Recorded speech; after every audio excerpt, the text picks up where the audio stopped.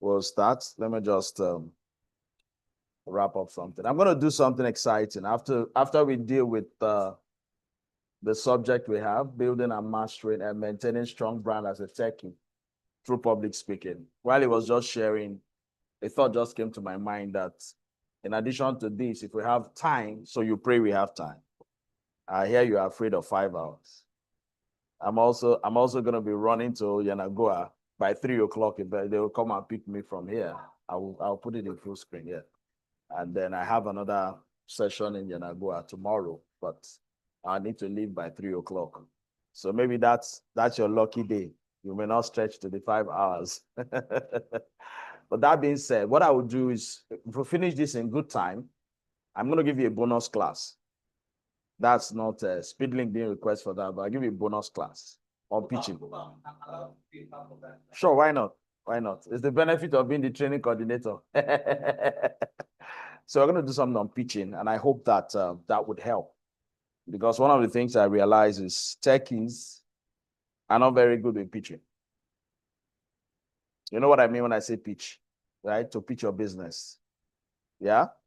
Techies are very good with the tech side of things. Talk a lot about codes, talk a lot about programs, talk about all of that. But in the real world where we are, if you do not know how to sell your market, then you can be as good as you can.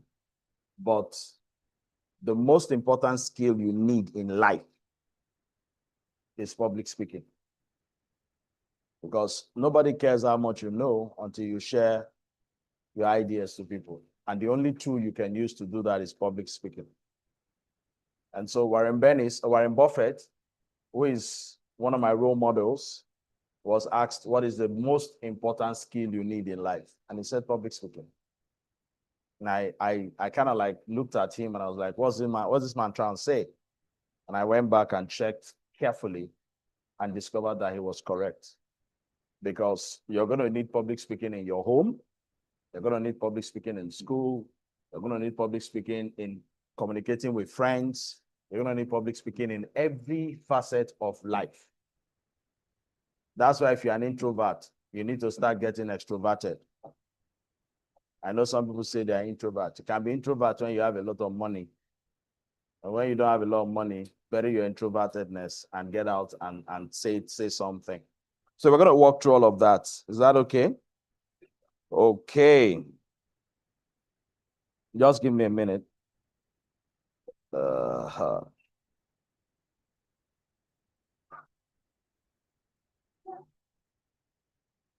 All right.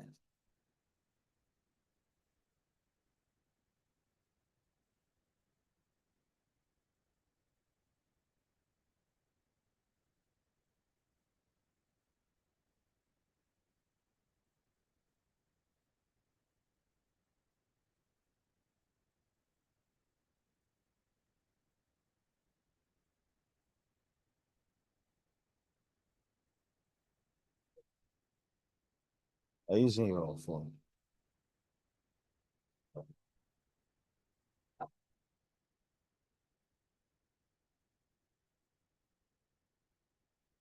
Are we ready? I don't think so. When you are ready, I will know.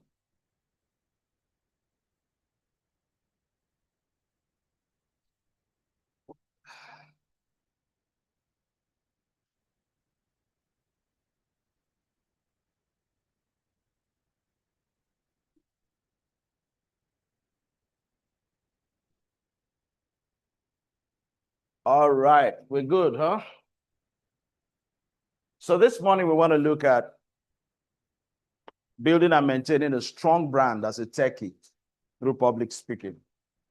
And we're going to have 5 modules in the course of the class. And within those 5 modules, we're going to actually talk about certain very important things that I believe that would help you a great deal. So I want to encourage you to be attentive, follow through with what we're talking about. If you have questions, because of time, note them. There'll be enough time. I'll create enough time for questions. But if it is a pressing question that you may forget, put it down But again, if it's a pressing question that is troubling your mind too much, just raise your hand. I'll give you the opportunity to speak, and then I'll address it. Okay? So my goal today is to make sure that by the time you leave this class, you have a brand. Okay? So what we're doing basically today, we're not doing much of public speaking per se, but based on the subject matter I was asked to deal with, I want to help you build a brand. If you must succeed in any space today, I'll tell you a big secret. Back in the day, in the 80s, 70s and 80s, even through to the 90s, we used to identify with companies, all right? We used to identify with companies. So you hear the big names, Volvo. We identify with brands. Brands were companies back then.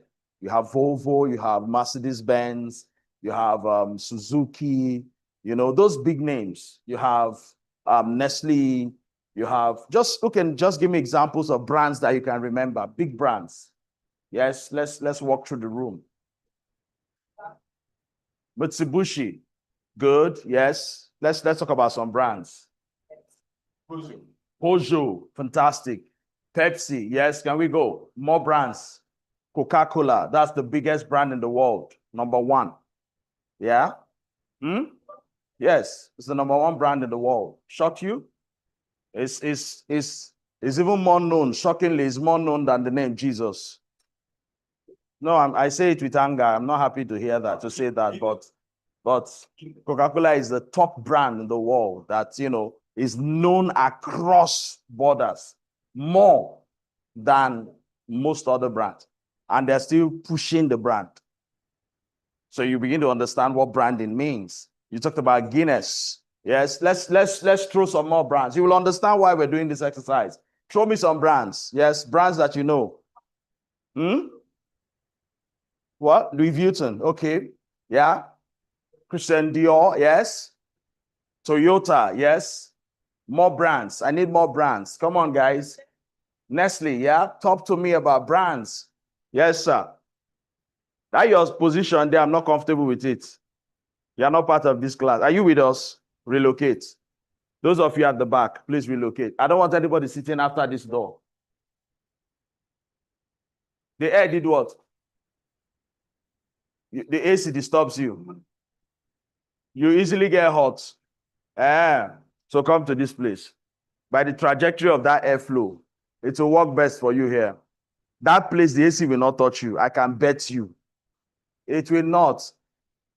I'm a science background person. So when I tell you now, I'm looking at the position of that blade. It's not going to touch you. It's not getting to you. If you want that AC to get to you, sit either here or there. Because that place, you just get lost. Trust me when I say so. Okay. So we've mentioned a couple of brands. But those are things that reigned in the 80s, and the 70s, and the 90s. Now, today, there's a twist. What is that twist? Today, we have a scenario where people are now brands. Individuals are now brands. And for organizations like the Coca-Colas and the big name, the Pepsis, to sell, they need individual brands to promote those brands now. Is it making sense to you now? Before now, brands were standing out by themselves. Today, they need individuals that are brands to sell those organizational brands. Is it making sense to you now? This is the reason why you need to build your brand as a techie. Because no matter the product you bring to the marketplace, if you don't have a brand, your product will fail. Is it making sense now? I want to do a mindset shift. That's what I do. So you notice when I was introduced, how many of you remember my name? My name was mentioned. What did you remember? Which one stuck with you more? I can tell you, if you want to be honest with yourself, you don't know my full name. It was mentioned, but the oxygen can't leave your head. It can't leave your head. Before you are busy thinking of Dr. What, you just remember the oxygen. It sticks. Why? Over the years, I took time, and I'm going to tell you that story as we progress. I took time to build the brand. And so when you hear somebody talk about public speaking and somebody tells you, oh, you need a public speaking coach, talk to the oxygen. When you hear the oxygen, what comes to your mind? Life. That's what comes to your mind. And so if somebody tells you that somebody called the oxygen is going to coach you in public speaking, will you doubt? The first question is, if this guy is the oxygen, and oxygen relates to life, and they say he's good at something, he must be excellent at it. Without even knowing the person, you will believe at first hearing. That's the power of a brand. Is it making sense now? So let's get into the business of the day. My intro is going to be a bit long. I'll just summarize it. Yeah, I'm a leadership and communication expert. Permit me my bragging rights. I'm the best public speaking coach you can find. And I'll tell you why I say that. I'm a certified life coach, and I'm also a public speaking coach. And so when I train, when I coach, I do a combination of both. I use public speaking, I use life coaching to blend in public speaking because it makes it easy. There are certain things I tell people and they wonder, how did you know? I smile because I understand what the challenges are with humans. And I just told that young man to leave that place and relocate. You won't know why. You'll be amazed. How did I know why? If he sits there, after a while, he will drift away unconsciously. He will come back to the class again. Your sitting position affects your learning. Making sense now? That's why I asked him to leave there. Not that there's anything wrong with that seat. Is it making sense to somebody now? All right, so I've been in this business for over 20 years. I have over 20 years experience. I'm a sales strategist. Somebody asked me once, I told them I can sell ice to an Eskimo. Somebody came to market a product and I sat down in the audience. I was listening to him. I wasn't impressed. And when I was speaking, I told him I can sell that thing you just presented back to you and you will pay more for it. I'm going to show you a few things, how that works. Some of you are upset right now. All right, let's go. I'm the founder of Skills Up Mentoring Foundation and Public Speaking Academy. In the coming months, the academy will be graduating to something bigger. I won't mention that till it happens. All right. So we help professionals and organizations to master persuasive communication and achieve leadership excellence. I'm also the principal consultant for Ace Emerald Consulting Limited, and we specialize in environmental restoration. Incidentally, our company was the first to plant the first mangrove seedling at the largest mangrove revegetation in the world in Bodo community. Morning. So we've paid our dues in some quarters, right? We're good in community relations, strategic growth, high income skills, which public speaking is one of them. Project management is also one of them. Effective communication, strategic thinking, and we bridge the gap between technical skills and real world application, just like we're going to be doing here. All right. I'm a sought after international speaker. Like I told you, after this place, I'm heading to Bayelsa State for an event for tomorrow. And I'm a radio show host. As I stand with you here, my show is going on. I'm supposed to be in the studio by now, 10 o'clock to 11. But because of your class, I had to request that they play a repeat. They air what we have done before. So if not that we had a class, I could just tell you to go online now and tune to an online radio station and you hear me speaking live on the radio. But I'm here. So I have a radio show that I host, Find Your Voice with the Oxygen. All right. So I'm also a pastor. Amen. Amen. You say you did what? Why did you know? How did you know? Ha! The Holy Spirit is working in you. Glory. Hallelujah. The Lord ministered to you. That's how you knew. I'm sure you're a very good Christian. You're a good Christian, so he ministered to you. There's a connection. Hallelujah. I'm also the Global Director of Communications for Ministers Connect International. It's a global body that brings ministers together and help them to foster unity and wisdom. You know, we have an annual program we run every January for ministers called Ministry Without Tears. Is it possible? It's possible. You can do ministry without tears. A lot of the things we struggle with is a function of ignorance. Lots of the problem we face is not our village people, it's ignorance.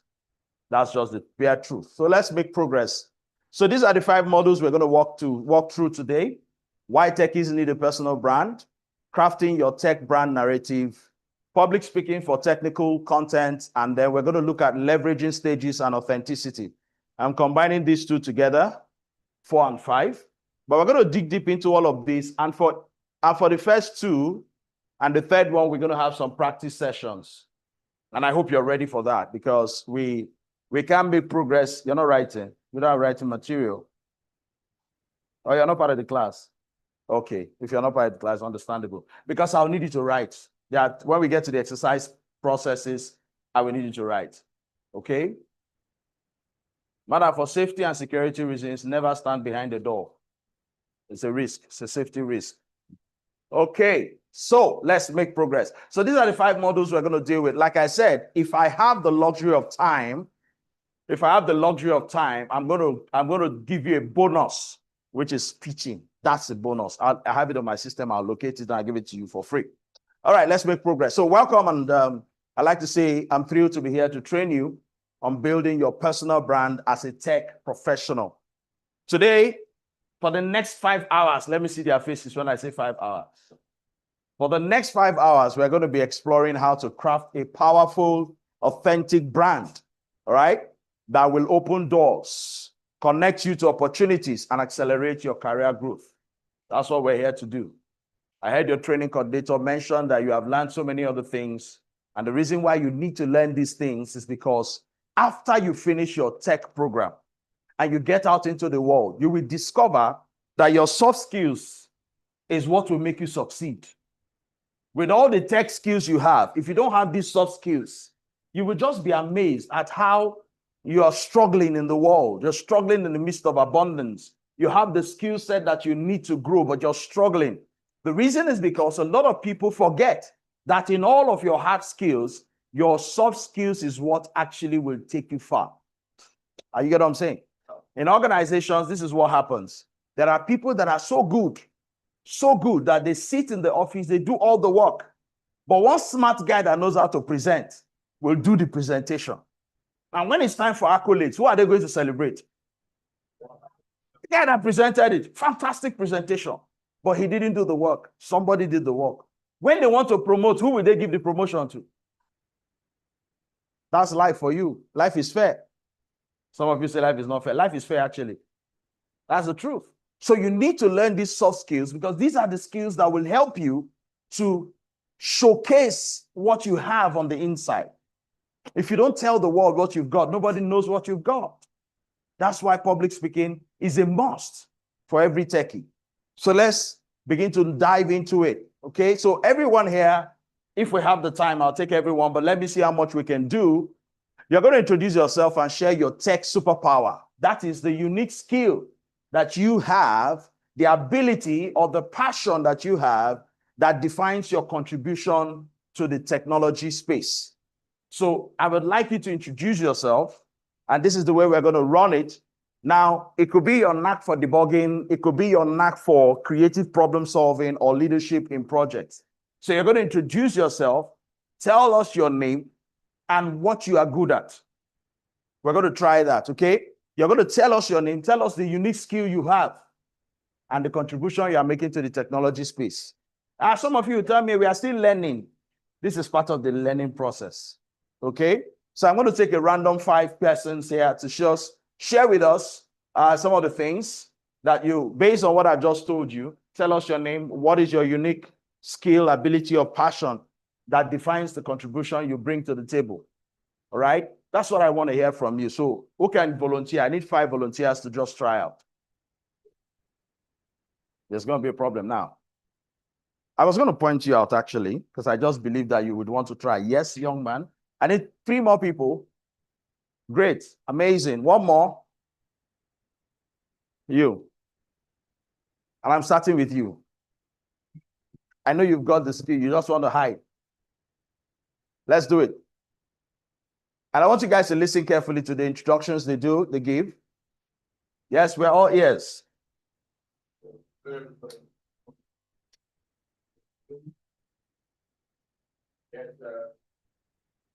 I feel I was very useful in the society of community work. I have a very good mindset. Very good social. Afterward, though, I always feel like the way this is something for all the programs provided. I feel like I would say,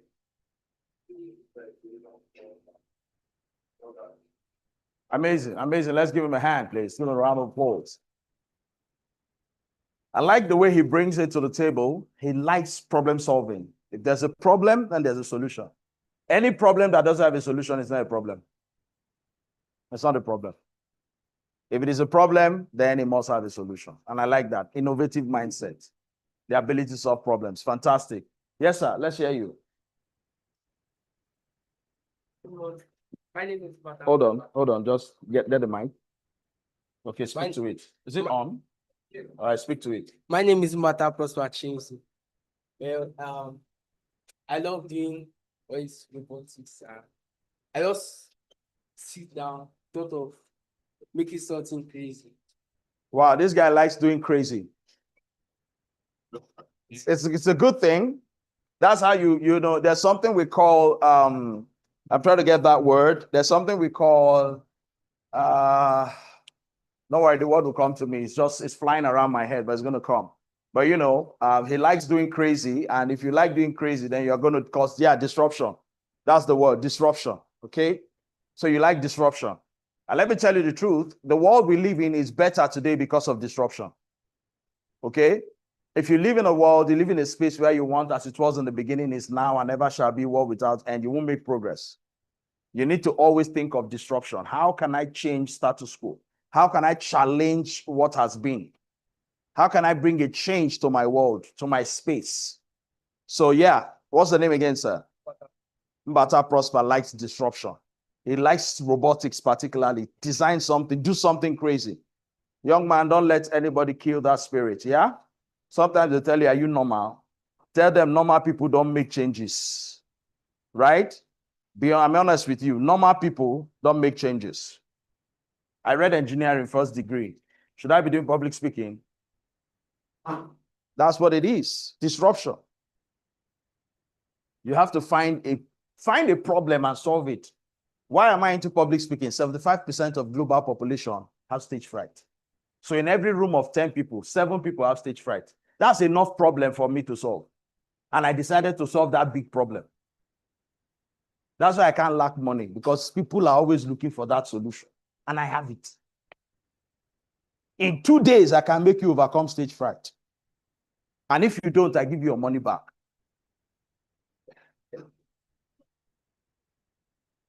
Some of you are wondering, is it possible? Yes, so I've done it severally, and I can do it again and again and again. Because that's a problem I've learned how to solve. And I solve it so well. Sorry, sir. Third person, please. Come on up. Who's the third person?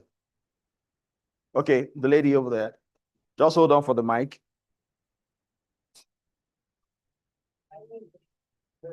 Muche Radiant. Can call me Miss Light. I love, my unique skill especially is I'm good with Microsoft Word and Microsoft Offices. So with the thought of innovation ruling the world right now, I want to go into data analysis, since I'm also good with numbers, to solve problems related to data and its. Okay, fantastic. So she's good with crunching the numbers, right? Okay, so this is what I'll advise you, okay? Since you're good with crunching the numbers, begin to go to AI, use AI, find out the biggest problems that people have when it comes to data management, and start dealing with it now. Start finding the answers to it. Start looking for the solutions to it. Can I tell you a secret? Free secret. Very free. Do I give it to you? That's all right. I usually collect money for this one, but I give it to you free. It's better you solve one big problem than solve 200 small problems. If you can solve one big problem, it can settle you for life. Just have a solution to one big problem. Patent it, trademark it, own it. You'll be fine for the rest of your days. And then transfer the patent to your children when you're old. You think Facebook is ever going to be poor again? Mark Zuckerberg? Never. Never. as long as it doesn't get involved in politics. The moment you get involved in politics, they can mess you up. You know the drama between Elon Musk and you know what I mean, huh? Okay, so 2 more persons. Where are the other? Yes, young man, tell us. Feel free, feel free. Okay, good morning, everyone. Thank you for that response. My name is Henry Kesiba, aka Mr. Successful, like my boss and mentor, the Oxygen. I have a superpower in leadership and communications, and I want to mix it together with cybersecurity, because I want us all to take a sneak peek into 30, 40 years ago. We would realize that there was something called modesty and morality in our society. But as we speak every day, it is reducing drastically. And I have done a study into juvenile delinquency, which gave me results and statistics that the reason for this is because of hardship, especially within West Africa. And so rather than allowing my fellow youths run into fraud and then the ladies running into hookup and all of the rest, I want to see how I can learn how to safeguard the internet first, and then, as my name implies, Mr. Successful, build people into becoming successful people themselves so that they themselves can also transform society. Once again, I am Mr. Successful. Thank you very much. Amazing, amazing. If you want to clap, don't be selfish. You know that thing that someone says something you like, but you're like, what is he feeling like? A bear. And then you're already clapping before you realize, I beg, I need to clap. What's happening? So is he the only one in the class? What? Please give him his flower. Give it to him. Listen, learn this. Be free to give people their flower. It's the fastest way to grow in life. Because nature will always respond to you. When you give people their flower, nature takes record. The world we live in is energy. And whatever you do returns to you. You don't need to pray about this one. This one is natural. God has set it in place. It's automatic. It's just like forgiveness. It's automatic. Yeah? He said forgive so that you'll be what? Forgiven. It's automatic. Give so that you what? It's automatic. Some of the things we just break our head over, they're automatic. They just work like that. So when someone does something you love and you appreciate, give them their flower. Someone dresses nice, you like the clothes, give them their flower. In this economy today, it's not easy to dress well.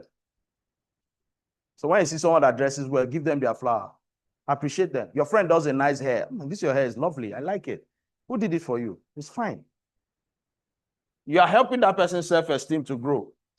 And that person will take note of you. You know, there are people that have never been admired or encouraged or appreciated in a long time. You never know what that simple compliment will do to the person. All right, over to you. Hello. Alex, the one unique skill I have currently now, and I feel I will develop soon, is content creation using the Facebook and social media platform to advertise myself and other brands. That's what I do. Fantastic. So content creation is you're the go-to person for content creation. All right. All right. Amazing. So, I needed us to just exercise our introduction skills, share what we know, look at our superpower, so that it gets us to think, what brand do I want to build? Who do I really want to be? What is that thing that I really want to focus on becoming?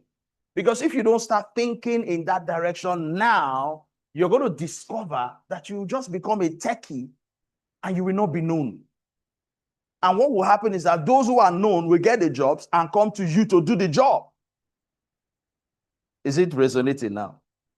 Those who are known will take the job and give you. You do it, they pay you peanut, and then they collect the big money, take the credit for the job. Because you're not known. Because you don't have a brand. Even when people know that you can do it, they don't trust you. Because this thing with branding, people trust brands. Is it making sense now? So that's the journey we're embarking on. Okay, so the first model, why techies need a brand. Now, this is very important. In the technology field, Your technical expertise alone really tells the whole story. So no matter how good you are as a tech person, the story you have cannot be shared just by your technical competence, just by your technical expertise. It's not enough. You need to build a brand, because when you have a brand, then you are able to tell your story. In fact, your brand is a story about your personal branding, is how you present your unique skills, your values, your professional identity to the world. That thing you know, how do you communicate it?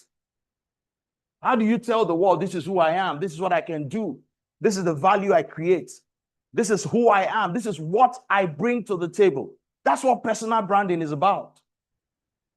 If you go to the internet space today, you will see a lot of brands, and some people have graduated in branding to becoming influencers. An influencer is simply someone who's branded himself so well that has gained the trust of many more people, and they become an authority in a given space, in a given area. So when you come to that topic, that's the go-to person.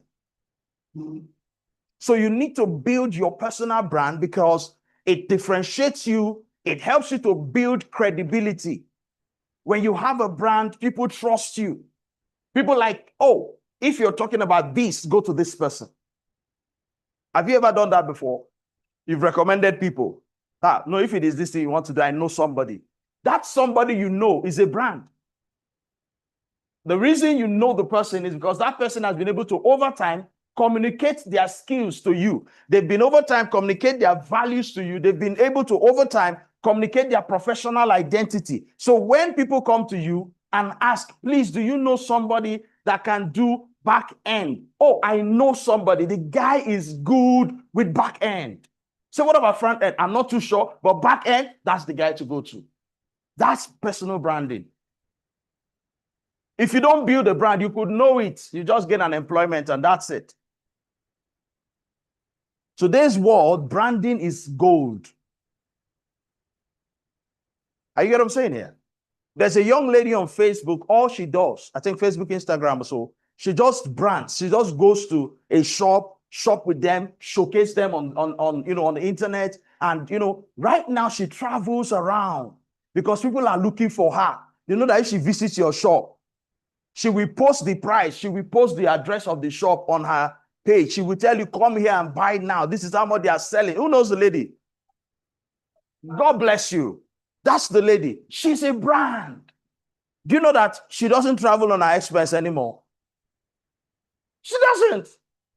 If she wants a spa session now, if she just makes a mistake, I say, I feel like being pampered in a spa session. Spas will rush. They'll be begging her, please come to our spa. Because they know that when she steps in there, she's pulling the world with her into that place. That's what personal branding does. So you see, in today's world, you may not necessarily need a job if you have a good brand. Because when you do your branding right, the world will come to you, cap in hand, begging for your service because you've got it. I have a friend who speaks, he's into knowledge, money, and all of that. Every time people go to him, somebody called me from Aba.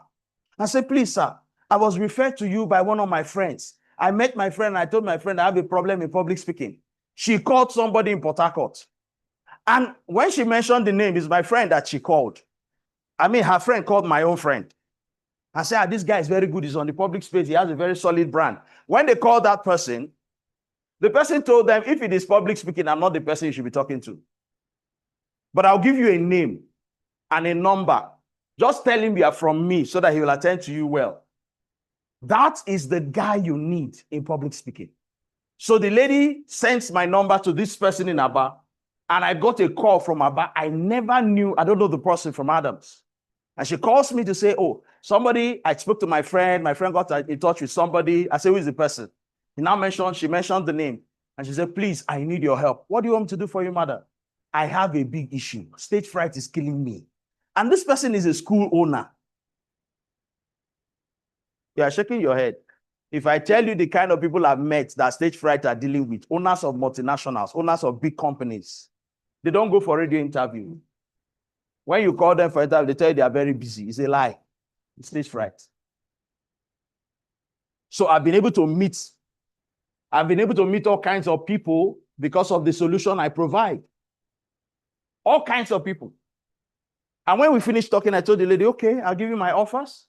I have different offers. I sent it to her. She looked at the one she's comfortable with, and we started the class. In less than a month, she sent me a video. I was in the video. She was addressing, it's so bad that she cannot address her staff. Yes. So she addresses her supervisor, and her supervisor goes to address the staff, and she sits in the meeting. And I asked her, how do you manage that? She said, I just make them feel that as the boss, I don't want to talk too much, so that when I talk once, they know it's fire, so they're afraid. They're afraid because they believe that if I talk, anybody that makes me talk is in trouble. So when the supervisor is talking, I just sit there.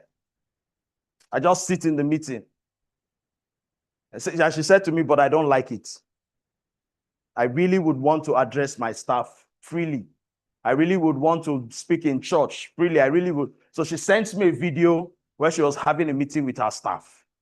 She sent me a second video where she addressed the church program. I mean, she's a school owner. I think she has 2 schools, 2 centers for her school, big schools in Aba. And she said to me, sir, you have delivered me. Thank you so much. In fact, I'm sending you money for lunch. I said, madam, don't send me money for lunch because the lunch I eat, if I give you the bill for my lunch, you will scream. Oh. She said, no, I'll do what I can do just at my level. So she sent me money. But the money is not the point. The point I'm making is this. I was able to solve that problem. But where I'm going is the fact that I was differentiated. I built credibility. All right. And it unlocked opportunities for me such that even at my back, people are discussing me as a reference to solving a problem. If I had not built my brand, nobody would have recommended me, no matter how good I may have been. Are you getting what I'm saying now? That's why your branding is important. Some people actually go out of their way to scramble to get jobs for me. They will go and tell the people, this guy is good. I can vouch for him. The guy is good. And they'll call me, there's this offer that's coming. Oh, please. I've told them this is the amount I told them. I hope it's not bad. I said, well, you have committed me and I can't turn it down. But next time, this is what I collect. But I'll just do it. And then, of course, when I get paid, they also smile. Why? I've built a brand. I've been consistent on the brand. Now, I'm sharing all these highlights with you to let you know how important it is for you as a techie to build your brand. There are so many apps out there, so many developers out there. But let me tell you the shocking truth. Only those that have been able to build their brand will stand out. Because the world we are today, companies are not known. It is brands that are known. Have you noticed Tony Elumelu? The TOE way. You see him everywhere Tony goes.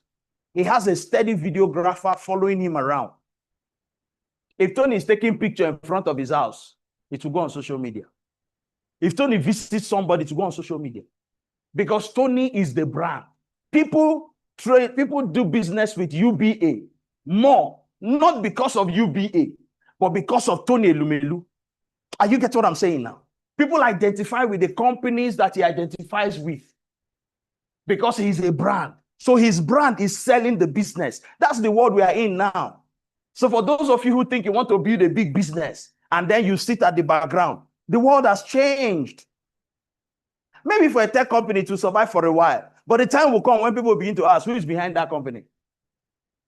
We don't know the guy. We can't trust them, but we don't know the person. Who is the person behind that company? There's a company in this town. I won't mention the name for some reasons. At a point, people started saying that the company belonged to the former governor of Rivers State. So the guy shouted, say, hey, I'll be here now. They'll take over my business. So because that's how it happens. And the guy started begging people, please, if you have any event, invite me. I want to come and speak. I want to come and share my story about my business. Before I will sit down one day. Believability is powerful. Once people believe a thing, if you like, cry to the high heavens. It's what people believe that stands. I've come to realize in life that there is something that people make. There's a mistake we make, a lot of us. We keep saying, it's not true, it's not true. Listen, let me tell you this and take it for free. In life, especially in today's world, perception is reality. Perception. What people believe is more important than the truth. As long as today's world is concerned, the truth will always speak at the end. but damage would have been done. Imagine someone is arrested falsely, ignorantly. I mean, people have been put in prison for 20 years, only for the case to be reviewed and they discover the person was innocent. What do you do about the 20 years? It's wasted. You can't recover, you can't reclaim it. There's nothing you can do to recover it. So perception is important. So rather than people build a wrong perception about you, tell your own story. Build your brand. Come out and talk about who you are. All right? So, building presence and credibility. Your personal brand shapes how your colleagues, the hiring managers, the clients, and the community perceive you. Remember, I just talked about perception. Your personal brand shapes how people perceive you. It shapes how people look at you. If you fail to build your brand as you're building your career goals, as you are shaping your tech world, if you fail to build your brand, the perception people will have about you, you may not be able to change it in a long time. That's why it is important for you to take time out to start building your brand. Even now, it doesn't take too much. You have a niche you have chosen to follow. Get on Facebook, start talking about it. Start writing about it. Get on LinkedIn, start putting it out there. Over time, people will begin to say, who is this person? Who is this person? Be consistent about it. A strong brand helps establish you as a credible expert and a go-to resource in your area. I just told you, when you talk about public speaking, in Port Harcourt, there are public speaking academies here and there. But when you meet the who is who, they will tell you, if it's public speaking. I have people who are influencers, my friend Emeka Nobis and a few of them, right? Why am I here today? Branding. The last set that was graduated at Uniport, how many of you attended? They said before you that graduated at Uniport. I was the MC at that event. And I shared a few tips with the management at the event about the importance of branding, about pitching and all of that. And today, they've done their homework and I'm here because of my brand. I'm not here because the CEO likes me. No, I'm not here because the training manager likes my face. I'm here because over time, I've built a brand in this space and they have chosen to say, look, if we want the best, we go for the best. And this is the person we found that has the credibility to deliver what we want. So when you build your brand, it helps you to establish your credibility and makes you the go-to person. When they need that service, when they need someone in that space, you are the person they'll go to. 2 weeks ago, a friend of mine calls me from the government house and says to me, hey, we want something. Can you get somebody that can? I said, get somebody to do what? You're talking to the person, you're telling me to get somebody. He said, I just knew that you have ideas about how these things can be done. I am sorry. But I just needed to talk to you because I know you are the right person that can. Even if it's something you don't want to do, you can get us. I said, why will I not want to do it? What am I doing? This is what I do. He said, okay, put the proposal together. Let's see. By the time the proposal got to them, his boss looked at the proposal and said to him, who is this guy? He said to the boss, madam, this guy is, he said, I'm not asking for his career. I said, who is this guy? And she said to him, this guy has just written everything we want. 100%, nothing to add, nothing to remove. This is the perfect proposal we're looking for. But just do me a favor. Tell him to remove small money on top. And then the madam, he now gave the madam my number. The woman calls me and says, sir, let me confess. You have given us what we are looking for. But you see, can you just reduce the money small? The thing is good, but the money. I said, madam, that money is fine. Oh. She said, it's not that it's not fine. It's approval that is a problem. If I'm the one to approve with what I've seen, I will approve. But you see, there's another Oga. And that Oga will be looking at the Naira and Kobo. Me, I'm looking at the quality and the value. So please, I say, okay, we'll work on it. Credibility. Becoming the go-to person.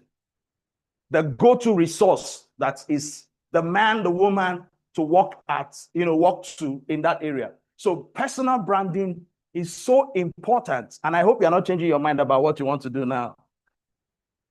Because you need it. So let me show you something. This is Shola Akinlade. How many of you know this guy?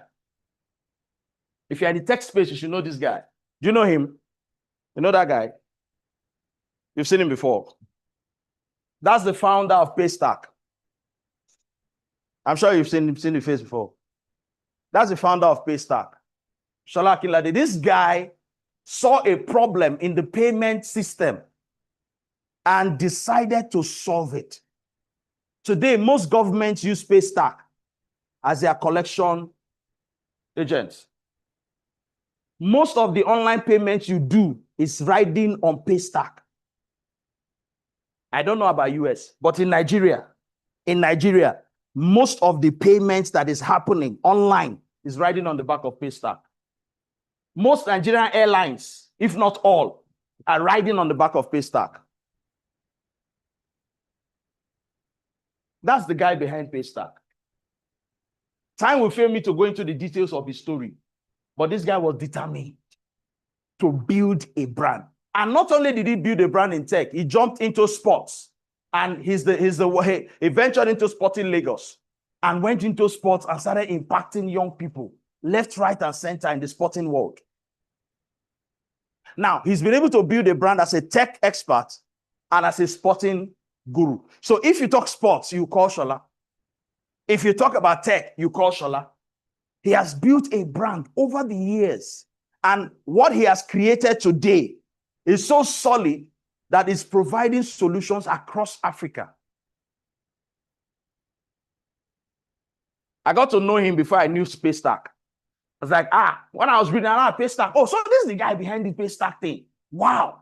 You see what branding does? Now, because I've read about him and I've got to know him, I believe Paystack more than I used to believe it before. Just because of the person behind it. Just because of the person behind it. You know one of the reasons why today, when you talk about Dangote Petrol, Dangote Refinery, you believe it in Dangote Refinery, not because of the people working there, because of the person that owns the refinery. Because Dangote is a brand. And you know that anything he goes behind must be solid.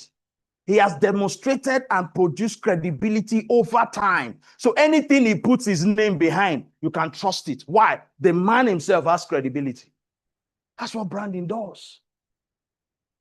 So in building your brand, I beg you, don't try to do left and right and try to jump. Stay steady on the course of action. Listen, it may not be going well at the beginning. It's not, don't look at me and feel that, oh man, if I start now, it's going to, no, it can take you 3 years, 4 years, 5 years. When I was building my brand, I got to a point where I almost left it. I wanted to shift to something else. And I wanted to just move to something else, like this public speaking thing. This effective communication thing is not paying. Let me look for something that will pay fast. I need money. I mean, I have kids. I have things to take care of. I need something that will give me money. And then I was listening to Alex Hormozi.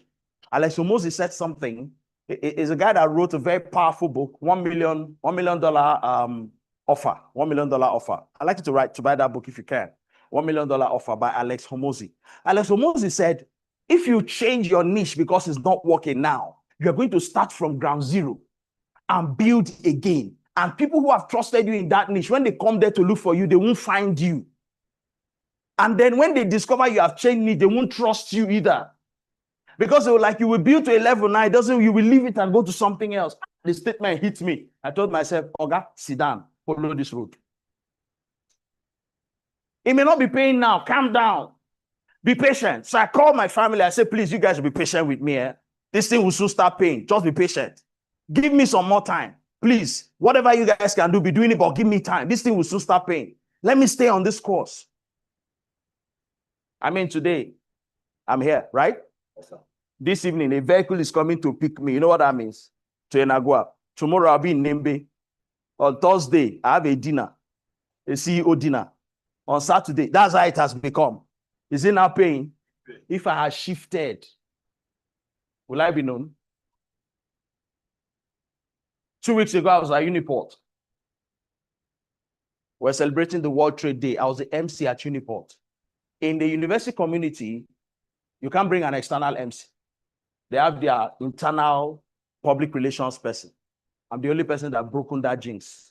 I handle events at Uniport without the internal public relations person. I just call him to introduce the professors. When he finishes with professors, he goes, I sit down, I handle the event. because I have built credibility over time. Last year, I was the MC for Nigeria Computer Society International Conference held in Port Harcourt. I was the official MC for that event. I built credibility. I built credibility. So that's what branding is. It will take you places. It will take you places. So that's about Shola. Let's move. Now, look at the benefits of branding. I give you just 4. There are many, but let me just talk to 4 of this. Now, having a strong brand helps you to stand out in job applications or contract bids. If you have a strong brand, it will help you. When you're applying and you're talking, and perhaps you have been doing something on LinkedIn or Facebook or somebody, imagine you walk into a place, you're talking, the interviewer looks at you, yes, like I've seen you before. Do you have a page where you talk about tech things on Facebook? Say, yes, I'm the one. And then you call your brand name. Say, hey, I've seen you before. Wait a minute. If other people are there for the same bid and they've seen your track record, they're already biased. Is that not? They're already biased because they've seen your expertise. You've displayed credibility over time. It gives you an edge. It gives you an edge. It gives you an edge. It also builds a supportive professional network. As I am today, I don't hustle for certain jobs. There are people that are in my professional network. The event I'm going for in Bielsa, I just sat in my office. I got a call. Please lock on 10th of June. Please block that date. Block that date. Now, the professional network I have, there are some of them that don't ask me, what is your fee? They just tell me block the date. And I don't ask them how much are you going to pay. I block the dates. Because at that level, I know that once they tell you block the dates, you'll be good. You'll be good. They've already arranged a vehicle. 3 o'clock, I believe in you guys. The vehicle is going to come pick me up and take me to Yenagua. Hotel accommodation sorted.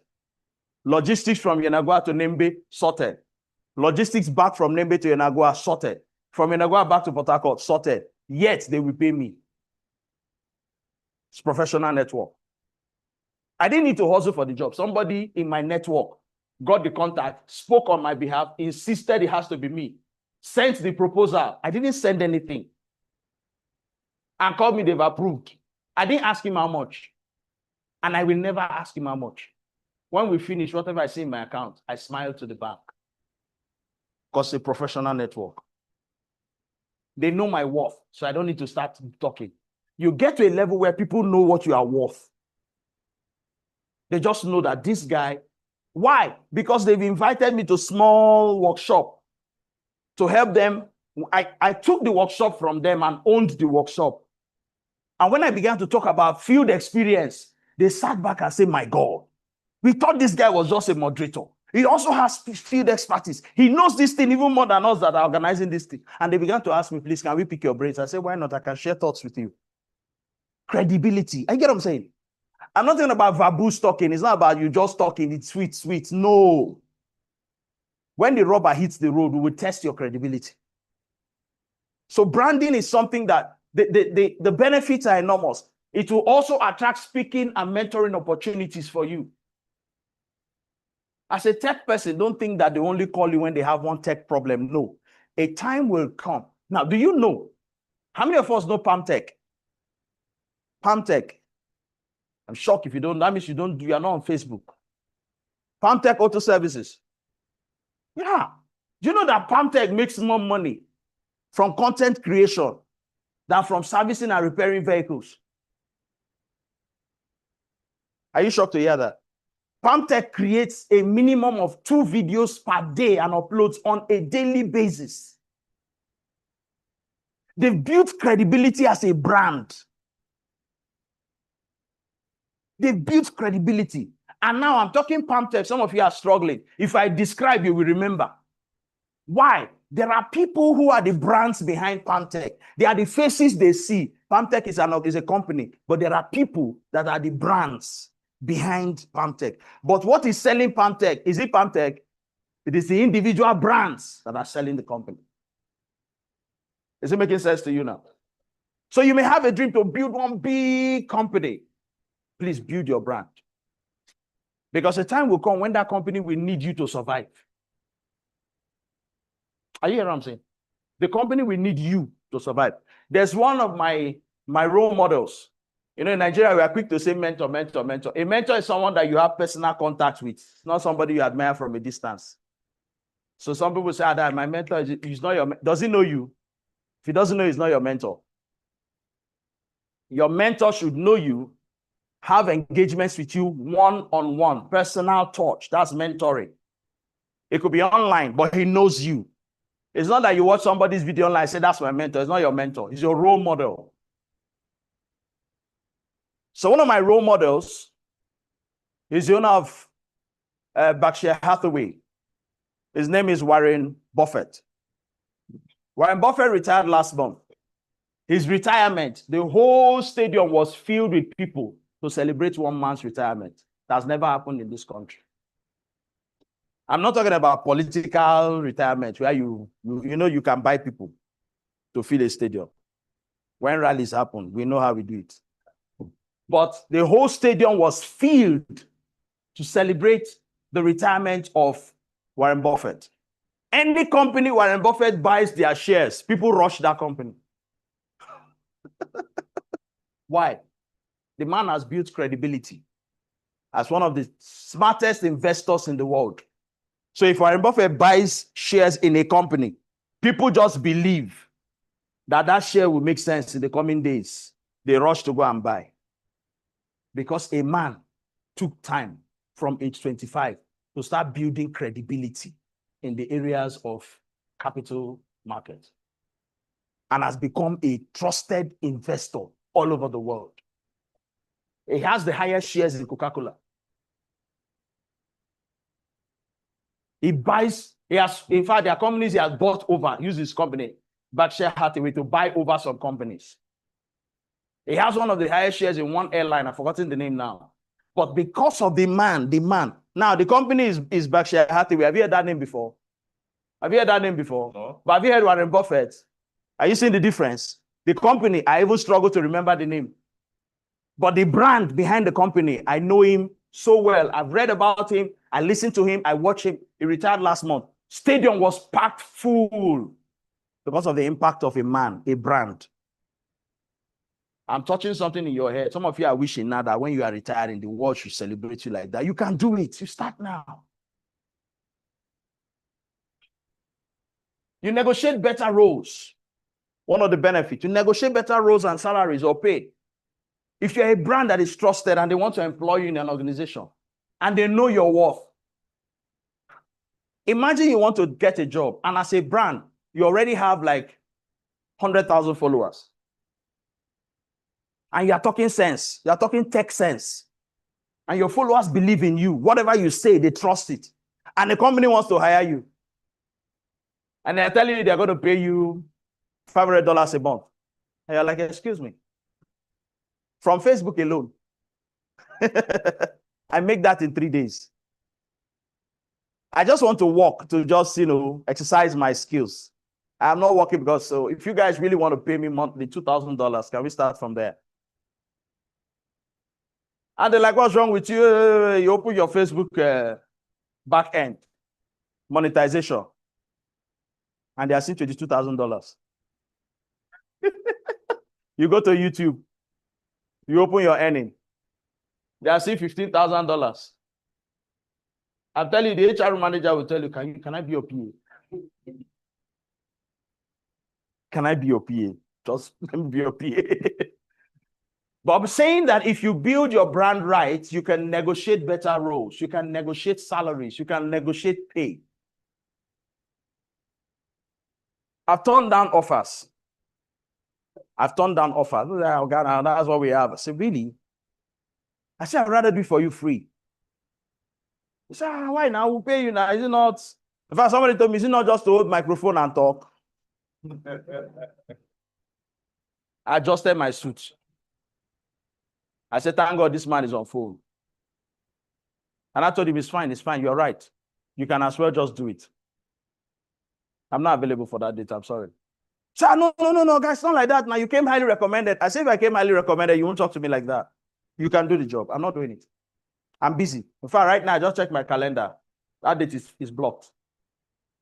The guy said, sorry, now, I didn't know it just came out wrong. I said, it didn't come out wrong. That's who you are. I said, I'm not doing it.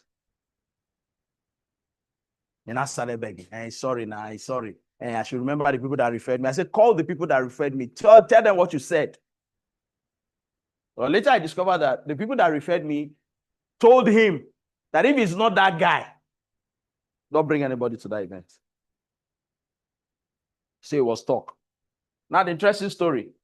When we finally settled and I accepted to do it, I got there, and while Enoch came, was looking for me. You remember that event now? He was looking for me, and now saw me. And I went to him. Said, bro, so far, you'll find me something. I said, what did you say? Please, what did you say? Say, no, just, no, just make a drink now. And I said, should I send my details now? Because I refuse to collect advance. I told myself I'll go there. The guy messes up. I'll wait when the event's about to start. I'll walk away. Then all the people that I recommend will come out and say what happened. And then I'll tell them the offer he gave me, I'm not accepting it because he insulted me. They should add 200,000 to it or no deal. And I was ready to do it. I said, please, sorry, send me your account number. So I put the amount and the account number sent to him. Then I said, this one that you have to state the amount. Must you state the amount? I said, so that there will be no misunderstanding. So that there will I thought it was. So you see, when you build your brand right, it gives you negotiation power. You negotiate better. You stand out. It's important because you may not appreciate what I'm saying now, but we have been on the field and we know how the world works. I've been around for a while. I've met all shades of people in this world.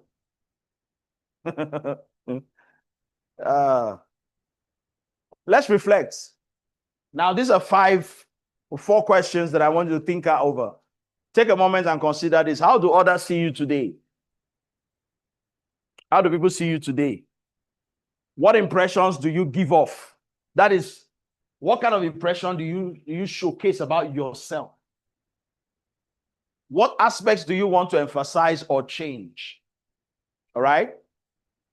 I'd like you to consider these 3 questions very, very emphatically. How do others see you today? You know, there's a mistake we make. We underrate ourselves a lot. In the name of being humble. Underrate ourselves. I mean, we all do that. I used to do that a lot until I realized that, listen, there was a time someone told me that if she had a gun, she would have shot me. I said, thank God you didn't have a gun, because before you will understand, I will be gone. It took us so many years. And then we got talking and the lady told me, you know why I would have shot you? I said, no, tell me why. She said, I used to think you were proud. I said, really? I said, what changed? She said, when I got close to you, I realized that you're a very nice person. You're very humble, but you have self-worth. You know yourself. You know what you carry. You know what you are made of. And I told her, do you know why you had that feeling? She said, no. I said, you've been around a lot of mediocres for too long. So the moment you see someone that knows his value, you attribute it to pride. Is it making sense? Why am I saying that? A lot of us have been pressured to neglect our self-worth. And we call it humility. It's not humility. It's timidity. They are 2 different things. So you need to know who you are, know what you carry, know your self-worth. Begin to ask yourself, what impressions do you give off? When I started sharing my story about the things I've done, some people in the room will begin to fear, why is he bragging? The reason you feel so is because of what I just shared. There are people who are like, man, I like this guy. He's talking sense, value. I like it. Don't drop yourself. How others see you is very important. The impression you give off is also very important because, it is the name you give your dog that people will call it. The way you present yourself is how people will take you. So it's very important. So now that you know 1 and 2, what aspects do you really want to change? What aspects do you want to emphasize? What that means is that look at your life, look at your brand so far. You may not have built a solid brand, but right now, What are those things you want to do more? Let people see more. What are those things you want to change? This one is like, it's not working. It's giving counterproduction. Let me change this. You need to ask yourself those two questions. And then being aware of your current brand is vital before we begin building a better one. So where we are right now is where I was a few years ago. My brand name used to be Emerald. Now, one day I went for an event and someone was to introduce me. The guy came to me 3 times to ask me, what's that your name again? It sank in. How did this guy come and ask me? First time I told him Emerald. Second time he came, is it Emerald? I said, no, Emerald. He said, but no verse, it be Emerald safe. And I started schooling the guy. It's a precious stone, green in color. Just like you have gold, you have emerald, you have sapphire, you have diamond, you have. I said, okay, emerald, okay. So when the guy left, something told me, guy, that brand is not going to sell you. For somebody that wants to introduce you to ask you 3 times, you need to change that name. So I went back home and I was on my bed, I was thinking, and I asked myself, what is that name? And I started looking at some of my friends that have built a brand. One is the Surgeon, one is the Dawn, the other one is Enigma, the other one is I'm trying to remember some of my guys that have built brands, but a couple of them like that. They have those fine names that resonates. The Dawn, Enigma, the Surgeon. Who knows anybody that has such kinds of names that such brands? Anybody? Who can bail me out? Yes? Hydra. Those kind of names. I'm like, man, the sweet ones I wanted to take, they've taken them. I sit down, I was like, God, what am I going to do? I need help, man, I need help. And while I was there, I just heard in my spirit, what is that one thing that gives life? It just came to me like an epiphany. Boom. What's that thing that everybody needs that gives life? That nobody can forget. Once you mention it, it sticks. I said, it's oxygen now. He said, that is the name you should go with. I said, I started with oxygen. He said, no. That when you say oxygen, there can be another oxygen. You need to introduce the definite article, the oxygen. So when you say the oxygen, you are the only one. I said, wow, bingo. That's how the name started. So I went for one event at Shell, and when the manager, the GM now called, they introduced me, and I said, what's your name? I said, I'm the oxygen. Say, my God, I love it. I said, it worked. Say, if I had known, I can't use it again because you have already taken it. Say, the guy stood up, he called me 5 times. He would talk, said the oxygen, our MC, the oxygen. The guy was proud of the name, Said the oxygen, the guy is good. And when he just did the introduction, I saw the way he did it, the oxygen is, please let's put our hands together for the oxygen. So this is the walk. They walk. That was how the name stuck. So when I write on Facebook, when I finish, there is a closing phrase I use. I will say, I hold the 4 aces. I am the oxygen. Some people just do hashtag, put their name. I don't waste hashtag. I will write it in full. I hold the 4 aces.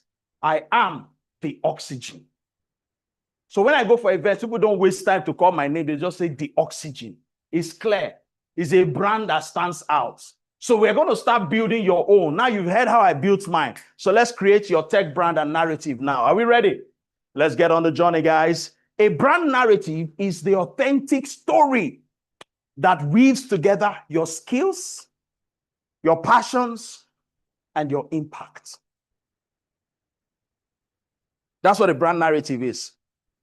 That authentic story that weaves your skills, your passion, and your impact. I just told you mine. When you hear the oxygen, I bring life. There is a ride I use, the oxygen. Wherever I go, life flows. Somebody asked me, the oxygen, what is that? What's your catch? What's your catchphrase? I say, wherever I go, life flows. The man say, Cho, I love it. When you come into the room, there's life. Are you not feeling life right now, guys? Are you not excited? I come with excitement. I come with life. That's the oxygen. It's that narrative, that story, the authentic story that weaves your skills, it weaves your impact, it weaves your passions. That's your brand story. So before we finish this, we're going to build your brand story together. Every one of us will have something before we leave here. Are we together? So it's not just a list of qualifications. No, it's the story you tell to show why you matter and the value you bring, to show why you matter and the value you bring. That's your brand story. Listen, guys, if you have a brand story, you do good. I have one, and I ride on it. I pride on it. I am so grateful to God for giving me that epiphany that day. Okay? And you too will have one before we leave here. And we're going to do what we call a UVP. The UVP is your unique value proposition. Your unique value proposition is a concise statement that communicates your unique strengths and what you deliver to your target audience. When we started this morning, I told a few persons to introduce themselves. They struggled with it a bit. But like my professor would say, whatever you say in class is correct until you get to the exam hall. So I didn't bother correcting anybody. I just accepted whatever they told me. But today we're going to look at how you can build your unique value proposition. Because your UVP is the core message that forms the foundation of your personal brand. That is the foundation on which your personal brand sits or stands, as the case may be. That's your unique value proposition. The statement, and we're going to design one. Everybody's going to have one before we go. The statement that delivers tells me what you deliver. That tells me what you bring to your target audience. When I hear your statement, it will tell me if I can connect with you or not. Somebody once said, you say you're the best public speaking coach. There are other public speaking coaches around. I say, yes, but I am the best. There are others. You know, Mercedes-Benz came with a very mad advert. I loved it. They said there are 2 cars in the world. Who knows the advert? Okay, sorry. It's above your pay grade. It's above your pay grade. Some of you were not around by then. They say there are 2 cars in the world, Benz and others. How do you feel if you are the owner of other cars? There are 2 cars in the world, Benz and others.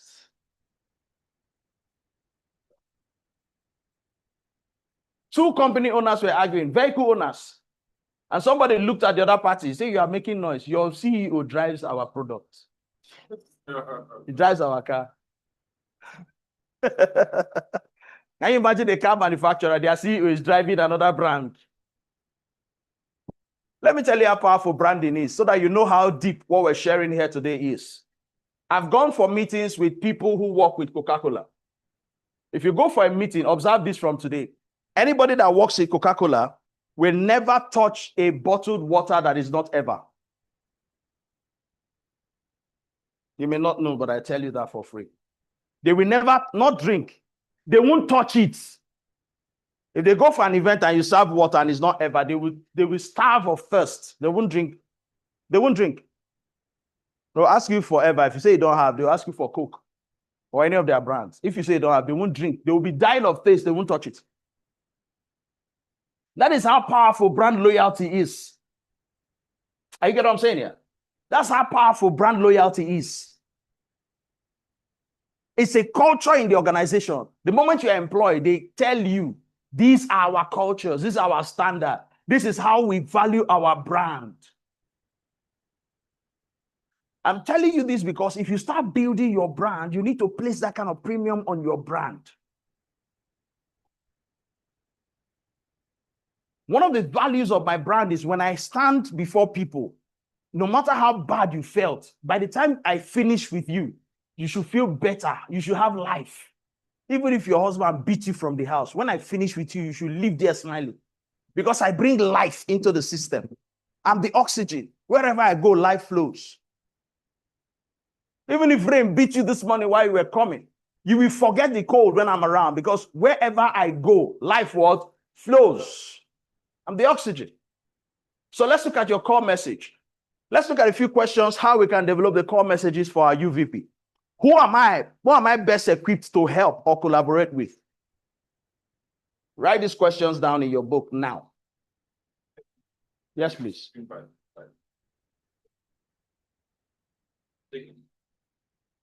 Can I move?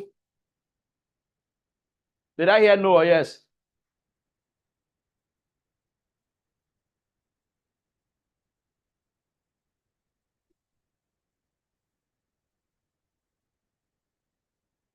When you're done, let me know.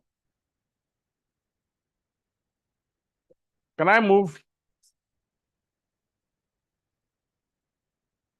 Write this down. Because we're going to use this for the next, as the first group work we're going to do. I hope you're good. I hope you're good. The spirit-led woman. How you doing? I hope you're getting value. Beautiful.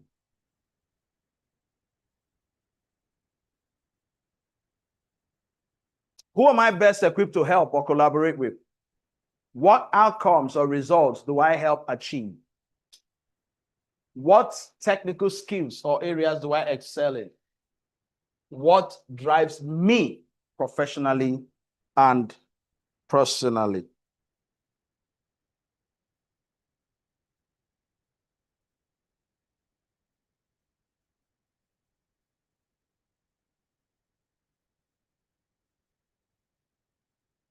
Now, if you are finished writing, start answering those questions. Because we're going to use your answers to create your unique value proposition now. So put your answers down.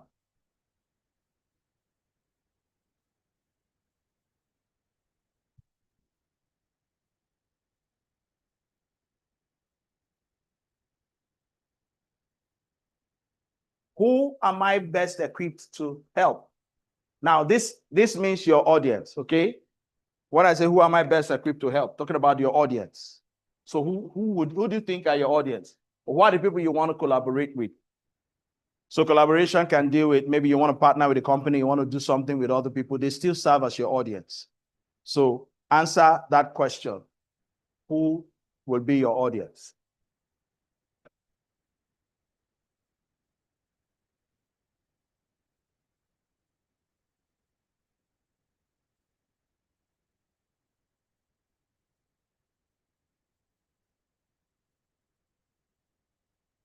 Are we getting some answers?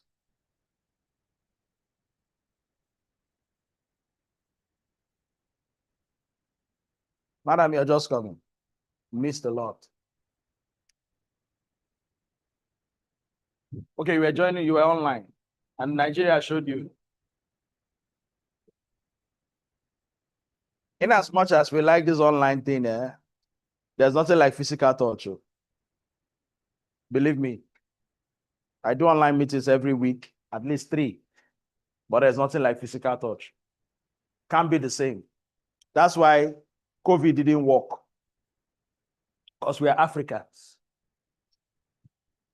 We are not email people. We are physical people. We like community.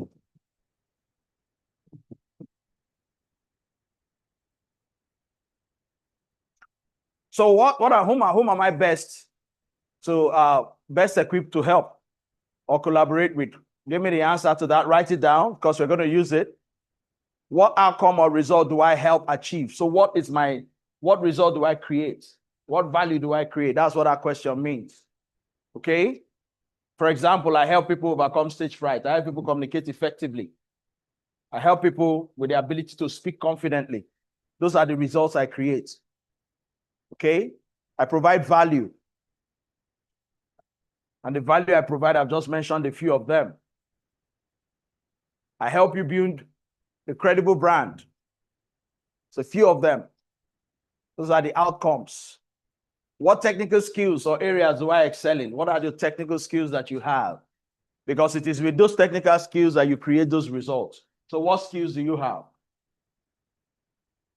Do you understand that question? What are your technical skills?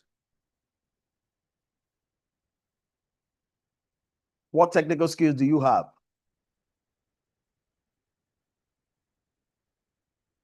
Innovative problem solving? What is it? You're good in coding, you're good in programming, you're good in this, whatever. Write it down. You may not be there yet. We're building a process, but you will understand why you will need this. And why I'm doing this with you is so that it will help you stick to your gun and build it consistently. I'm telling you, what I'm sharing with you, I learned it after many years by trial and error. But I'm giving it to you at the beginning here. So you will grow faster than some of us. Yes, please. What am I best, what am I equipped to help or collaborate with, or who? Sorry. Now that talks about your audience. Who are the people you are called to serve? Who am I best equipped to help? Who are your audience? Everybody, my audience, right? My audience, my own personal audience is broad. But I can choose to narrow it down. One of my key audience are people that have stage fright. That's my audience. That are people, my primary audience. I also have people, when it comes to communication, there are people that don't have stage fright, but they don't know how to communicate effectively. They're also part of my audience. People that can help to communicate effectively. Part of my audience are business owners. I help them in business communication. The way you communicate in business is different from the way you communicate on the streets, right? Another segment of my audience are those who want to learn how to pitch their business. So I help people design and present a winning pitch. That is also, so my audience, so you have to choose, for the purpose of this task, narrow your audience.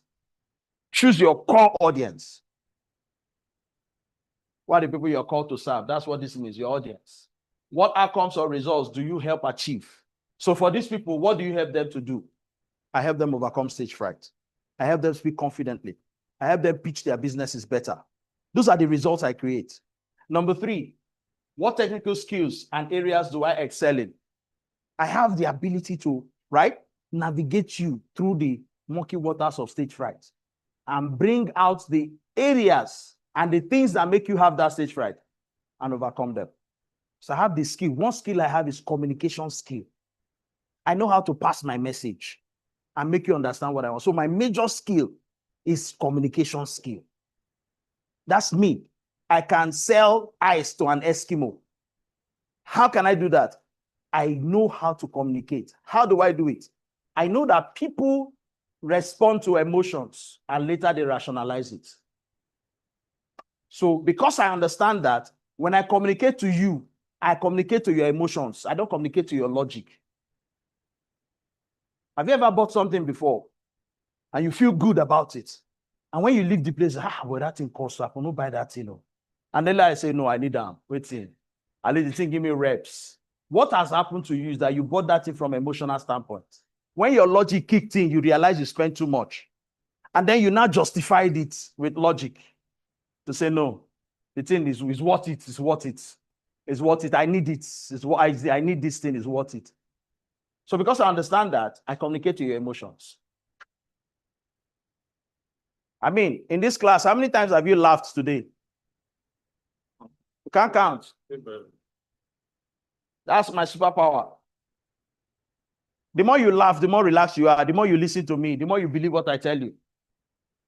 But if I'm too serious, you get bored out in the next few minutes. I'll beg you to, let's finish, let's go. I was invited to a conference. They gave me time to speak. Time was up. And I announced to the audience, my time is up, I want to stop. They stood up and shouted, no, the MC couldn't come near. They said, no, continue. I said, but I have time. I respect it. I respect, the organizers. I need to, they said, no, sir, please continue. And I asked the organizers, should I continue? Of course, what would the organizers say? I set the organizers up. I did it intentionally. I wanted to teach them something. So when I asked them, please, I come and take them. I said, no, sir, please continue. And I turned to the people. I said, I hope you don't mind giving me an additional time. They said, I'll take 1 hour, 1 hour. We are enjoying the club. Go ahead.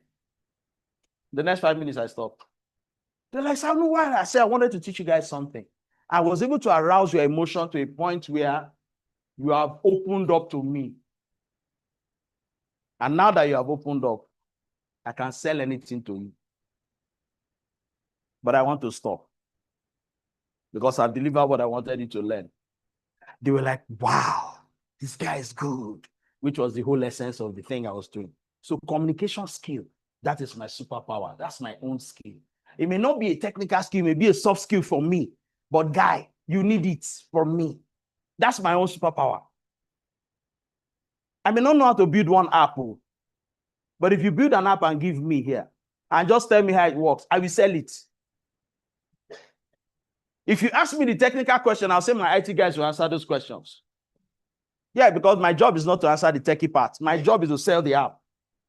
But I will know the basic elements of how the app operates. Even some of the technical jargons, I will know it.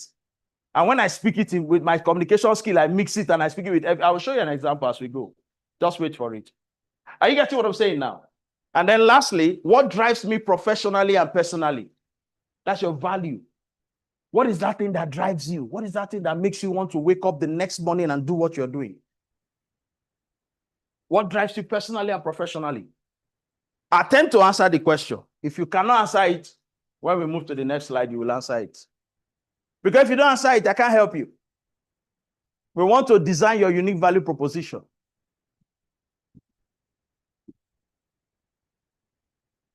Is it difficult? Somehow. Which one is difficult in the whole four? The first one. First one is the simplest now. Who is your target audience? What do you do? Or what do you intend to do? You are going through a tech program. What's on your mind? What are you focusing on? Data analyst. Okay. So who are your audience? As a data analyst, who do you think your audience will be? Who are the people you are equipped to serve?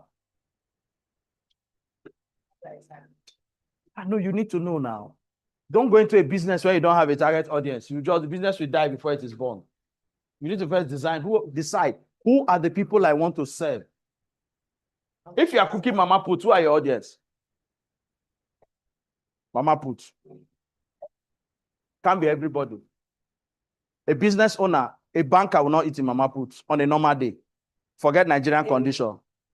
The area people, laborers, keke drivers, conductors, people that walk around, shop owners, small shop owners. Those are your target audience. Motor park, people that come to the park.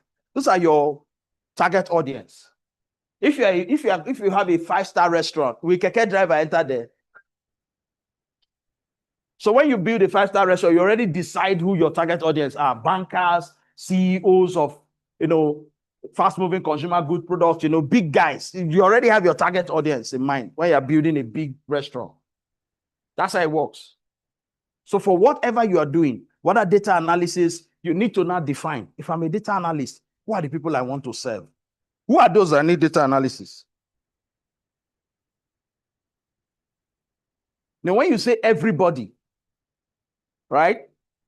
As a public speaking coach, I may not need it. I may not need it. At least not in the immediate. Maybe later. But you need to define the core target audience. Business owners will need data because what data analysis really is collation of data and using those data to solve problems. Look at the data shows you problems and bring solution. It is from the data set you will know. Students will need it. Undergraduates, postgraduates, they will need it. Because when you are writing your thesis, your proposal, whatever, seminar, thesis, all of that, you collect data basically. It's the data you now feed into the econometric analysis and it gives you your result. So those are your target audience. You begin to think. You see, this exercise is making you think now. You're beginning to realize that branding is not just about, may they show up every morning for Facebook, may they talk. May I just they talk, whether they see me say they talk, they show up. I hear people say, just show up, just show up. Just be showing up, show up. You'll just be showing up and nothing is coming out of your showing. Because you're not strategic about the showing up. Yes, sir. You think I didn't see you? I saw you now.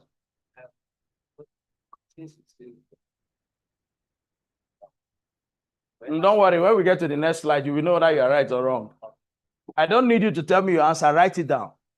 Because we're going to use it now. She's a data analyst now. The data you have collected, we will now impute the data somewhere. Is it making sense now? To make more sense now. So now, fill in this. This is how you draft your UVP. I help, that target audience has been shouting since. You will put it here now. I help, put your target audience, achieve what is the desired result. By leveraging my expertise in what is your skill. Put your skill here. And passion for what are your values. So the answer you got for the first one will come in here. The answer for the second one, your desired result will come in here. The answer for the third one, your skills will come in there. And the passion for the last one will come in here. Then you have your unique value proposition. So let's do this in 15 minutes. Is it making sense now?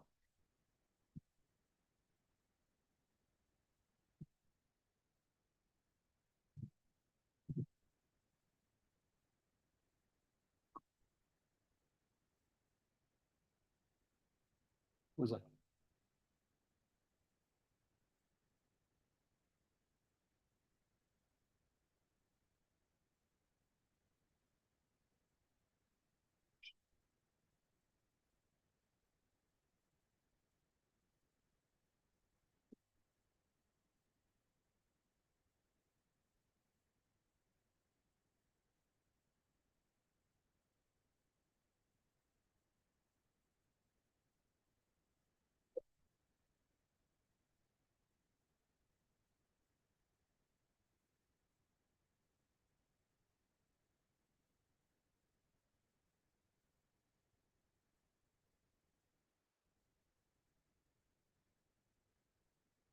Put it on the color. Let's see what so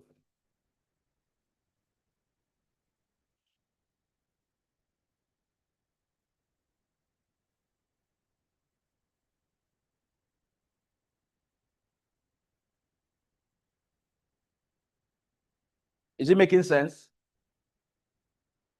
Is it making sense to anybody now? You have a challenge? Making sense?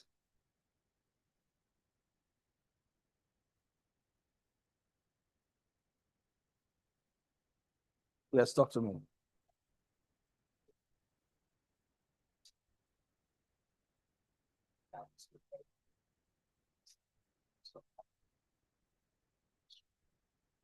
Medical equipment. Yeah, so that's your target audience. Hospitals. That's your target audience.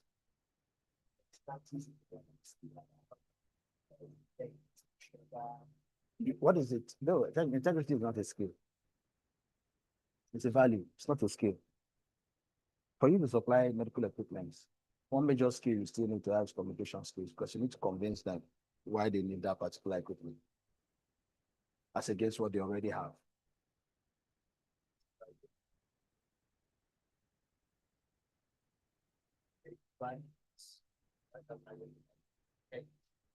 Go back to the question, if you wrote it down, the last question, to give you the answer you're looking for.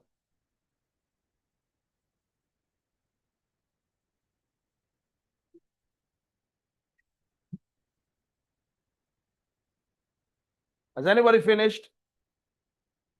If you did the first one, you should have finished by now. And when I kept emphasizing, answer the questions in your notes.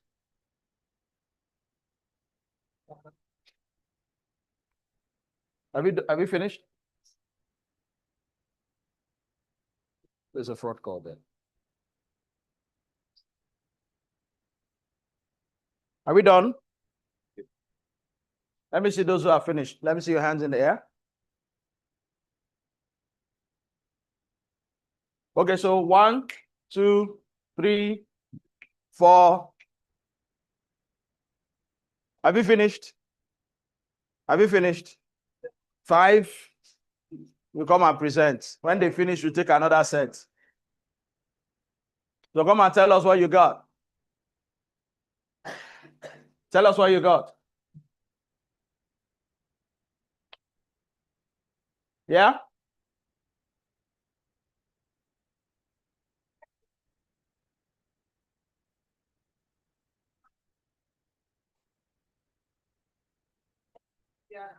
The data analytics class. Please, louder. Good morning, everyone. Better. My name is Lydia, and I am in the data analytics class.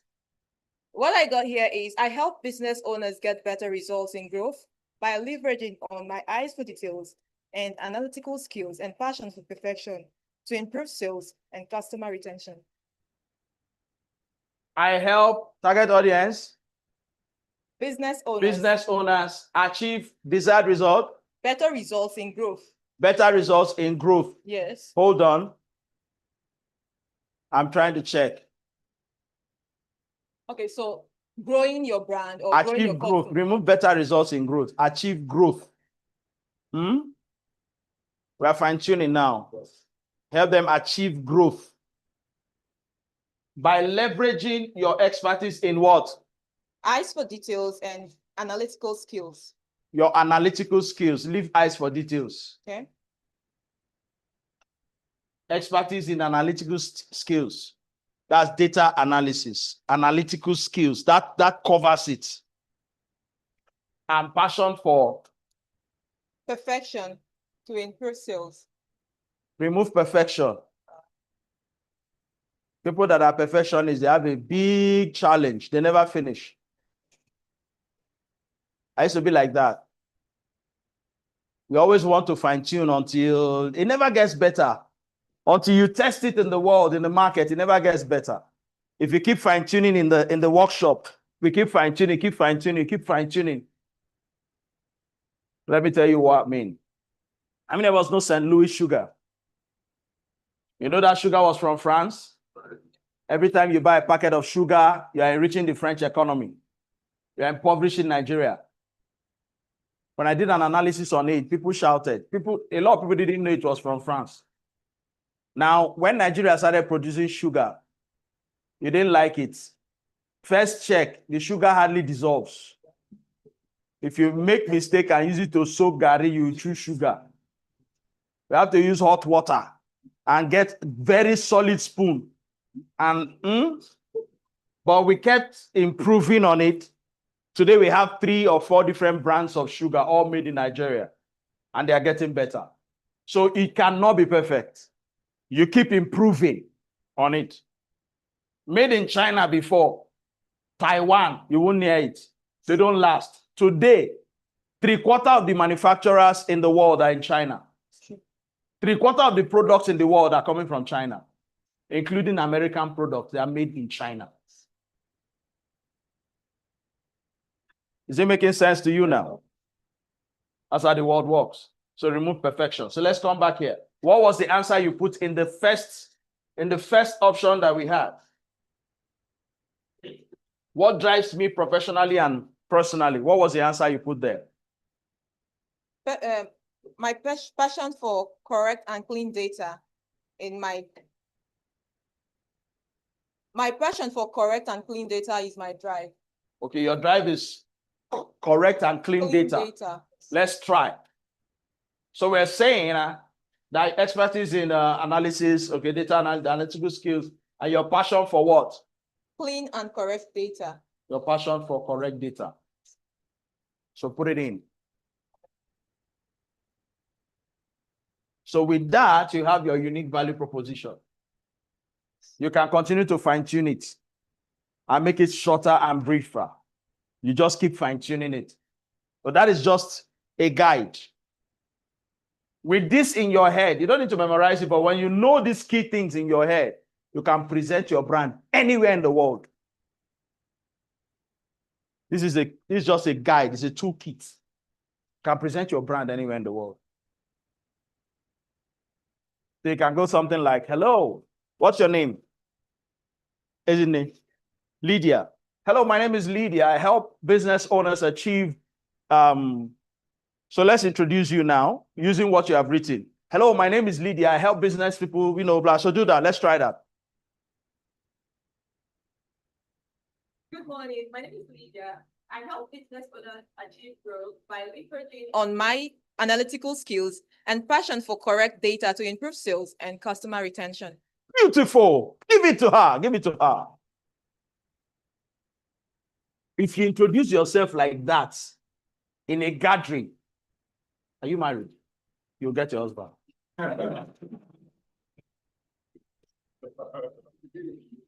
If you're there and she introduces herself like that, how will you start feeling? Wow. You want to take her number. Eh? It don't they happen. How did you like that introduction? Are you seeing where this whole journey is taking us? Oh, you didn't know we're going there, right? See where the journey is taking us now.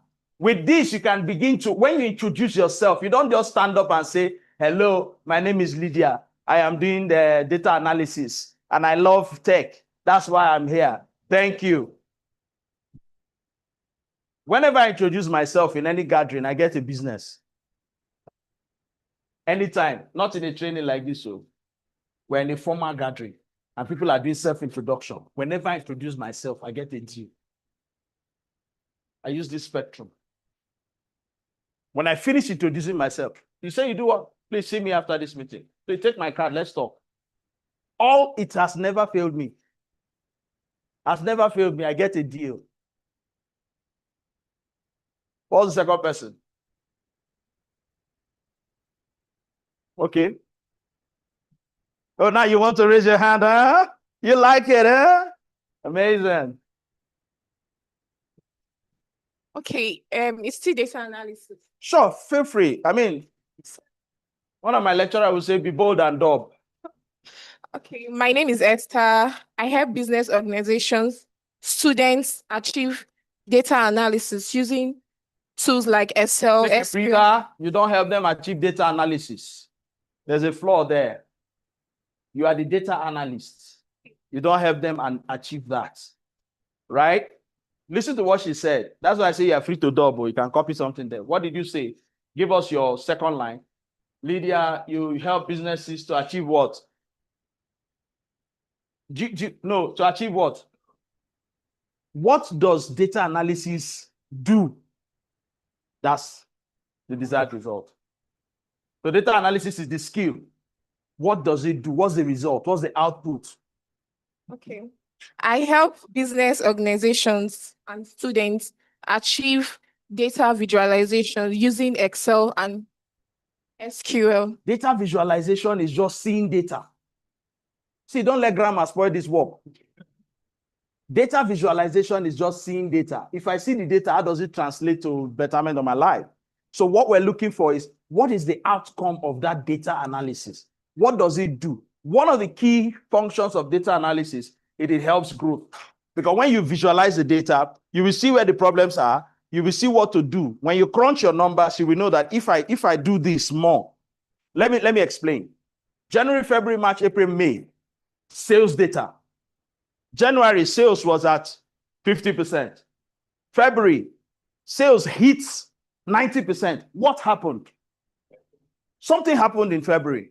You now check first, second, third. Which day did we have the highest sales? 14th. What happened on the 14th? Valentine's Day. Oh, there was an event. There was something. Lovers Day. What products did we sell more? It has to do with things that are lovey-dovey things.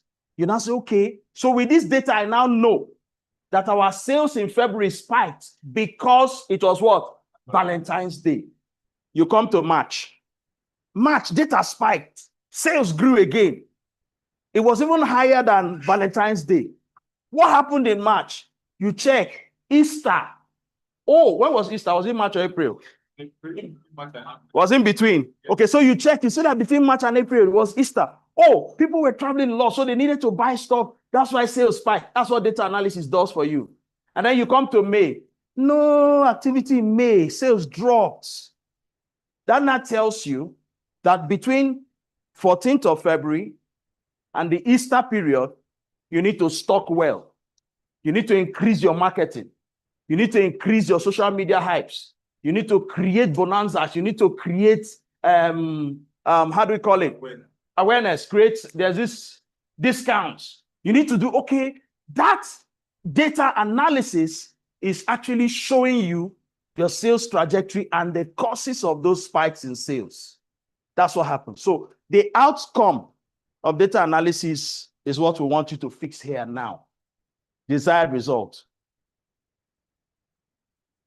You want to take time and work it out? Let me just finish it. Please go ahead. Okay.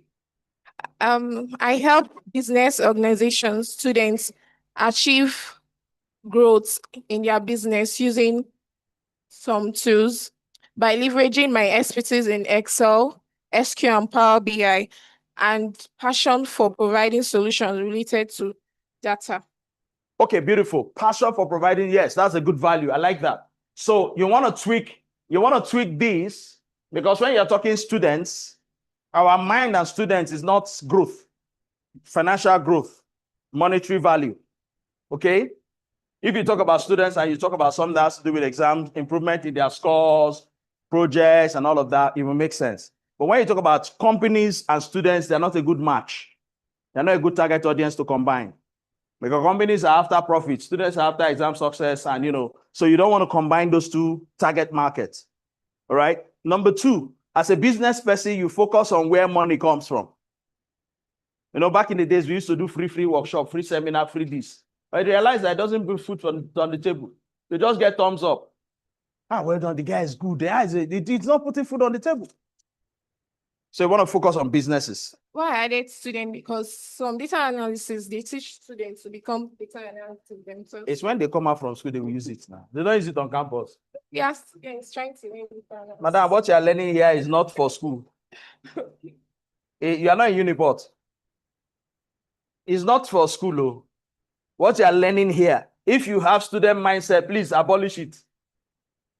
You can be a student and start making millions in this day and age.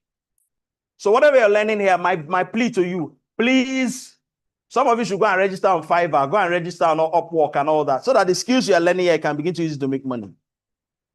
Don't waste it. How many of you paid for yourselves? That's why you don't understand. That's the problem.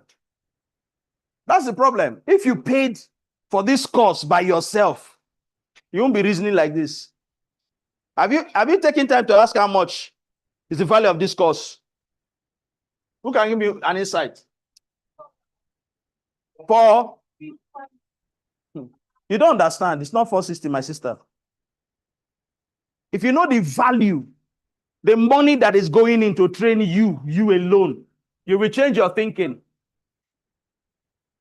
You will change your thinking. Because if I tell you to bring it out from your pocket and pay, you will not. Oh, my CEO is here. Thank you so much. I hope you're not running out. Please don't run. I want to see you. Pass. Do you understand? Change your mindset. Listen, if you live here, you don't make money with this thing, I will look for you in the spirit. I will look for you in the spirit, oh. Yeah, spiritual man. Yes, now we look for you. You have to, man, can you come here and finish this? What you are learning here, people pay as much as, if you aggregate it, it's over 10 million. I'm not joking. For me to coach a class of this magnitude in my intensive class, 50K multiplied by this number, do you know how much it is? No, just do the math. My master class for one day, 5 hours, is 50K multiplied by this number. Don't take it for granted. What I'm teaching you here, right, on a one-on-one is 450. Just this class alone. Then you have had other classes and you're still having other classes. You're still having data. Some of you are in data analysis. Some of you are in coding, right? Different branches. Oh, come on, guys. Open your mind. You are blessed, too. We didn't have this opportunity. This opportunity we didn't have it. We struggled through everything in life. Oh, God of Israel. We made mistakes, corrected it by ourselves. Nobody. Who will advise you?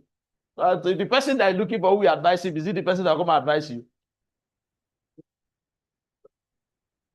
No, wait, now. When we asked him open to raise, I didn't raise her. Next. So you get the drive, right?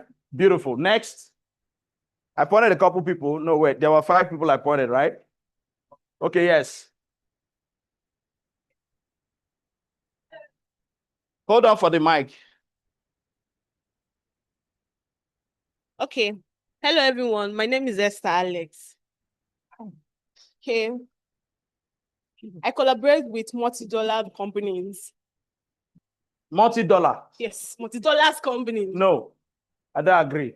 Okay. When you say multi-dollar, it's either it is multi-million dollar. Bring your mind down.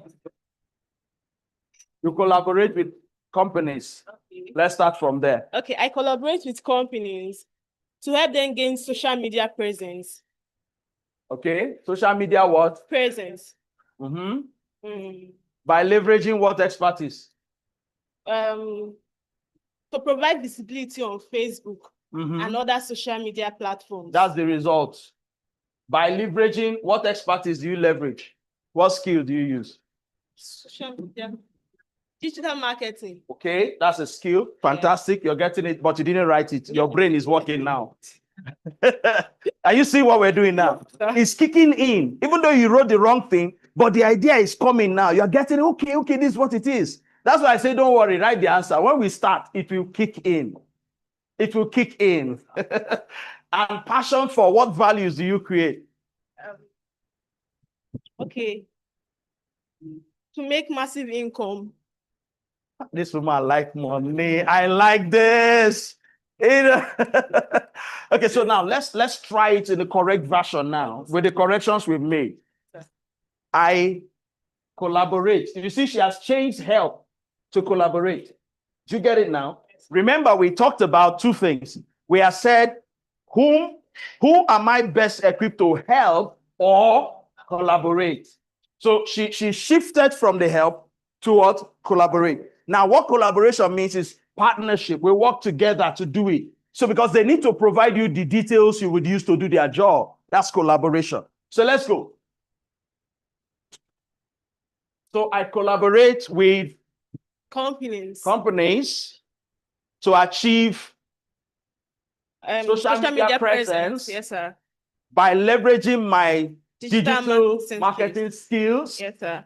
and passion for Income. Massive income. Jesus.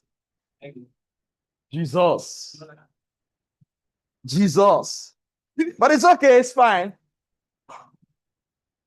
Break, right? After this. Yes, after this module. It's just a practical session now. No, but it's fine. No, I'm not criticizing you. I'm just like excited that you are getting the drive. Okay? So for you, the value you want to create is income.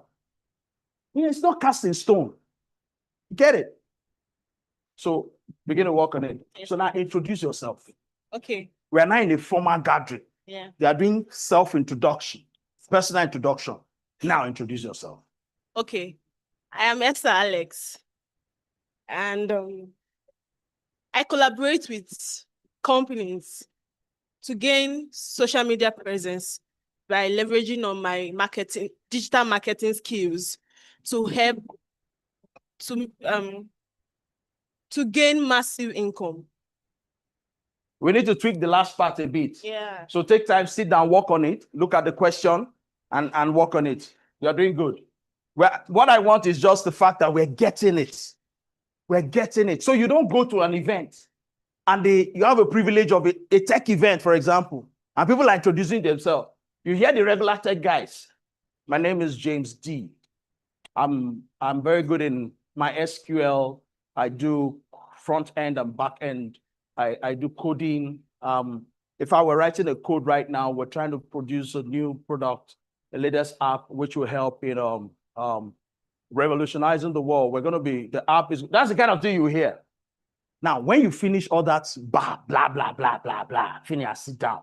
Nobody's going to look in your direction because everybody else in the room is going to say similar things. And then you stand up and say, my name is Esther Raji. I help companies, right? I help companies achieve great social media presence by leveraging on my digital marketing skills and help them grow their income through their social media presence. Thank you. I have a company. That's true. We are not doing well on social media. And this lady does digital marketing. I think we need to talk to her. The other guys have talked about my SQL, coding, robotics. It's not making sense. Because every other person in that room is a tech person. And they understand what you are saying. It's the same thing they know that you are talking about. But there's somebody that's creating real value. Real value.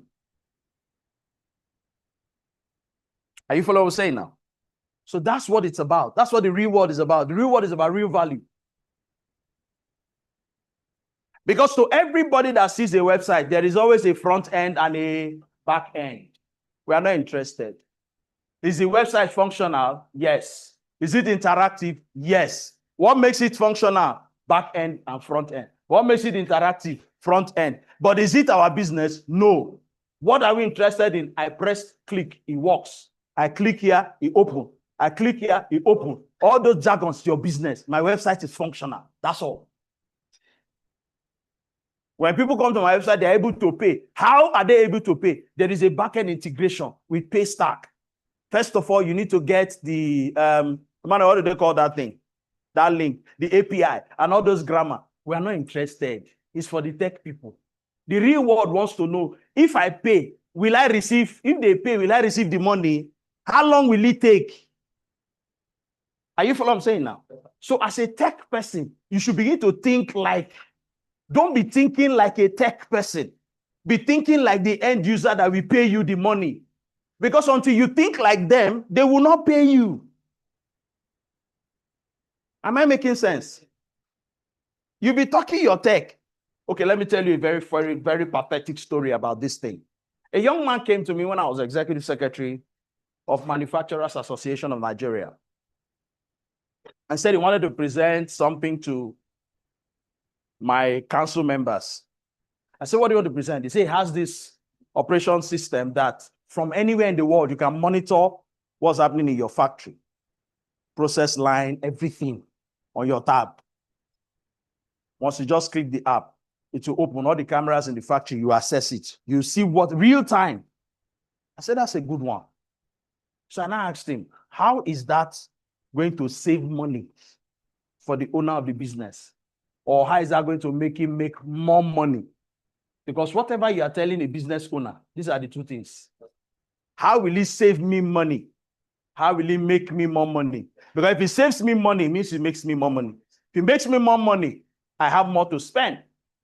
That's what the business owner wants to hear.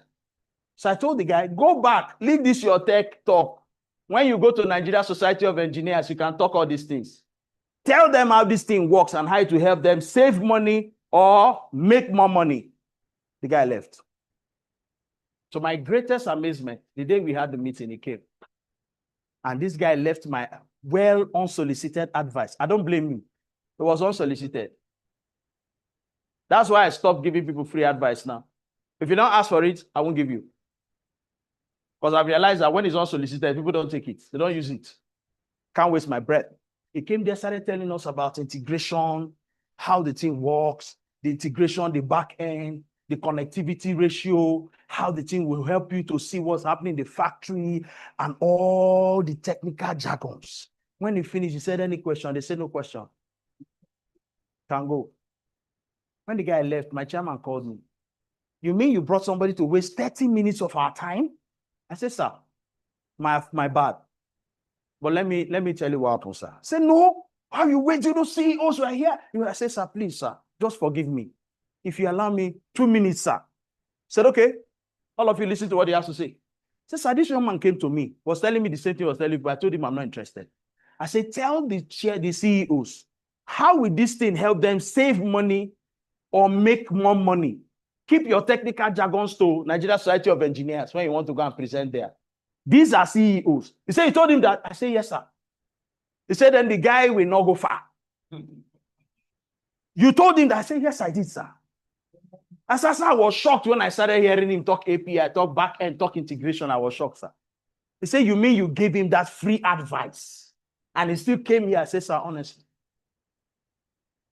Do you know nobody took his card? They told him we'll get back to you. The executive secretary will get back to you. When they all left, he came back to my office. How did it go now? That any? I said, okay. You see, if it's this association, don't come back.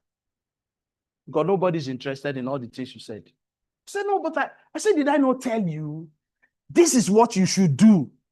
He said, there was not enough time. I said, because you wasted it. You were interested. One of the challenges with tech people is that they're excited about the tech journey. They're so excited about the tech journey. Guys, I'm sorry, we are not interested. Those of us on this side, we're not interested in that, your tech journey. What we are interested in is the end result. And that's why we are here. My job is to teach you, as a techie, how to communicate the end result. So is this whole exercise making sense to you now? Yes, sir. Yes, one more person. Okay, wait, you didn't raise your hand that time. Yes, hello. Come on. You can't hide. You can run, but you can't hide.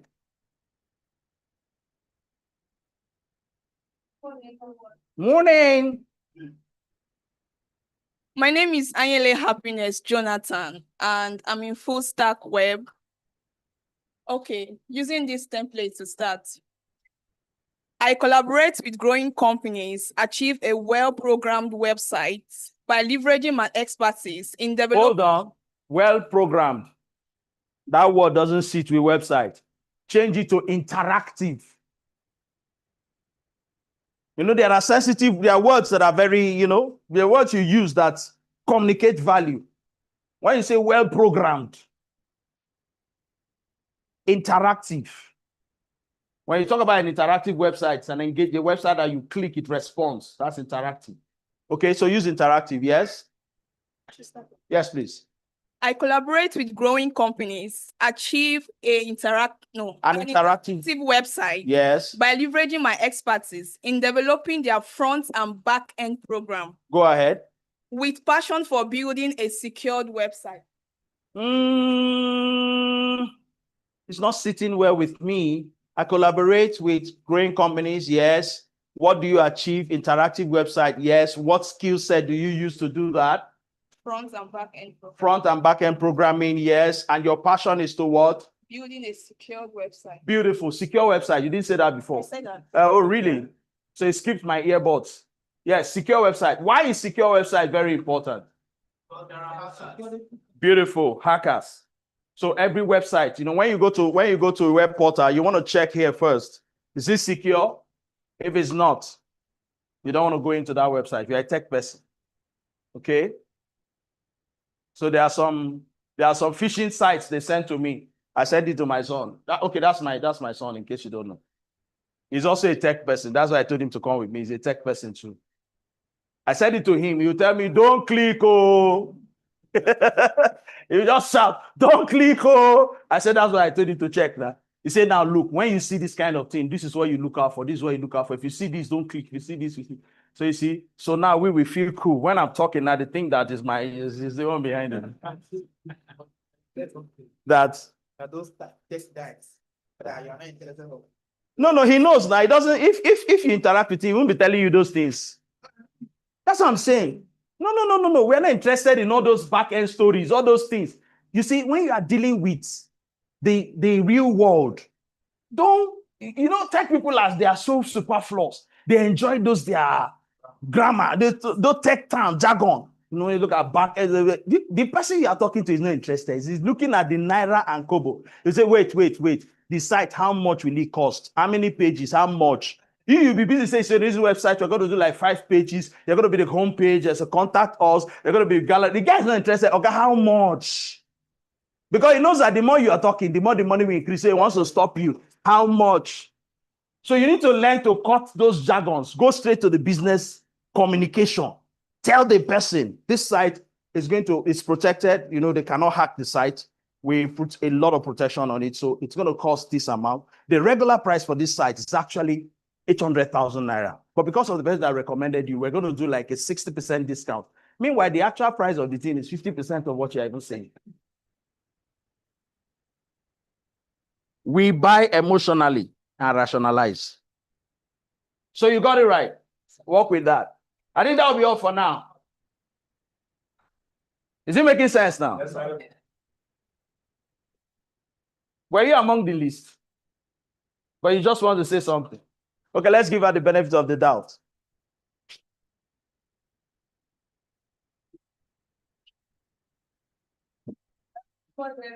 Yeah. Chine. Okay. My name is Chine, and using this, I help health sectors and business organizations achieve value by leveraging my expertise. Specific. What value? Value is indefinite. You need to define that value. So what service do you provide for the businesses in the medical space? Okay, let me put it this way. I help health sectors and big No, you business can't help the whole health organizations. sector. What products are you looking at Data analysis. as a data analyst? Okay, maybe you can say you help organizations in the health sector. Use that. I help organizations in the health sector. Okay, go ahead. Okay. I help organizations in the health sector and also business organizations. So if you want to say that, you just leave it at business organizations. Because if you want to narrow your target audience to health sector, you leave it at health sector. But if it is a broad end target audience, you can say business organization. Make sense? Good. I help business organizations achieve or transform data into meaningful insights. Explicit. Transform data into what? Meaningful insight is not a result. It's still a process. We're looking at results. In her case, she talked about growth. Growth is a result. Oh, that's something else. Yeah, so if you want something else, take time to sit down and think that's something else. But it has to be a result, not a process. Meaningful insight is still a process. Insight means, oh, okay, I now see why this thing is happening like this. That's insight. Oh, I now understand that that's why this thing happened like this. That's insight. But what is the result that comes out of that insight? That's what we're interested in at this point.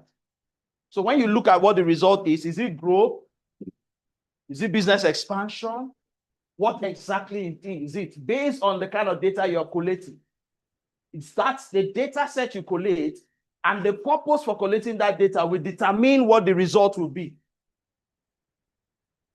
For example, if I'm doing something for government and I'm collecting data of school enrollment and dropouts, my targeted data will be to know the percentage of school enrollment against dropouts.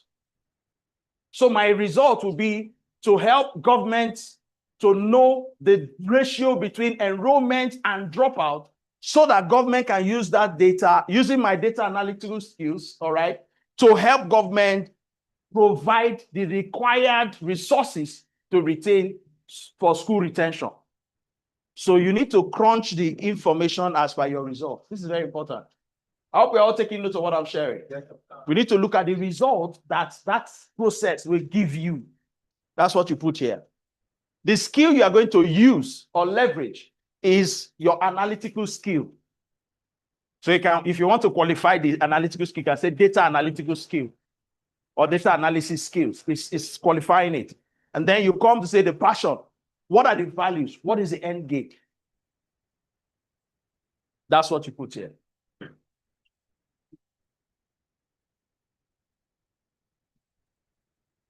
So work on it.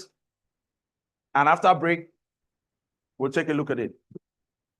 So now we've already done this. Okay, we've discussed what's working well and how to sharpen the message for impact. We've done all of that, right? Now remember this, clarity and authenticity win every time. Now, when I say clarity and authenticity, what am I talking about? You find out that when she did hers, she was clear. It was about growth. It was about using her data analysis skills. She was very explicit in what she had to say. She didn't need to copy. And then some other person came up with collaboration. That's authenticity. She was like, everybody's saying help, help, help. Maybe there are two words there now. Let me use the other one. Since nobody's the same thing, let me move. She moved to the other word, collaborate, authenticity. So you need to be clear. That's why I said when she talks about what was the thing she said now? What was the thing you said? Transforming data, all right? So transforming data, insights, those are processes. You need to be clear of the end result. All those are processes. What does that translate to? What is the end result? That's the result. That's what we're looking for. When you are very clear in your communication, people don't second guess you. Do you understand? In fact, when I talk about communication, I tell people effective communication is different from communication. I've seen a lot of people say, I have PhD, I have masters in communication, and I laugh. And I tell them that I don't teach communication. I teach effective communication. There are two different things. Communication is the ability to transmit a message between two people, the encoder and the decoder. That's communication. The encoder and the decoder, the sender and the receiver. That's what we call encoder and decoder. That's communication. It's a two-way thing. All right? But effective communication is different. Effective communication is your ability to pass a message to somebody and the person receives it as intended. In other words, what I want you to understand is what you will understand. That's effective communication. So, for example, I say to her, I like you. If she begins to think that I'm tripping for her, have I communicated effectively? Because she's not getting the message I'm sending. But have I communicated? Yes. Are you getting the difference now? If I just say to her, I like you, I have communicated, but I have not effectively communicated. I need to be clear enough for her to understand what I mean by that statement. And when she gets it based on the meaning I intend, that's when I've communicated effectively. Do you follow what I'm saying now? So why people say, oh, I'm a guru in communication, I say, congratulations. I don't know communication. I am an effective communication expert. That's why in this exercise, I'm making sure that you understand what I want you to get. And not say, okay, let's manage. It's okay. You know, most people will tell you, it's okay. Just work on it, Don't work on it. What do I want? What is the result of that process? I need you to understand it. So that when you finish working on it, the day you will have the opportunity to introduce yourself with this model, when you finish, you'll be flying without wings. You'll be rolling on your bed, you'll be seeing my face. Oh, God bless that man, wherever he is. I love that man. You don't know when you say it. On that note, ladies and gentlemen, it's lunch break.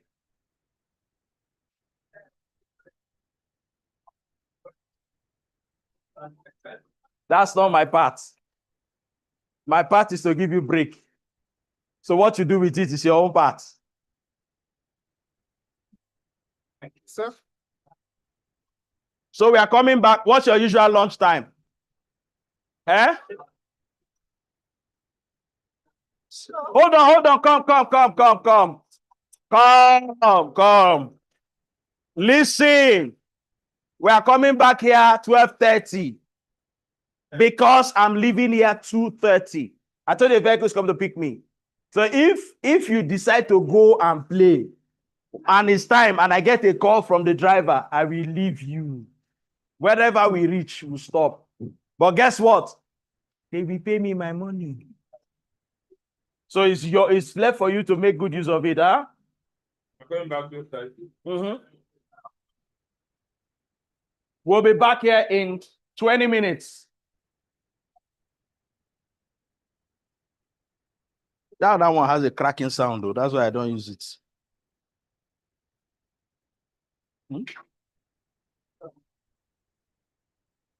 Who called me that time? Is that same number? We'll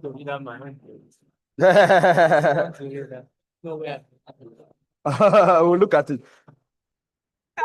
Oh, yeah, sure.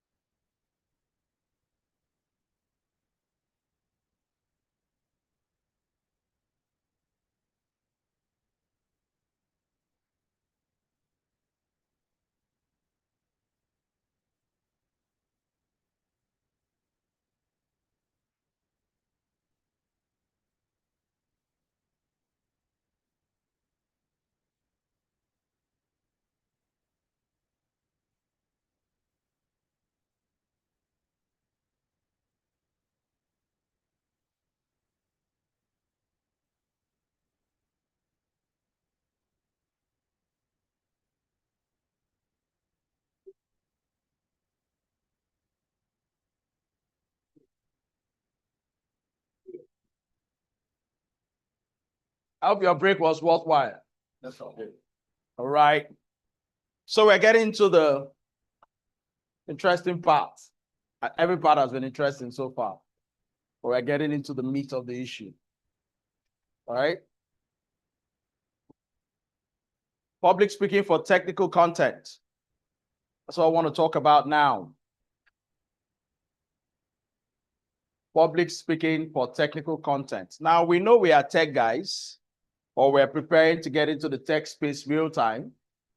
And so the kind of public speaking that we're going to be working with, it's not a generalized kind of thing. We're going to look at it from the tech point of view. How are we going to apply our public speaking skills as tech people? How do we differentiate ourselves from the public space? If I'm talking as a tech guy, what are those things I need to bring to the table that will make me get the kind of results that I desire? These are the things that we need to consider as it stands right now. Okay, so that's what this module is about. Now, the importance of public speaking basically is that it lets you amplify your brand. It lets you amplify your brand by sharing your knowledge, the things you know, the skill set you have, and the stories that you have live. Now, take note of the things I'm going to say next. Creating emotional connections and demonstrating expertise. Why is emotional connection important? I've said oftentimes that people respond or take decisions based on what? Emotions.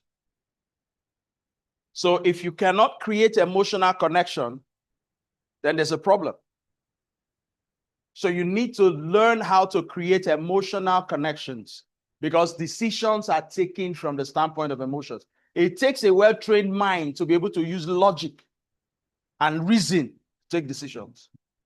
Most people actually respond from the standpoint of emotion. And that's why we need to create emotional connections and demonstrate expertise. But before we delve into that, let me quickly do a balance. What is public speaking?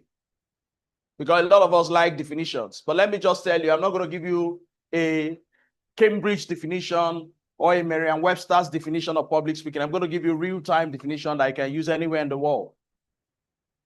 There are three elements that make public speaking what it is.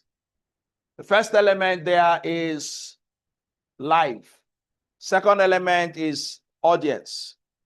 The third element is speaking. Why are these three elements very important? For you to call a thing public speaking, it has to be a conversation or communication between two or more people happening live. Please take note of that. So, for example, if I have a radio program that I've recorded and they play it later, can I say that is public speaking? Oh, Why? no lie. Good points. You are fast learners. But if I'm on radio and it's a live show and the radio is playing, nobody's listening, is it public speaking? Why? Beautiful. We're getting the drift. There's no audience. There's live, but there's no audience. So for it to be called public speaking, there are elements that must be there. Speaking is involved. You must have an audience, and it must be happening when? Live. Twist. If I'm having a conversation with this man alone, just me talking to him, is it public speaking? Why? Audience and audience. What do you call this man? He's an individual. He's an individual, you're right. This man is an individual, but that individual is an audience. Is it making sense now? In public speaking, we call this conversation between two people a dyad. D-I-A-D, dyad. That's what we call it. So as long as there is an audience, this man is an individual, but he's an audience. You see how we demystify this thing? So you see why I tell you that public speaking is the most important skill you need in life. Because every day we do public speaking. Is there a day in your waking moments that you don't talk to somebody? But because we like big grammar, big name to things, we say, no, our public speakers are people that stand and talk to 1,000 people. As long as there's audience, it's happening live, you're speaking, it's public speaking. Where the problem is now is when the numbers increase, stage fright sets in. Is it making sense now? So where the problem is how do we demystify this thing so that if I can talk to 5 people comfortably, what do I need to do to be able to talk to 1,000 people? Because it's the same message I'm sharing, the same content. But why is it different when the number increases? For people like us, the more the number, the happier we feel. When we see large crowd, we feel good. What happens to those that have stage fright is the reverse that happens to us. When we see large crowd, we're like, man, it's time to fly. Let's go there. Let's show what we got. If we come and the crowd is small, oh, this is one of the ways our time. This thing we have is too much to share to a few people. You get a difference now. So that's the way it is. And the reason I'm laying this foundation is to let you know that you will need this thing for the rest of your life. So you need to pay attention to it. So public speaking, it's a key tool for the tech professionals to become influential voices. If you do not know how to communicate effectively, speak publicly, I mean, you're going to run aground. It's going to be a problem. You can have all the skill set you have, but if you don't know how to pass that message across, it's a problem. As a wife, you need public speaking skills. As a husband, you need public speaking. As a mother, you need it. As a teacher, you need it. Every profession on earth, you need public speaking. Because there's only one way you pass messages across. You talk to people. You share your ideas. Okay? So let's make progress. So remember what I said earlier, that public speaking lets you amplify your brand by sharing your knowledge and stories live, creating what? Emotional connections and demonstrating what? Expertise. So if I'm not able to create emotional connection with you, I mean, I've not achieved nothing, because that is the core. That's where we build the bridge. That's what brings us together. That's what connects us. That's what helps us to agree and listen and believe. If you don't have emotional connection with somebody, everything the person is saying doesn't make sense to you. They're like, well. But the moment there's that connection, believability comes when there's connection, when there's emotional connection. Powerful there. Right, let's make progress. So let's start with the core. Tech guys, listen carefully. You need public speaking to help you explain complex tech jargon simply. One of the issues why you don't see a lot of tech guys in the forefront is because there are complexities in tech and communicating it is difficult. It's very difficult. If you're doing tech, you're in the tech space and you want to talk to somebody, a layman, it's tough. Because you're trying to ask yourself, how do I explain this thing to this guy so that we understand? How? I don't know, you know? And there's this thing with tech people, they'll tell you don't understand. I'm trying, but you can't understand. You can't understand. You're a bad communicator for you to tell somebody you can't understand. It means you don't know how to communicate. As a rule, try to explain everything you want to explain the way you will explain it to a 5-year-old. If you can explain things to a 5-year-old and they understand you, you're a great communicator. And you need to learn how to do that. So technical topics can be dense and intimidating. It's always like that. When I talk about data analytics, okay, let's try some real life scenarios here. How many of us are into data analytics here? Okay, so let's share some technical jargons from what you have learned so far. Hit me. Oh, you not see, I just started. Eh? Yeah. Analytical. Data cleaning. Data querying. Visualization. So use those concepts in a sentence. Like randomly. Use those things you just shared. Use it in a sentence like you're explaining to me. I'm not a tech person. And you are using those terms for me now. And listen to how it sounds. Everybody listen up. Let's give it a shot. As a data Good for you to your data and make visualization possible for your clients without clear understanding.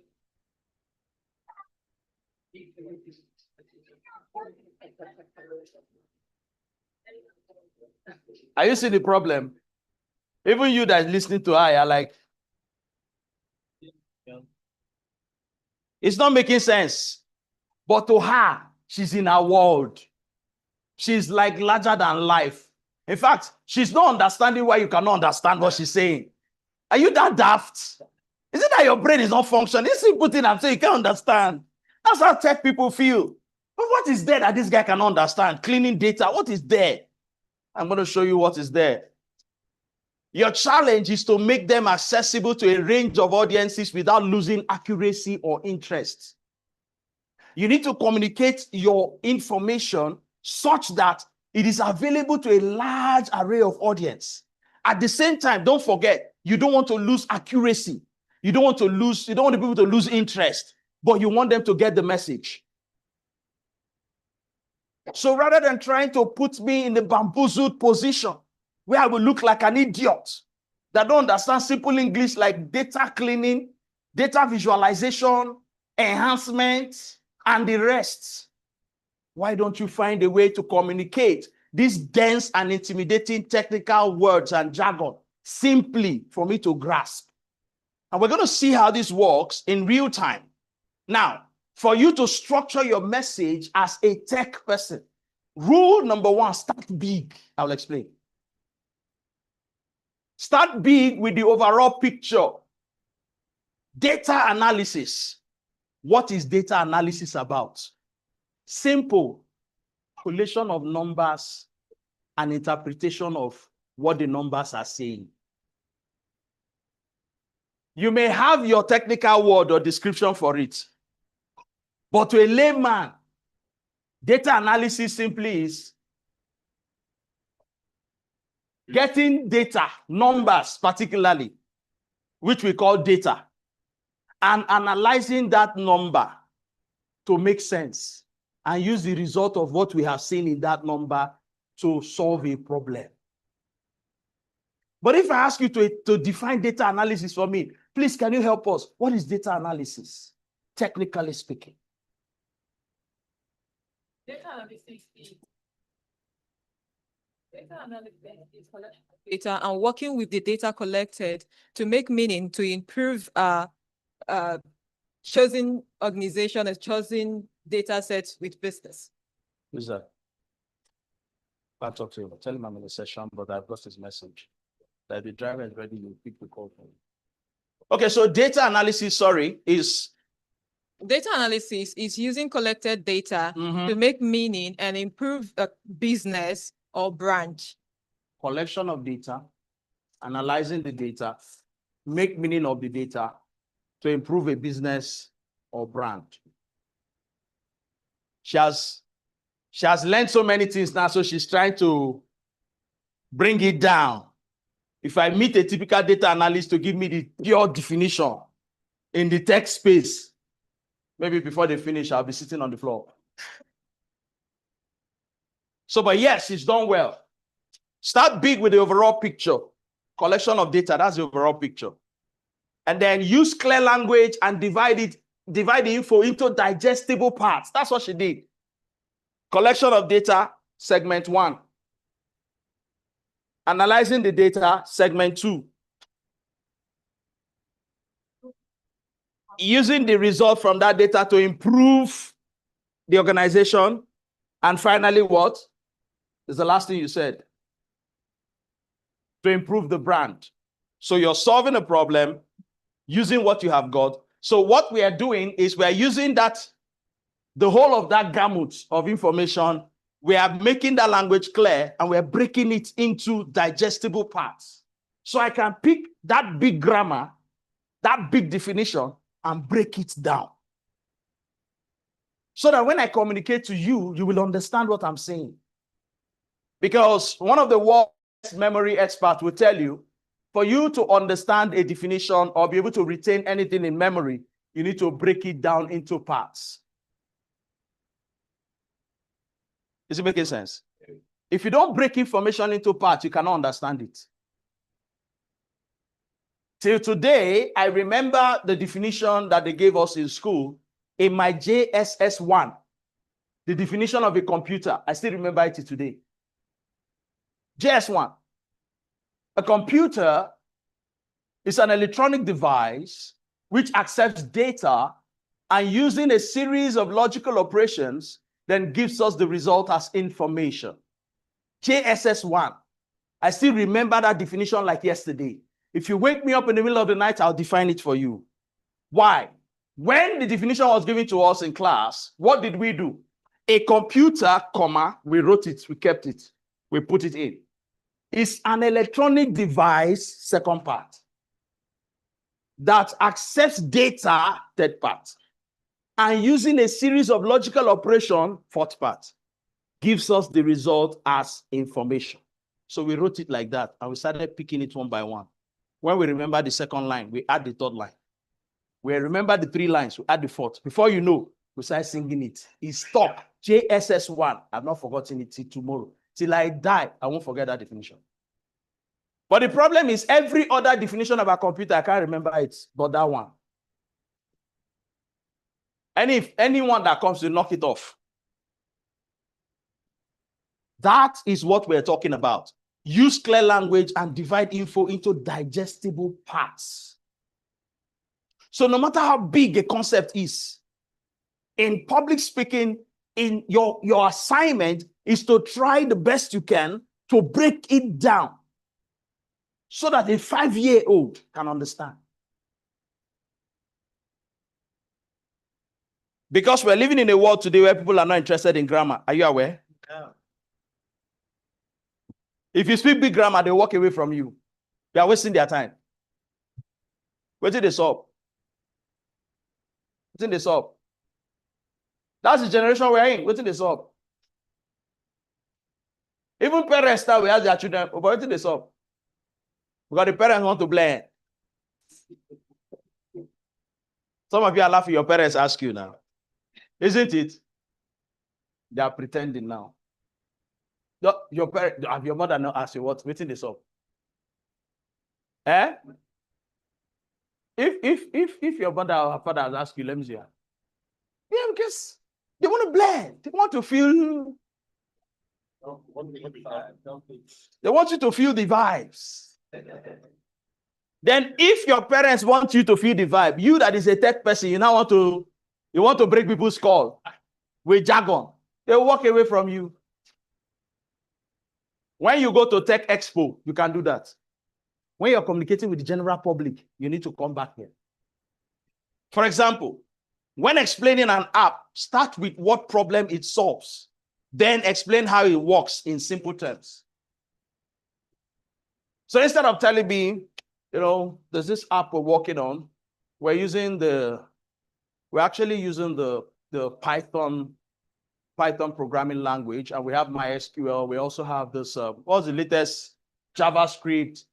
We have Java, we tried Java, it didn't work, it didn't run effectively because we discovered that at the beginning we needed to come in with one other, whatever, you would know the thing more than me. And then when I introduced JavaScript, excuse me, when I start my car, I'm not interested in what is happening in the engine. All I want to know is once I kick it, it starts. What is happening inside the engine there is not my business. What the transmission is happening, I don't care. Is the oil gauge? Yes. Brake fluid? Okay. Yeah. Clutch? Okay. Water? Okay. Start it. Take it. We are going. I'm not interested in what is happening in the engine. The back end is the engine. I don't want to know what's happening there. Do you know what I'm saying now? Yes, sir. So when you are communicating to the generality of the public, you need to understand that they are not interested in what's happening in the engine.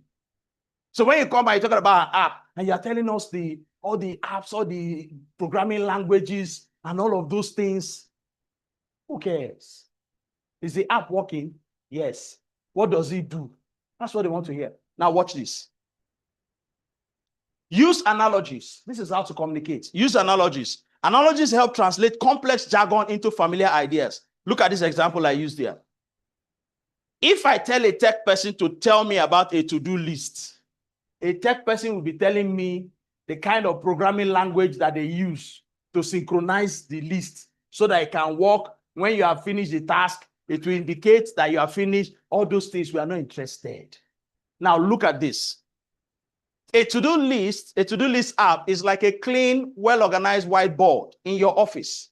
Now, every CEO, every serious-minded businessman has a whiteboard in his office. Do you follow? Yes, sir. He has a whiteboard in his office. If he doesn't have it physically, he has it on his system. So I'm telling you now that my to-do list app is like a clean, well-organized whiteboard in your office. Just like the whiteboard, it helps you jot down and visually track the task you need to get done. This app lays out your to-dos in a simple, clear list. It's your digital assistant that keeps your day focused, lightweight, and productive. If I want to be explicit, I will skip this. I will go straight to this. Yes, sir. Our to-do list is just like your visual assistant that helps you to organize your day and keep you focused, lightweight, and productive. Unlike your whiteboard in the office, sir, you can carry our to-do list in your phone. And finished work. The moment you mention assistant, a CEO knows what the work of an assistant is. And you are telling the CEO that instead of spending so much money to get an assistant, as a startup, you don't have the resources. You can use our to-do list in place of an assistant. All you need to do, take some time out in the morning or the night before. Schedule all the things you need to do in the to-do list. When you have scheduled it, put a time to it, save it. When the time comes, 10 minutes to the time, it will remind you on your phone. In 5 minutes, you're supposed to do this. Every Monday, I get a reminder from my calendar by 9 o'clock and 9:45. Find Your Voice is 10 o'clock, reminding me that I need to be in the studio for my show every Monday. Why? I've put it on my to-do list. And when they ask me, how often should I remind you? I say forever. So every Monday, that reminder will come. So rather than bring the technical jargon of a to-do list, what happens? You explain this thing in a term that the CEO or your client will understand. I just use this as an example. So if you look here, you will not see any technical jargon. This is plain language. You will not see any MySQL here. You will not see JavaScript here. You will not see any code here. Plain language. So as a tech person, learn to use analogies. What do I mean by analogies? I related this app to whiteboard. So in trying to explain it, I use something that the person can relate with to explain it. That's the easiest way of passing information for clarity. Look for something that the person can relate with. Use it as an analogy to explain the complex scenario. And you'll be fine. Is it making sense now? Because as a tech person, if you don't learn how to communicate in that manner, you're going to discover over time that people will start losing interest in you. But they don't understand you. Gone are the days when, there's this thing we used to say back in the day in Suka, Supo. It's a slang. When you speak big grammar, people will say, hey, Supo, Suka. They will hail you. Those days are gone. Far gone. Far gone. The people that make impact today are people that are simple. Simple and straight to point. They'll tell it to you as it is. It's okay. Or we have an app. The app will just help you make your life easy, sir. If you want to book a flight, you just go to that app, put your city, put this, put that. It will select all the cheapest prices for you to choose from. That's marketing language. And this app helps you save money, sir. How does it do that? Because it uses VPN. Now you have started looking for trouble. What is VPN? Are you getting the problem now? So you now look for a simple way to explain VPN. I know what VPN is, but the other client may not know. So what it does is that it does not show your location that you are in Nigeria. That because prices of airlines are fixed based on the country you are booking from. Really? Yes, sir. So what our app does, sir, is that it blinds the airline from knowing where you are booking from. In fact, it looks for the country with the cheapest rates and presents it as if you are booking from there. It's after you have paid and your ticket is printed that the company will now know that you were booking from Nigeria, but you already have your ticket. Wow. Please, what is that? Please, that app. If you are talking to a CEO that travels a lot, have you not sold the app? But imagine you come to the CEO and say, you know, we have this app. It's built, it's running on VP6. The browser that works, that the app works on is a Visual VP6. What's the latest browser now? People are not even up to date. I'm even more techy than you. There's a latest internet, what do they call it now? No. Is it VP6? The latest one now. You know, we had 4, we had 3, we had 4, we have 6. I don't know which is the latest. So instead of coming to tell the guy, it runs on that, and then at the back end, it was designed. We use what app do you guys use? What's the back end? What do you use? What is the software? It runs on JavaScript. And then you see, because of the JavaScript that we use, the way we programmed it, it's able to geolocate. You know, it does geolocation, and because you use the VPN now helps. Oh, God. The man is interested in how to save money. You are giving him heart attack. So as a tech person, that is where the problem comes. You need to learn to communicate with analogies. Simple. I just told you, sir. This app helps you book flights cheaper. How possible? When everybody else is booking their flights, the airline sees the country they are booking from. And prices of flights are determined by the country from which you are booking. What our app does, it blinds the site from seeing your country of location. And it locates the country with the cheapest flights and shows it to the app. When you book, it gives you the cheapest rate for flights. Is it not fraud? No, sir, it's not fraud. Because the companies that are also doing this flight booking ticketing, they know, and that's what they use. So what our app does is to help you save money, because those other countries that they book cheap flights from is because their government know better to ensure that they pay the actual flight rates. If you have booked a flight before, check your flight breakdown. You will see that the actual money for flight is small. It's tax, luggage, all insurance, all those other components is what makes your flight money big.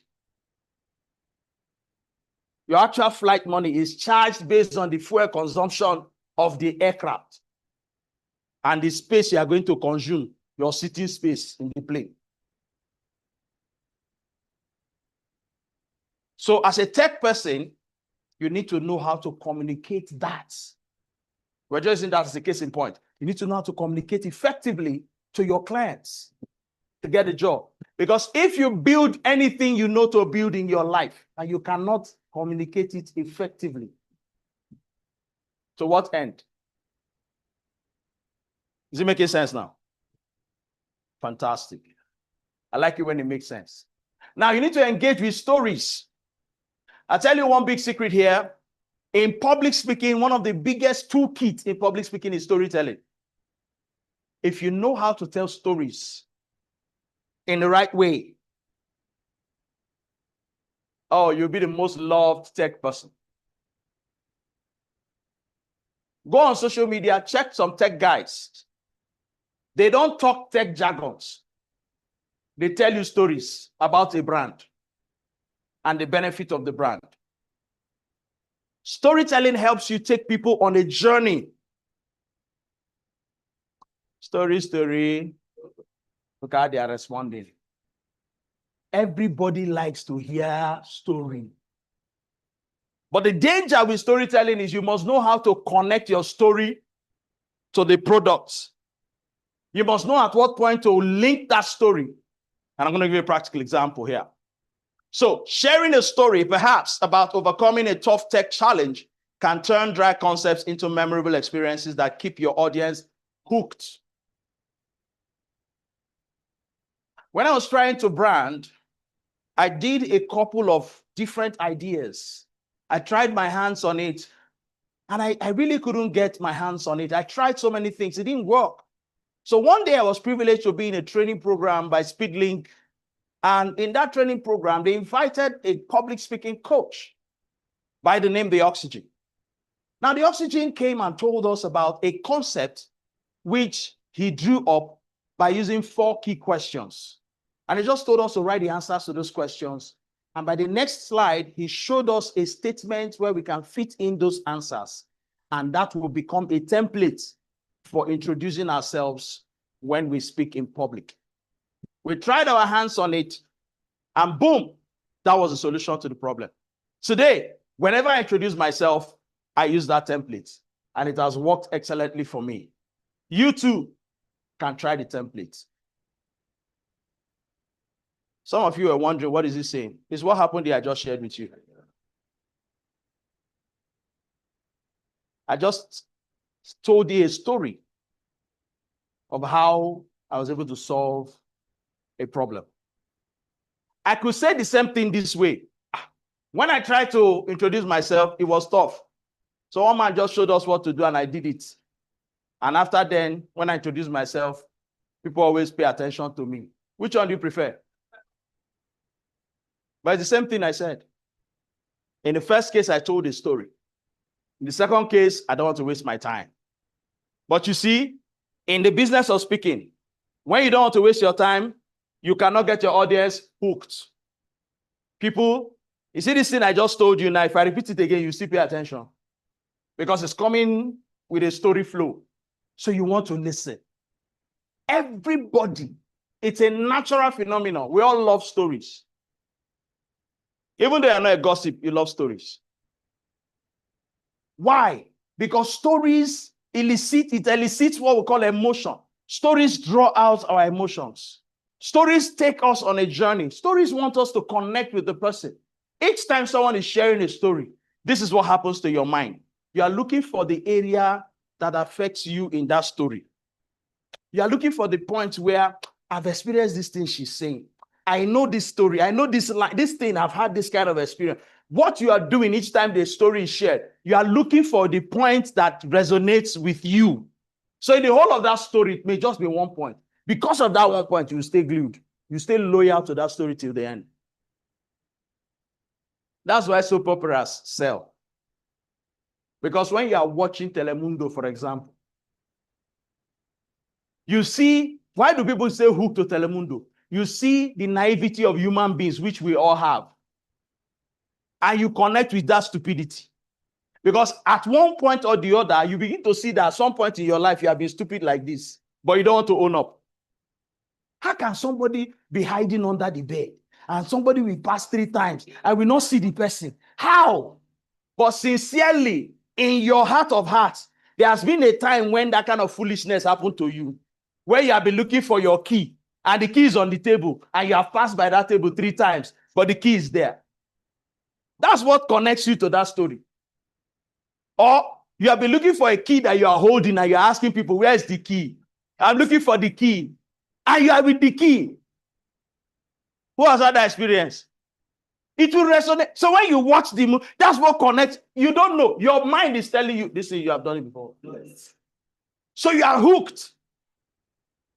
That's the storyline. You are hooked.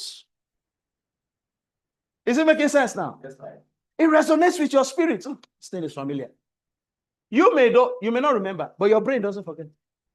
Because it's your emotion that is watching it.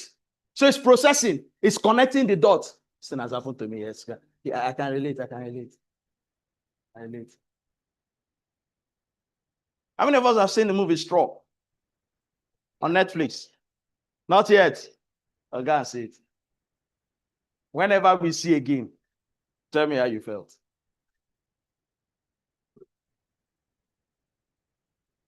But please, before you see it, buy enough serviette or tissue and keep inside.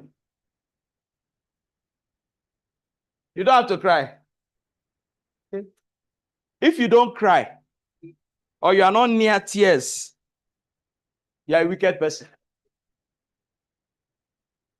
You may not cry, but your heart will be heavy. Your emotions will rise.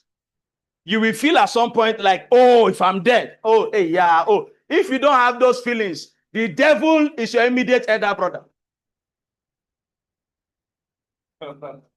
That's what the lighter notes. Please, guys, don't record that one or delete that part from the recording. It's just a joke. Sorry, guys, excuse.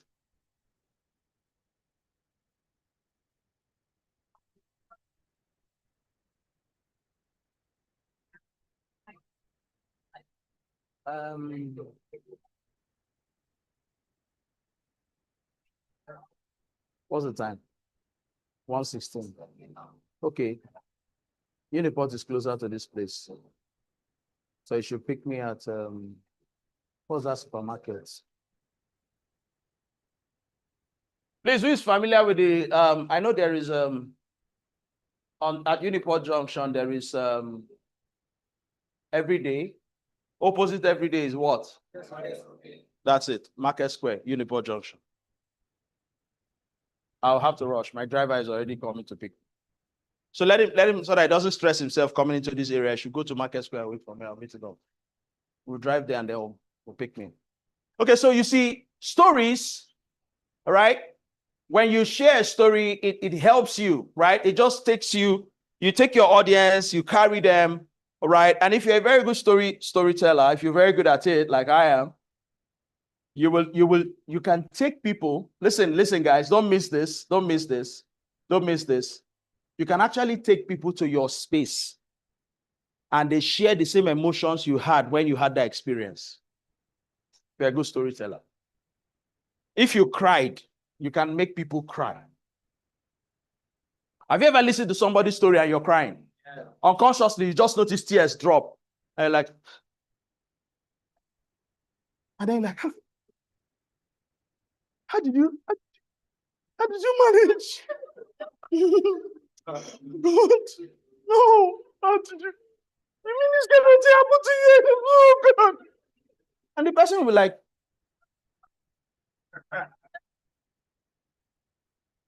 is something touching your heart right now? You want to cry too? Eh?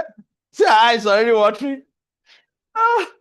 So the point is, in business, this same emotion I just drove here, you can drive it in a way, in a business sense, that as you're talking to the client, the person's mind is, I need this thing, I need this service, I need this service. My God, I need this service. And as you're talking, the person is thinking in his head, I don't care the cost, I'm going to buy this thing, I'm going to pay for it. I'm going to pay for it. And so I went to buy his modem. What was it? Is it not router? I went to buy a router. The person that was selling the router is a very terrible marketing person, very terrible. They were asking her question, she cannot even answer one question. He just walks into the place. So I want to buy 5G router, Airtel 5G. They discussed it. So two guys came. They wanted to buy a small, they wanted to buy MiFi. They now said, oh, wow, why waste money for a MiFi when you can actually get limitless data? Like in a month, you just pay 30K and all you do is just browse until the month ends. Nobody is giving you limitation, no restriction. You guys are like, wow, you mean like, no? Say yes, that's all you need. It's 30K. Are you serious? Just 30K. Like, I will browse. No is. Say yes. Look at it. I just bought mine. I'm not capping. You guys say, madam, give me another one. Give me that one. Give me that one. And then another person comes to buy. I say, madam, I want to buy. Say, talk to our engineer. Suddenly he became the engineer. Our engineer will explain to me. When he came back and told me this story, I was very angry with him. I was very upset.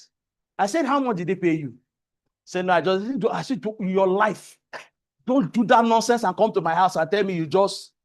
At that point, you will tell the woman, madam, every sale I make. Yes. This percentage. If you are going to add the amounts to the price, I don't care, but this is it. And then you spend another 1 hour there and sell for her. Finish, you collect your money, cash out, you walk away. That's what we're talking about, this skill. What did he do? He just told them a story of how MiFi can limit you to a certain data bundle. When it is finished, it's finished. You buy another one.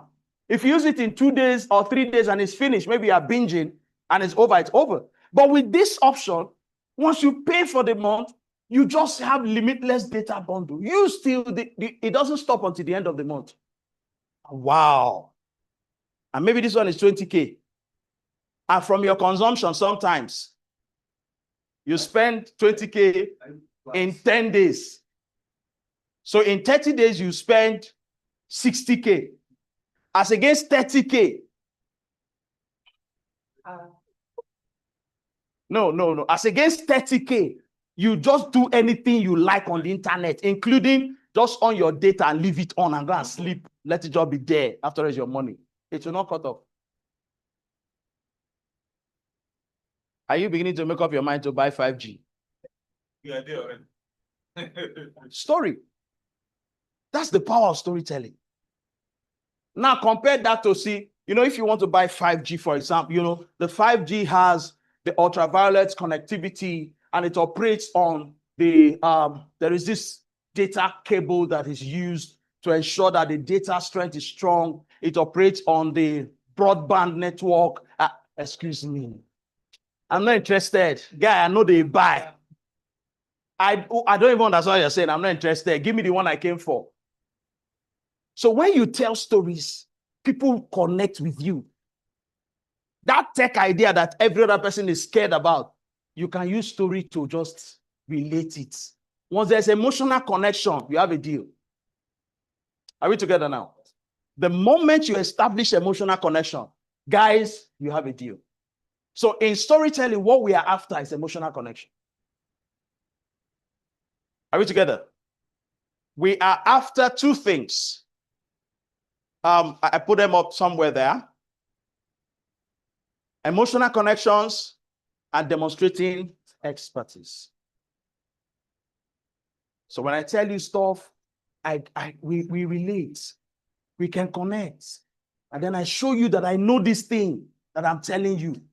Once you believe, see, let me tell you, the moment someone believes in you, it's over.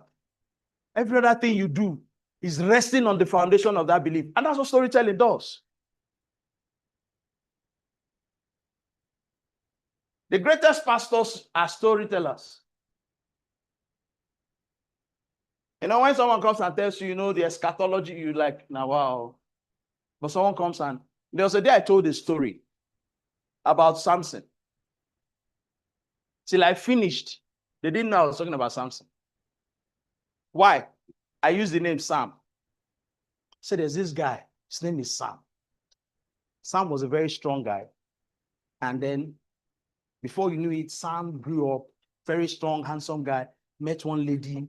The lady's name was Dell, and they started talking. The same story. I finished, I looked it. When I landed, I said, in case you are lost, I was talking about Samson and Delilah. Everybody shouted, oh God, nobody thought of it. I said, that's the power of storytelling. The only things I changed were the names. But Sam and Samson, is it not the same thing? Dell and Delilah, is it not the same thing? I also told the story about Joseph, and I used Joe, and they were lost. When I mentioned Pharaoh, I said, there was one president. I changed Pharaoh to president. So they didn't connect the dots. So what I'm saying to you is that whether in religion, whether in tech, whether in any area, storytelling is king. Somebody say storytelling is king. Now, use jargon mindfully when you're telling your story. Please use it mindfully. Briefly define technical terms or explain why they matter so your audience stays included, but you don't lose credibility by oversimplifying. What do I mean by that? When you are dealing with tech space and you want to use a jargon, what is a jargon? A technical language. Explain it. For example, JavaScript. What is JavaScript?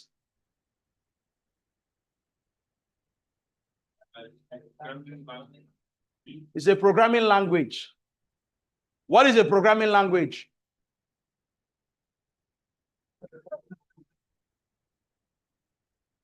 These are things you need to go back and learn. JavaScript is a programming language, yes. What is a programming language? Yeah, application. What is application? I'm giving you hints of things you need to understand. So find a way to break these things down to the simplest terms. Because there are some presentations you will make, you cannot totally avoid jargon. So you need to explain the jargon so that when you use it, they can relate, but don't oversimplify. When you oversimplify, you lose credibility. You need to be able to still talk some tech so that you feel cool. Because there is a way you will oversimplify, they will believe that you don't know it. Are we in class? There's a way you will oversimplify. They will believe that you're not a tech person. Maybe you're a marketing person. But if you bring in the tech, the jargon, and explain the meaning of that jargon, and go ahead to simplify the things, when you mention the tech jargon, they will relate with it because you have explained the meaning. Is it making sense now? So define your technical terms, explain why they matter so that your audience is included in that conversation. Never have a conversation that excludes your audience. Never have a conversation that makes them look like fools while you are the Lord of the Rings. Don't forget, you need them. They have options. You don't. As a tech person, your clients are very important because no matter how good your tech is, if nobody patronizes that service or that app, no money comes to you. So you need to learn how to communicate by carefully using your jargon. Okay. Any question on this point before I make progress? I should come back where? I mean, I said I should come back. I'll come back.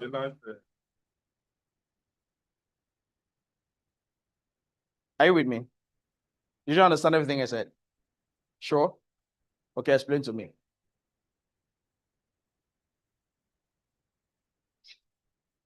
Explain to me now. In summary.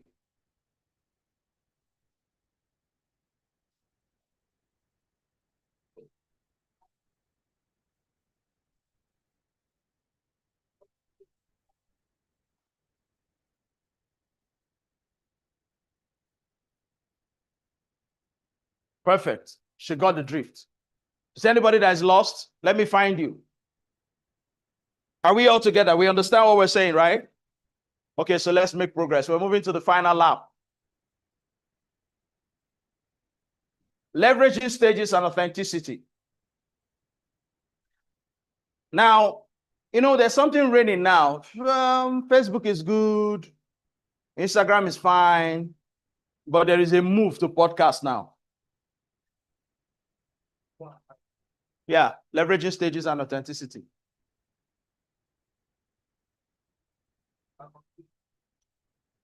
Before now, podcasting was not the thing. But podcasting is becoming catching wave now, big time.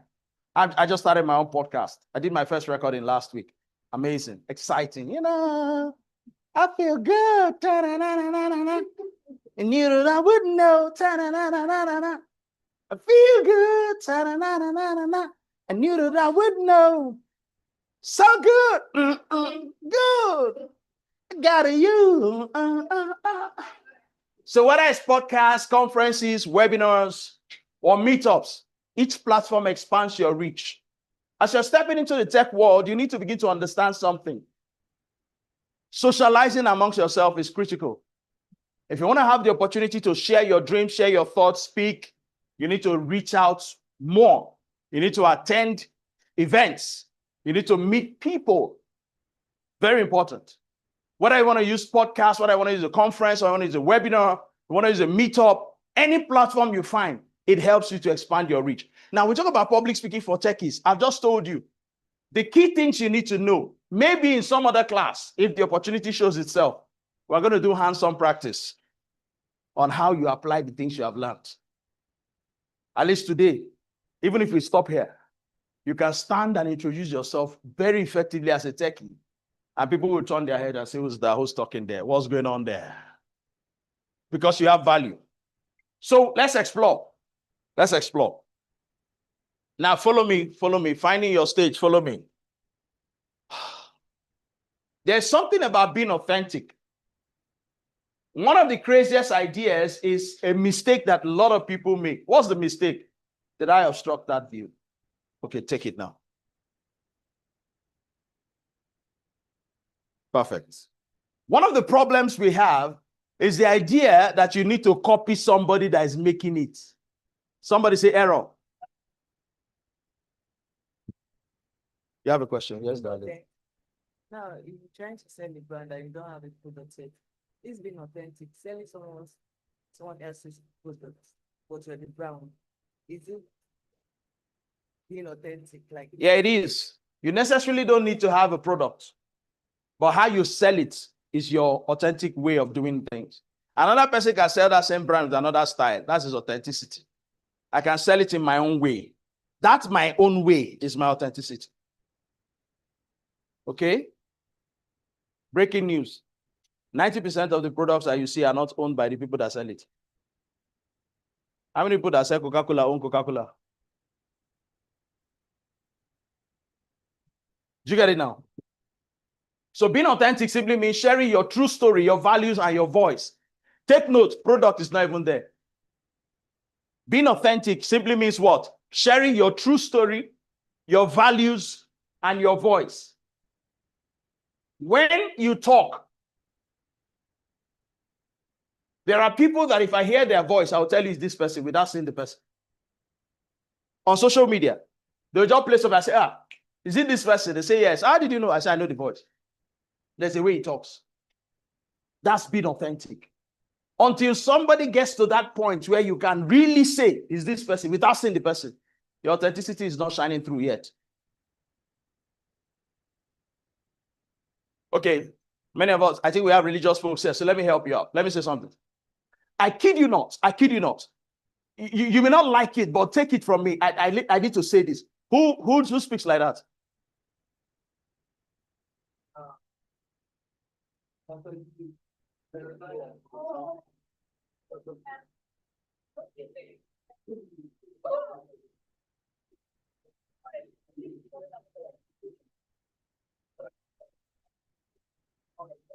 Keep trying.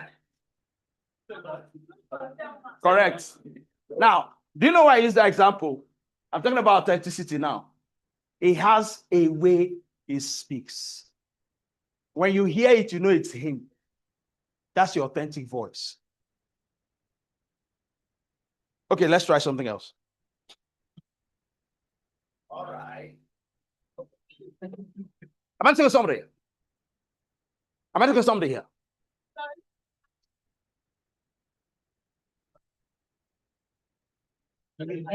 Are you following authenticity now? You need to know yourself.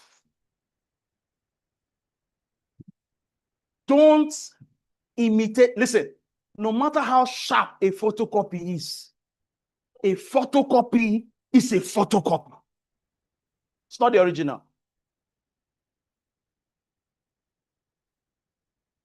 Have your signature. Have your true story. Have your values.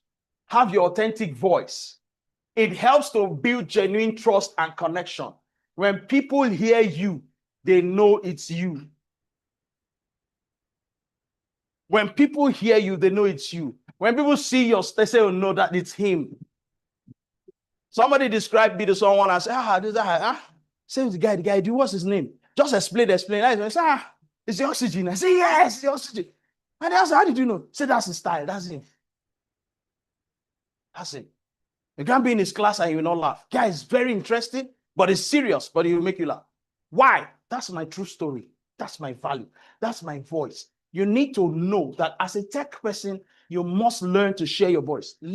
When you decide to start building your brand, which I think you should start doing immediately, have a niche for yourself. Forget how everybody else does it. Listen. Do we have a twin in this room? You are a twin. You are a twin. Go and check your thumbprint. It's not the same with your twin. Does it make sense? There are over 8 billion people in the world. No two people have the same fingerprint. No two people. Even identical twins, that when you see two of them, you'll be looking like, huh? Huh? But two of them have different fingerprints. There's a reason for that. It means that everybody is unique in their own rights. You can have a role model, but don't be a copycat. There's somebody looking for that, your authentic self. There's somebody looking for you. There's somebody out there. A lot of people have lost opportunities in life because they were busy copying somebody. They were busy admiring somebody and modeling their life like somebody. In this business, you must be you. You must find what works for you and stay with it. Stick to your style, stick to your persona, stick to your values, stick to your voice. When you start to speak, speak in your own way. Be you. Listen, no, I say it, and I say it with every sense of, these people say I say it with every sense of humility. No, I'm sorry, I say it with every sense of pride. Nobody on earth can be like me. It's either you do it better than me or you do it worse than me. You can't do it like me. Because I'm the only me in the world.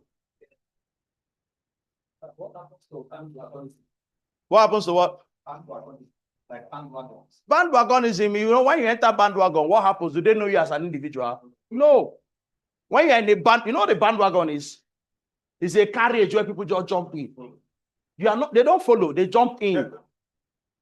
When you jump in, are you an individual? They are part of the group. So when they're addressing you, they address you as them. May you not be them.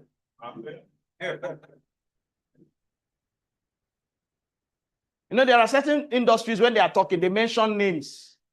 There are certain names they cannot avoid.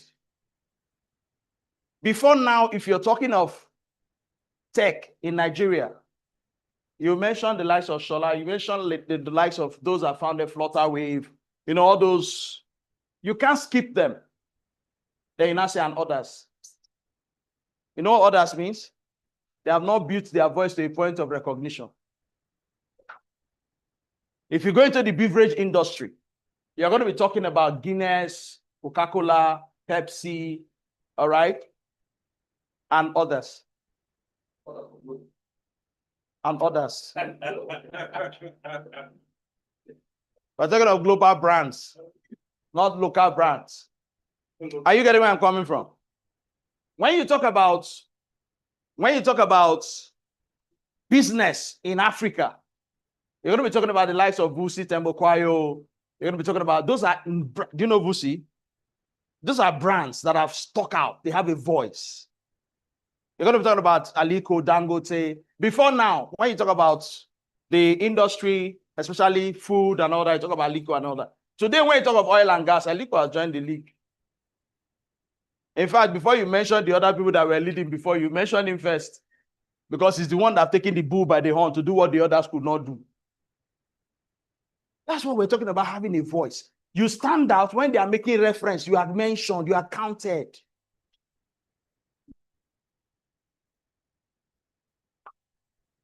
Let me say something that falls outside the scope, but well, it's important. Let me say this. As a tech person, one of the biggest mistakes tech people make, and I hope you don't make that mistake. Tech people make the mistake to think that tech can stand alone. It's impossible. Tech is an enabler. So without businesses, tech cannot survive. Am I making a point here? Without businesses, tech cannot stand alone. Tech is an enabler. Tech helps and supports systems that are already existing. So don't ever have the mindset that you are creating a system. Tech is an ecosystem, yes, but it is used to help businesses do better, operate faster. You get what I'm saying here? Yes, so if you have that mindset, you will begin to think differently. You will not be thinking in isolation. Tech works by collaboration. That's why in the introduction we did, I used help or collaborate. It was intentional. So don't ever think that as a tech person, you stand alone. That's a mistake a lot. And those tech people that do that, they don't go anywhere. That's why you hear a young person saying, I built this app. Nobody's even paying attention. I built this. Because you thought your app is standalone. No, your app is to help people and businesses achieve something. So in communicating that, you need to know that people relate to the real you, not a scripted character. Be your authentic self. Be your authentic self. Chief, be your authentic self. Oh, I like the way he talks. Fine. Learn it, but don't copy it. Use it to improve yourself, to speak better the way you speak, but better. I met a lady who told me her story. She said every day she sits down before TV and she watches CNN. What does she watch in CNN? The presenters, how they speak English, how they talk. She just watches them. And that was how she started improving her speaking, her English. But she doesn't talk like the white people. She still talks like Nigerian, but her English is clean, impeccable. Her pronunciations are top notch, but she still has a Nigerian accent, but clean words. That's being her authentic self. So as a tech person, know what you are doing well, understand the concept, but let your voice shine through. That's where authenticity comes into play. Because people connect with you when they know you are you.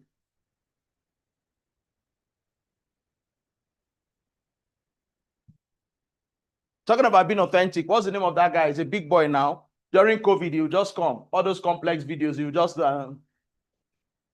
Kabelin. He'll just carry banana. They'll be using all those, he'll just carry banana. Like, what's the big deal with this thing? This thing is basic now. And you know what? You know the rest of the story. Why? The guy was just being himself. Just being himself. And honestly, when he was doing that, he didn't have anything in mind. He was just doing something to like, why this will make simple things complex. But you see, authenticity has made him a multi-billionaire today. This guy is a money. He now has managers now. Now to book him to just appear in your event, not to speak, to just appear. To just show presence, just come and pass through your events. And they video him that he came. See, be yourself. People relate to the real you, not a scripted character. Learn to be yourself. I'm passionate about being yourself. I'll tell you my quick story here. There was a time when I was pressured. When I teach, I make people laugh. People were like, be serious now. You take serious matter, you trivialize it. People don't take. So I started entering a mode that I was not designed for. I became too serious. So when I'm talking, I'm hard, I'm serious. But I knew that I was losing myself. Easily I get provoked because I was forced into a mode that I'm not. This is not me. And so one day I sat down. What's happening to you? You're losing yourself. You easily get provoked. Little things, you're angry, you react. What's happening?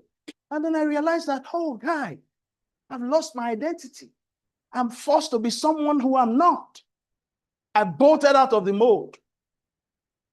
And then I began to get myself back.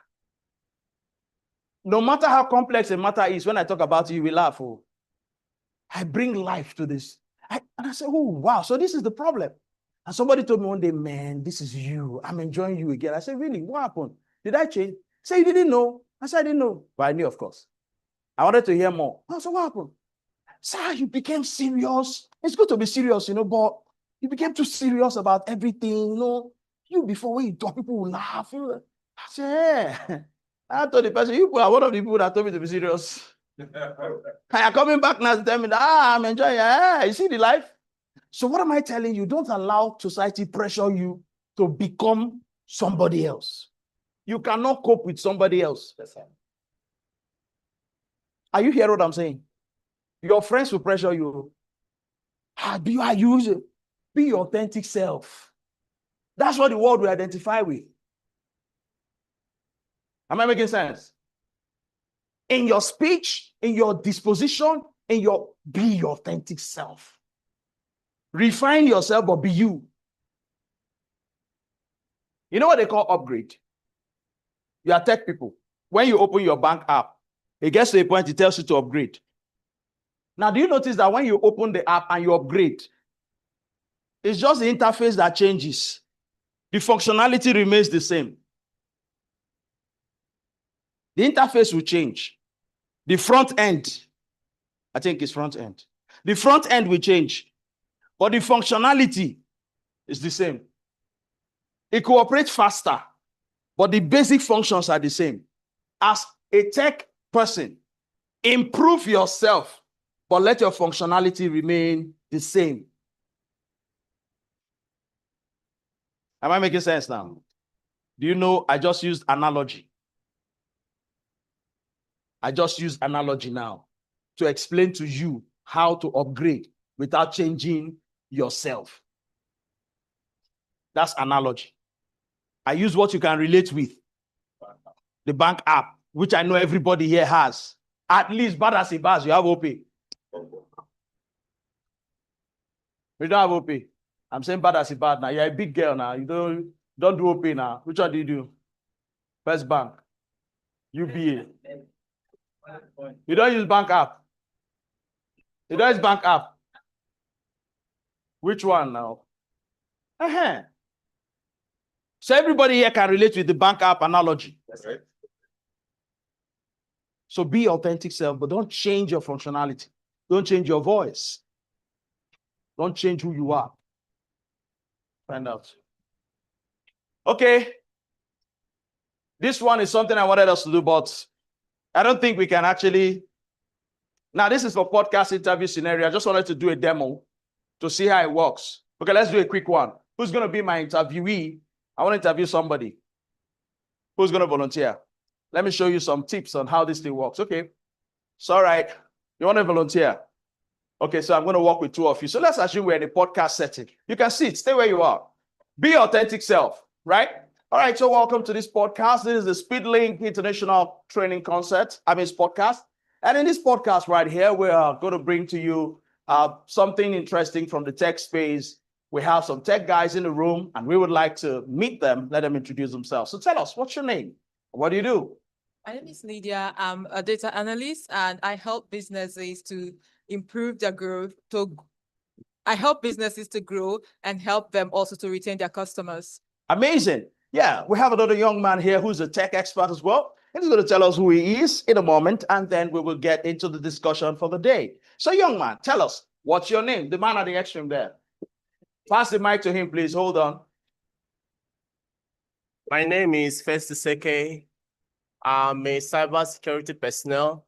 I help companies protect their data and also give them information for them to make informed decisions when using their computers. Amazing. Okay, so hold the mic there because I will share with her. All right. So that we have the clarity. All right, so now you talk about data protection and helping companies utilize their data so they don't have an issue of hack and all that. Yes, what sir. can you tell us about the main reason why data protection is important?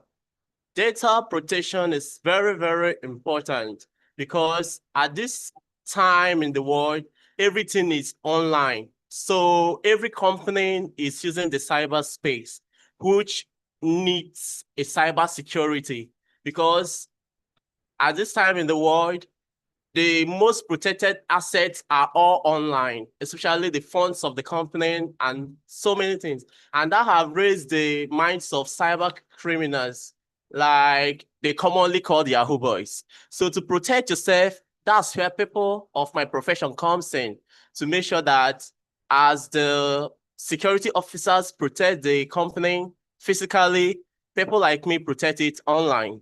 Amazing, amazing, fantastic episode there. Guys, I hope you got something from what we just shared in a moment. We'll be right back after this break. Let's put your hands together for him, please.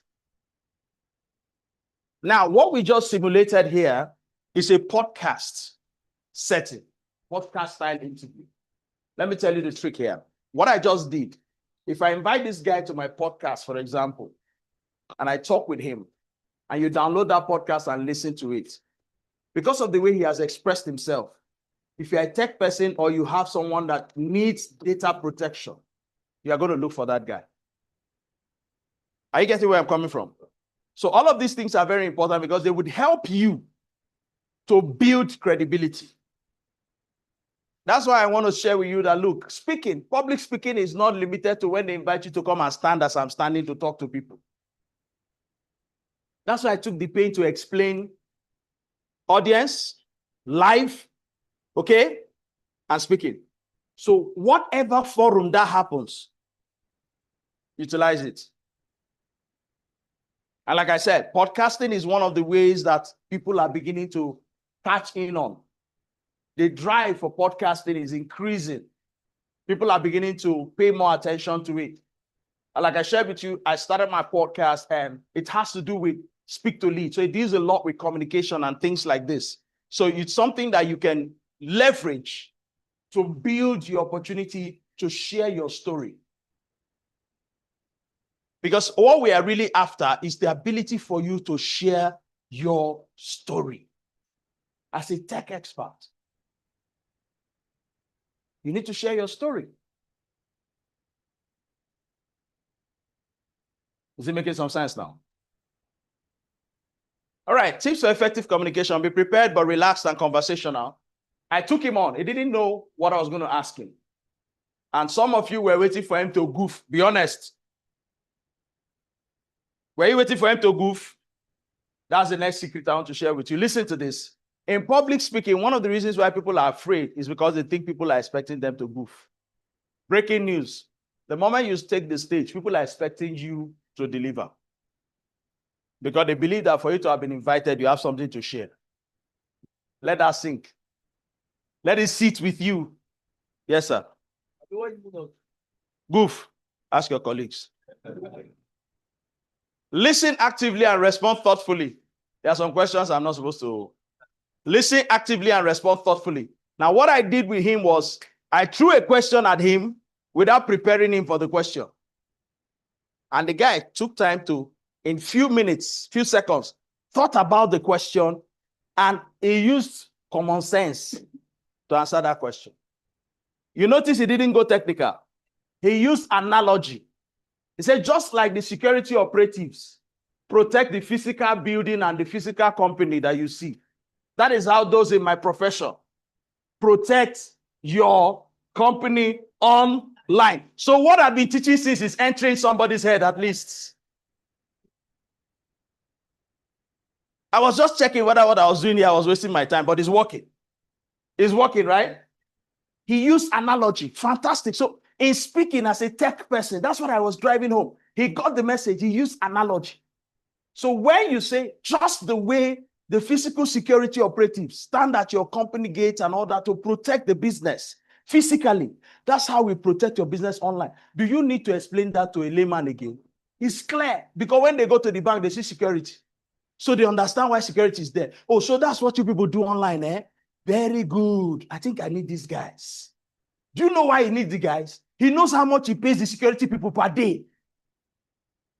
If you carry one mopo, the minimum you pay a mopo per day is 15,000. Minimum. That's your guy. They know you are their guy, 15K. So imagine when you go to a premises and you see 5 mopo, do the maths. And you're telling that man that, sir, that your physical asset is nothing compared to your online asset. If they hack your account, sir, all the money you have worked for will go in one click. Boom, they'll wipe it. The man will say, Jesus, what do we do? What do we do? Yes, I don't worry, we'll take care of it. You know, we have set systems in place.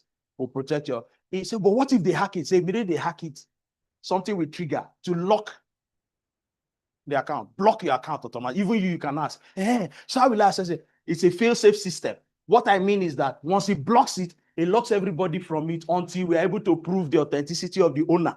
And you are the owner. That means you are the only one that can open it. But for you to open it, you need us. We cannot open it. You cannot open it without us. Because how are we sure that it's not somebody faking your identity? I think I like that one. So you put me, you cannot open it without me, eh? That's a likely question. Once you say, yeah, of course, we can't even do it, you can't even try. It's okay, I like that one. And you say, is there another type? Say there's another, but I like that one, I like that one. That one, say, but that one costs money. That's the one I want. Why? Emotion. Emotion is at work. If I lose my money, I have high BP, so let me protect it, whatever it will cost. So, He listened attentively, actively, and he responded thoughtfully there. Use your natural voice, tone, and pace. You notice that when he was speaking, he was calm. The same way he talks with his friends was the way he was talking. If I engage him now, you notice that he did not rush. He spoke the same way he speaks. He was calm. These are elements of effective communication you need to know. Don't rush. Pause for emphasis and clarity. It got to a point where he almost got stuck. That's when you laughed. You whisper to her. Yes. Two of you nod head and you just smiled because at that point you were like, you should get something, you should get something. And he paused a little bit and then he brought the analogy of security. And then you smiled, say, yes. You know, that kind of thing is, hey, God, help him, help him. Yes. Was that not what happened? Don't rush. Pause for emphasis and for clarity. See, when you learn these things and you're communicating, man, people will just love you. Like, I just like the way he talks. It's all these small things. So I went to train a church for 1 month. The whole month of April, I was training a church in public speaking. And then I told them about posture and all that. When I finished, there are some things you say. People were like, I beg, this man is exaggerating. So somebody came out to ask a question. And the person unconsciously stood and held the mic. And I was smiling. When the person finished, I said, don't move, stay where you are. And I walked up to him. I called another person. I said, measure his shoulder, measure his leg width. The person stood and said, sir, it's true. His shoulder and his leg, they are equal. Jesus, this man. I said, what happened? He said, how did you know? I asked him, did you know? Did you decide to stand like? I said, no. I said, that is how we know people who understand these things. He said, sir, honestly, I just came and stood up. I said, we have done research over the years that your posture communicates confidence. The way you stood now tells me you're a confident person. Somebody now told me in the church, I think his pastor said this, he's not afraid of anybody. He can say anything to anybody. I said, that's it. Look at the way he stands. It was like the guy and I looked at himself like, so how did I stand? I said, your shoulder measurement and your leg measurement, the width, they are equal. Shows you're confident. I say, so do you mean that everything has meaning? I say, yes. I told him, yes. Another person came and stood. I told him, wait, let's measure the person. And I asked him, you have stage fright? He said, yes. I said, the way you stood just showed me you have stage fright. The guy was shocked. I don't understand you, sir. I said, leave it. When you're in my space for over 20 years, you will know what I know. Why? You see, any field you choose to go into, strive to be the best. I hear what I'm saying here. Don't worry about what the world is saying. Keep digging in. Let me give you something that will help you before I close. The tree grows in two ways. I'm a certified life coach, so I blend these two together. The tree grows downwards and upwards. Are you aware? We only see the upward growth. But what determines the upward growth and the stability of the tree is the downward growth. The downward growth represents what nobody sees about your grinding, the effort, the late nights. Like we say, the burning of candles, but keep grinding downwards. When you have been able to build capacity, when you come out, what people celebrate is the upward growth. But I tell you, if the downward growth is not solid, it will crash. That's why when wind blows, certain trees just fall. Plantain number one. It just goes down. Why? It doesn't have taproot, doesn't grow deep. It's a surface. But the Iroko tree is as deep as the height. It will stand and just do like this and come back. So as a brand, build deep. Am I making sense? So let's look at managing curveballs. What are curveballs? Now, this is my own jargon. What are curveballs? Unexpected. Curveballs. Something that comes like a surprise. Surprise questions are normal. Like we did. I hit you one surprise question. And the guy took it on. Expect it. Stay calm. If needed, bridge back to your key message or share an honest perspective. If in the course of having a conversation, they hit you something you don't, go back. Find your key message and repeat it. Share a story. If you understand the question a little bit, find a story that relates to that question. Just share the story. In the midst of sharing that story, ideas will come.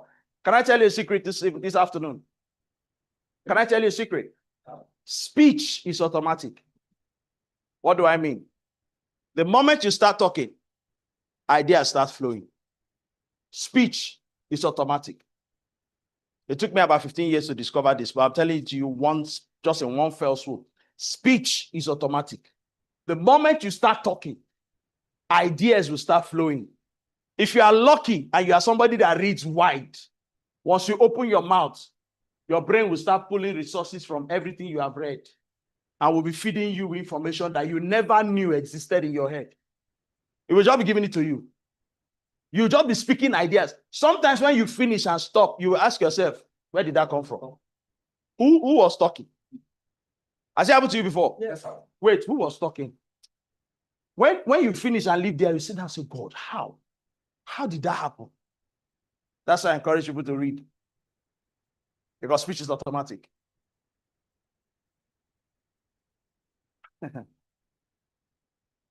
Okay, let's reflect together.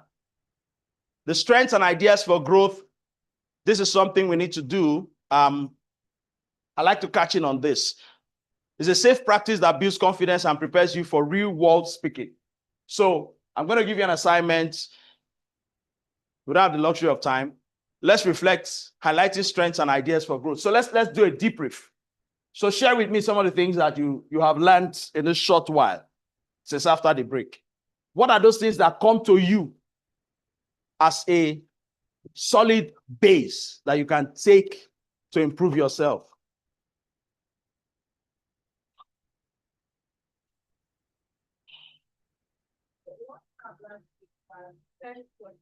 Alone, as against the original idea that when you're a techie, you're good to go, people look for you or people come after you. In this case, people don't actually come after you. You have to present yourself for people to see you and then want what you have. So tech is not a standalone. It's an enabler. You get it now? She just got it. You need to, that's why you need to build a brand. That's why you need to build a brand. Speedlink has built a brand. How did Speedlink build a brand? By becoming a certified exam center. What's the name of that your person view? Now, with that alone, it's a brand that brings people here, is that not? And when people come here to write that exam, they realize that there's more to Speedlink than just that exam. So you see, you build a brand that make people see you. How do I go to somebody I've not seen? Is it possible? Even in the spiritual realm, I need to see you first. Yeah. If you're not a big weight, heavy weight, I won't come. So you need to build a brand. Yes, somebody else share with me. Let's do this debrief. Yes.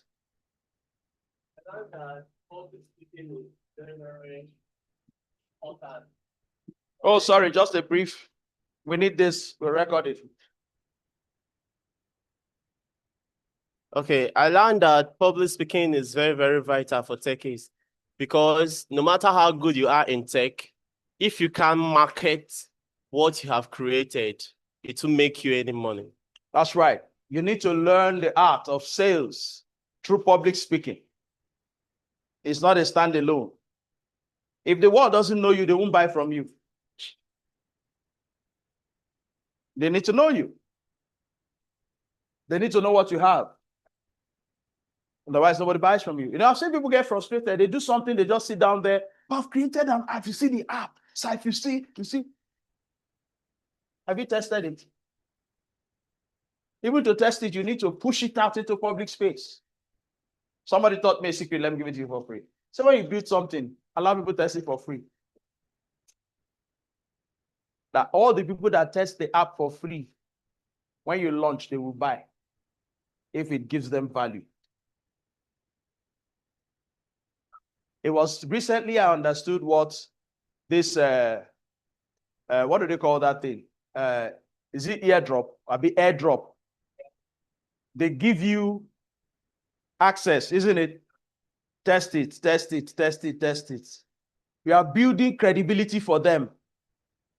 When they launch, they make money, they share the money small with you. Isn't it? That's how tech companies run.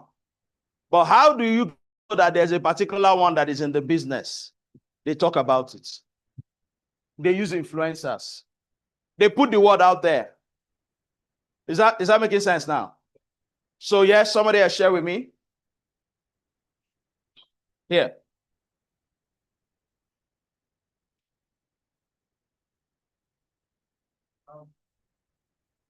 I understand that whenever you want to make a statement or talk anything concerning tech, you should use a simple term for a layman understanding, because that's the only way they can be able to understand what you are saying about the app or whatever you have built.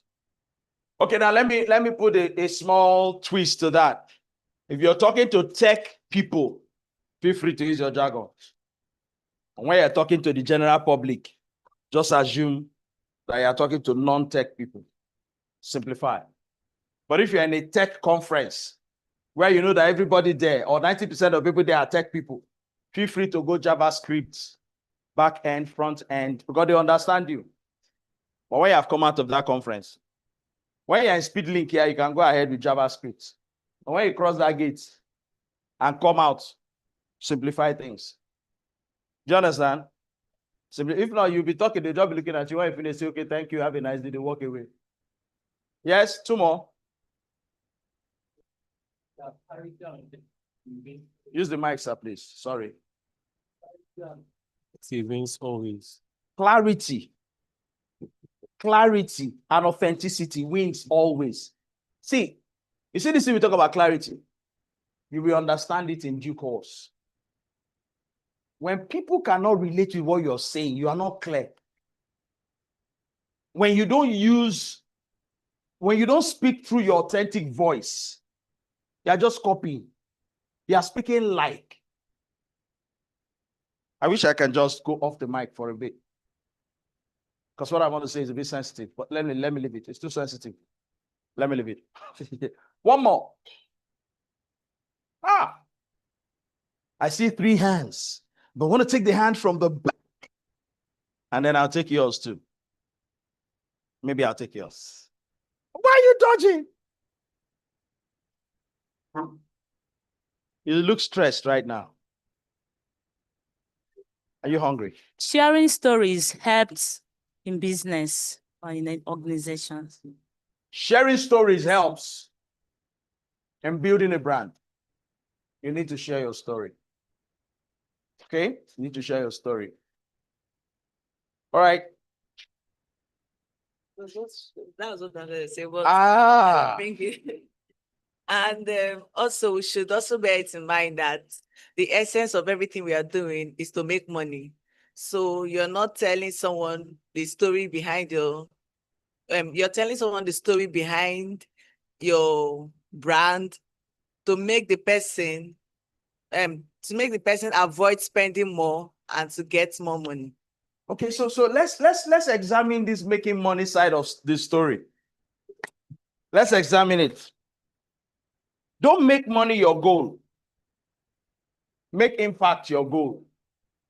In the course of making impact, make money.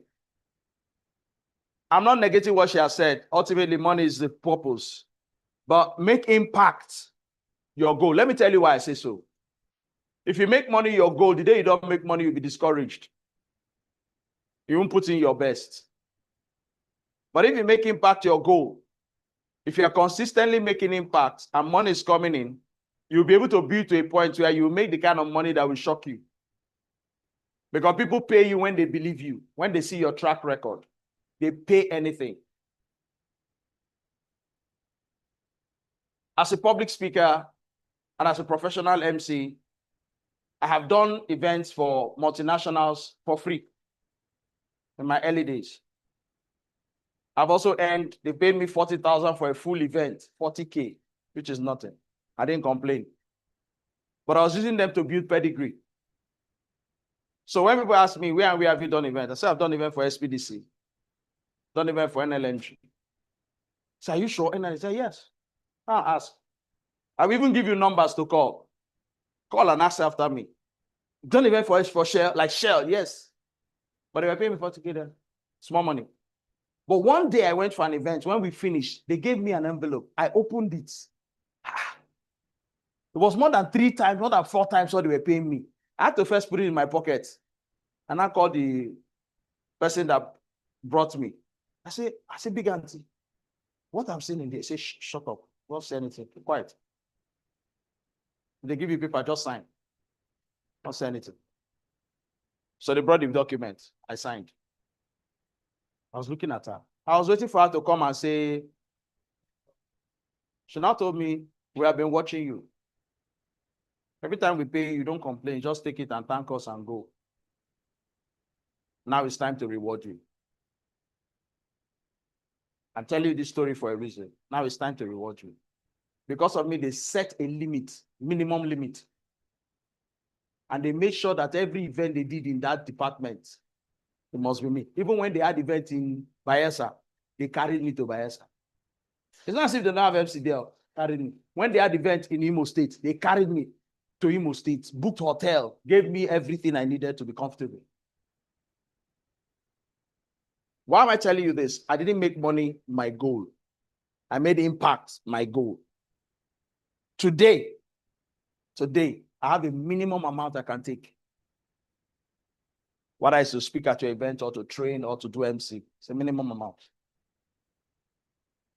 Is it making sense to you now? That's why I said, don't make money your goal.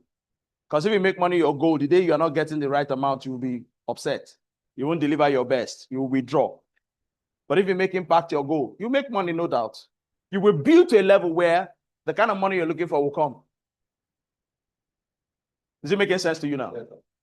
All right. So let's do your action plan. I think this will take a while. What skills will you commit to improving? What content or projects will you pursue? What speaking or networking events will you target? Who can support and hold you accountable along the way? This is how we're going to build your plan for your next steps. So write down the answers only.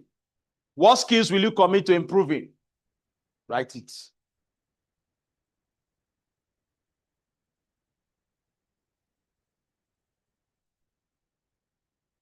If you can take a snap screenshot of this to be better, so that I can answer. What's your bit?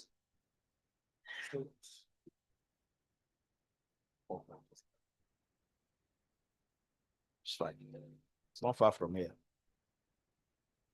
What content or projects will you pursue? So I'm setting this question knowing that you're starting, you're trying to derive your food. So what would you pursue?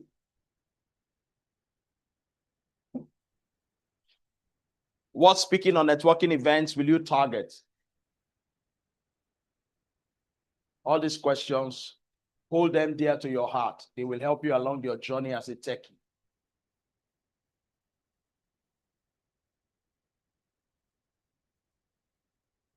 You may not have all the answers. That's why I say just take a screenshot of it.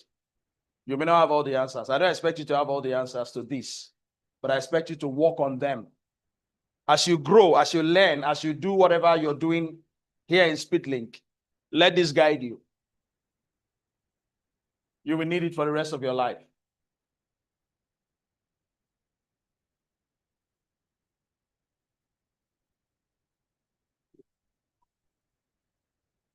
What speaking or networking events will you target? Who can support and hold you accountable along the way? You need an accountability partner. That's how we grow. If you don't have one, believe me, you'll fall by the wayside. There has to be somebody in your life that will ask you how far. What have you done? What's going on in your life? What's up? That thing you told me about. Have you done it? Why now? Okay, try and do it now. I'll check on you 2 days' time. There has to be somebody like that in your life. If you don't have anybody like that, please find one. You don't need to go to the sky.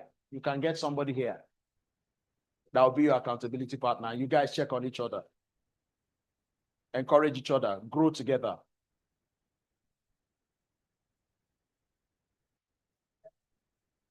Are we good? You got it? I'm not saying you must have the answers, but I'm saying start working on it.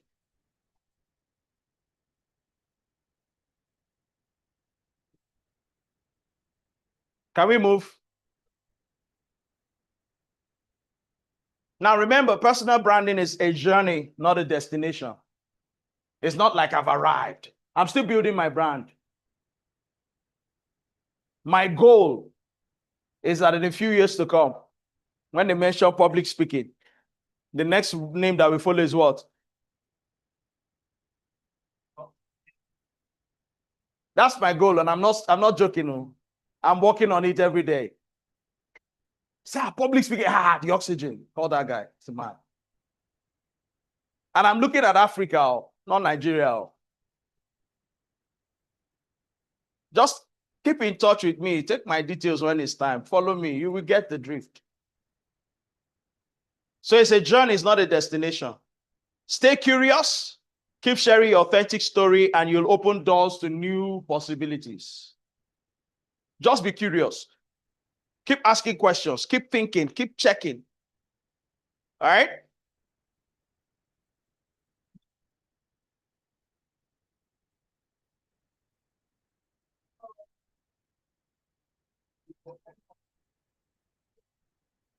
That's how we call it a wrap.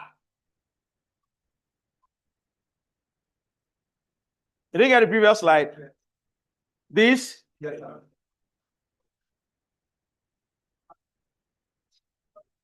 I said if we have time. I was very careful to add that statement. Did I say that? I said if we have time, I'll do that. It's a bonus. I'll give it to you for free. But that call that just came is the driver that's coming to pick me.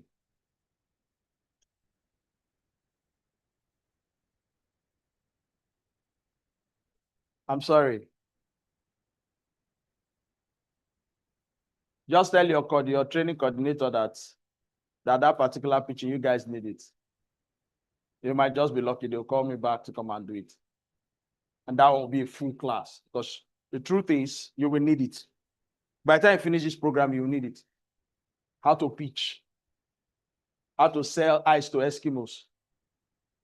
They live in ice, and you want to say ice to them. I told you I wrote a proposal. They looked at the proposal, they said, this is what we're looking for. Just reduce the money for us, please. Please. I wrote a proposal to a government ministry. Commissioner looked at the proposal, I just signed. Call somebody, take this into the PAMSEC. Now they should set up a committee. I just spoke for 1 minute. I just appealed to his emotion. I said, sir, you know that you will not be here forever. The office is transient. Before you know it, somebody else will be in this seat. What will you be remembered for? As a commissioner, what would they remember you for? This is a project that if you put it on paper and we work it out and we deliver it during your tenure, sir, both you and the governor will be remembered as the initiators of this program, because it's the first of its kind. It's never been done before. And it's a global event. It will pull the world to this state. I already have what it takes to do it. I've done it before. I've given them the pedigree. They can go and check it out. And they checked. They confirmed. Teaching. Simple, straight up.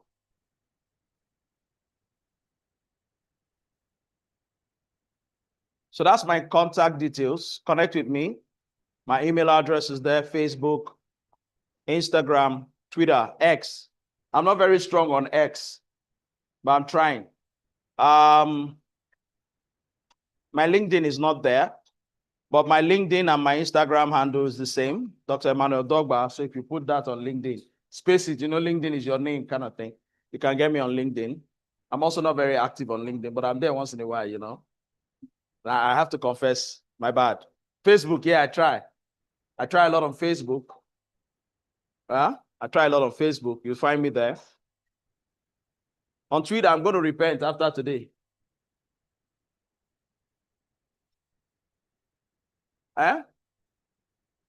You want to say something? That's also my WhatsApp number anyways. The same number for WhatsApp. So in case you want to reach out to me on chat, we can just talk about a few things. Maybe you have a question that you didn't remember. I will just be benevolent enough to. But please, if you send me a message, be kind enough to link it to SpeedLink. That's the only way I'll know. Because I get messages and some of them, when I look at them, I ignore. But if you introduce yourself and put SpeedLink, that just opens up the channel. All right? Okay, so let's take questions now.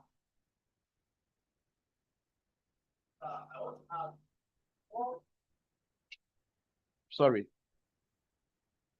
Wait for the mic, please.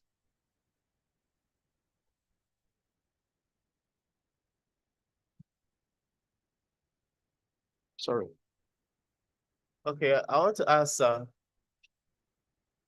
in public speaking, okay, what manner will you begin your presentation that will make it catchy for people to be hooked to what you're saying, which will enable you to pass whatever message you want to pass, or maybe even advertise or sell a product or whatever? So what Okay, now this is the trick. Your first 3 minutes is the golden time you have in public speaking. What you do in your first 3 minutes is very important. Attention span is very short, and it's getting shorter by the day. So what you do in your first 3 minutes matters a lot. So whatever you want to say, please make sure you say something very useful in the first 3 minutes. They used to say 5 minutes, standard time, but I say 3 minutes because if you miss the first 3 minutes and you're struggling to get to the 5th minute, people easily disconnect. Especially now that 90% of people always want to be glued to their phone. So when you come up and you want to start saying a thing or two, that 3 minutes is what will make them decide whether they want to listen to you or get back to their phone. So those minutes are critical, very critical. You need to utilize them very effectively. If you miss out on those 3 minutes, you may get back the audience attention, but it's going to be a struggle. So within those first 3 minutes, if I wear your shoes, what I would do is to communicate effectively what I want to tell them. Now, when we started this training, I sat back and I was just having a conversation. We didn't start formally. Did you notice? I didn't stand up. I sat down. I was just having a chat with you guys, make you guys feel comfortable. You know, those first 3 minutes made you like, oh man, I think we're going to enjoy this class. You know, this guy is cool. It's not, I did it intentionally. I just wanted to get your buy-in. It's different for you because it's a training. So you have a choice. If you don't listen, it's to your detriment. But the truth of the matter is, I also need to make it engaging so that you follow. By the time we started, I showed you the 5 modules that we are going to cover. And it caught your attention, did it not? I'm sure it did. So those first few minutes, make sure you... Now, you may want to ask me, how do I know what will catch people's attention? What will catch your own attention? Because, you know, you're either on this side or on the other side in life. You're always either on this side or on this side. So if you're on this side as the audience, what do you think a speaker will say that will make you want to listen? So think like the audience. When you think like the audience, you will know what is best. You will know what, if you're in the audience, what would you want to hear? What will work with you? What will resonate with you? Find it. When you find it, rope it in. That's why some people start with the quotes, some people start with a story, some people start with an anecdote, right? Some people may say, according to Albert Einstein, he said, for you to solve a problem at a new level, you have to go to the level. I mean, if you have created a problem at level 3, you have to solve, for you to solve that problem, you need to rise to level 4. Some people use the quotes to build credibility. When you quote an authority, you build credibility. What that does is you ride on the credibility of the person that made that statement. Some people say, well, today we want to have this class, but before we go in, let me share a story with you. Let me share a story. What story? I'm interested. I've caught your attention by saying, let me share a story with you. That statement gets you to listen. I want to buy your attention. I've got it. And then I start sharing my story. By the time I finish sharing my story, I get into but my story must connect with. And if they give me 5 minutes to do a presentation, I won't bother about my slides. I'll just open the title page and share a story and connect the story to the title and to what I want to say. And I'll close. I'll go and sit down. And I'll give room for questions. I've actually gone to an office to see someone, and they told me, you just have 5 minutes. I said, 5 minutes is more than enough, sir. 5 minutes is all I wanted. Thank you, sir. We spent 1 hour. We spent 1 hour. I used my 5 minutes and I kept quiet. And he started asking me questions. I started responding. And we had a conversation. Before I knew what was happening, we were in a gist, heavy, hot gist. Serious business conversations. By the time we finished, the guy signed off on what I wanted. Like, man, I love it. You're very apt. I went to a radio station to do a program, Nigeria Info. I was late. I had some challenges, so I arrived like 3 minutes late. It was a 15 minutes program. I was 3 minutes late. So I ran into the studio, gasping for breath. And the lady said, you're already late. I said, but I still have time. And I paid for it. I'll use whatever time I have. She said, well, you have to wait. Let me finish my commercials.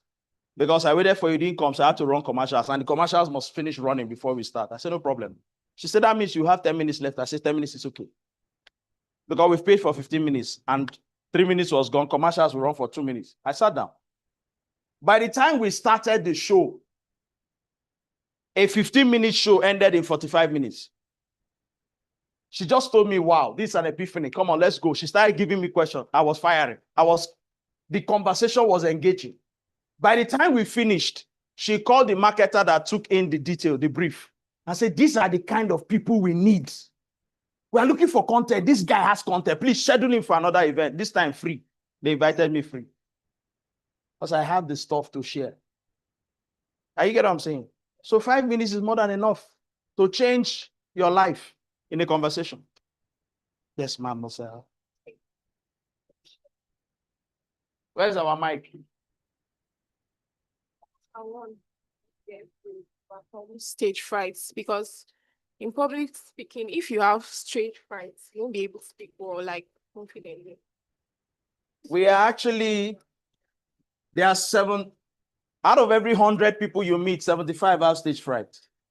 That's global statistics. And that statistics have been consistent for many years. The last time that statistic changed was 4 years or 5 years ago. It dropped to 73%. But as I speak to you now, it's back to 75%. Guess what? That's good business for me. Is it making sense? Because I have a lot of people to help and a lot of money to make. Now, the question you asked is not a question I can answer right here. However, one of the simplest things I can tell you is that most of the reasons people have stage fright is in their head. And I will need time to elaborate on that. It's in their head. And I'll need time. And the time I will need to elaborate on that, by the time I finish, you'll be delivered. And the worst thing that will happen to you, if I start and I don't have the time to finish, your case will be worse. And I don't want that to happen. But I'm serious about it. It's in your head. So first, we need to declutter your head. We need to brainwash you first. We need to use very good sponge. Brainwash you with good soap. And do washing and setting. Women, you can relate. We need to do washing and setting. We'll wash the brain, set it. Then by the time we finish, you will hold the mic like this and begin to speak. And you'll be wondering what changed. So to answer your question in simple terms, everything that brings about stage fright is in your head. 99.9% of that feeling is within you. And so we need to go back to your psychology to address it. All right? But honestly, 5 minutes won't do. Because if I tell you this, do this, do that, do this. If you go to the internet and check now, you see those kind of do this, do this, do this. I'm sure you've tried it. It doesn't work. But I've helped people to overcome stage fright, and they are speaking today. I told you the story of several people. So yes, Unfortunately, I wish we had time, because that one is a process of its own. I will take you through the process. I've designed a template. I'll walk you through step by step. When we finish, you'll be wondering, why did you even have stage fright in the first place? Some of them are caused by your background. In fact, most of the stage fright we have is from our background. So that's why I say we don't have time, because we need to go back to your background and deal with it. And first declutter those beliefs. It's a belief system. We have to wipe it off. Reset, washing and setting. Yes, sir.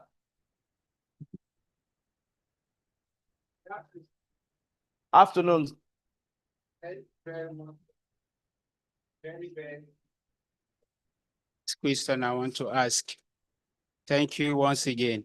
Your selection of words are top-notch, and people like us that are coming up that may want to learn more, what are the kind of tools you'll be able to recommend for us? Okay, in public speaking, I've written a book on public speaking. Incidentally, I didn't come with it. God is a training program, and I'm not supposed to sell materials. It's unethical to do that. But one of the things I would recommend you do, in my experience, if you want to be a good speaker, read a lot. And I'll tell you how it works. Your brain is a reservoir. The more you read, the more it collects data, the more it collects information. It stores it. You never know. You know, sometimes we read books because we want to implement what is in the book. But when you read more, you build your vocabulary. And the more you build your vocabulary, you build your word bank. Word bank. Now, when you start speaking, I said something, speech is automatic, right? When you start speaking, your brain goes to that reservoir of word bank to pull out words that are relevant for your use. That's why people wonder, I talk, I'm not in search of words. I'm not looking for the right word to use. It's just because I read.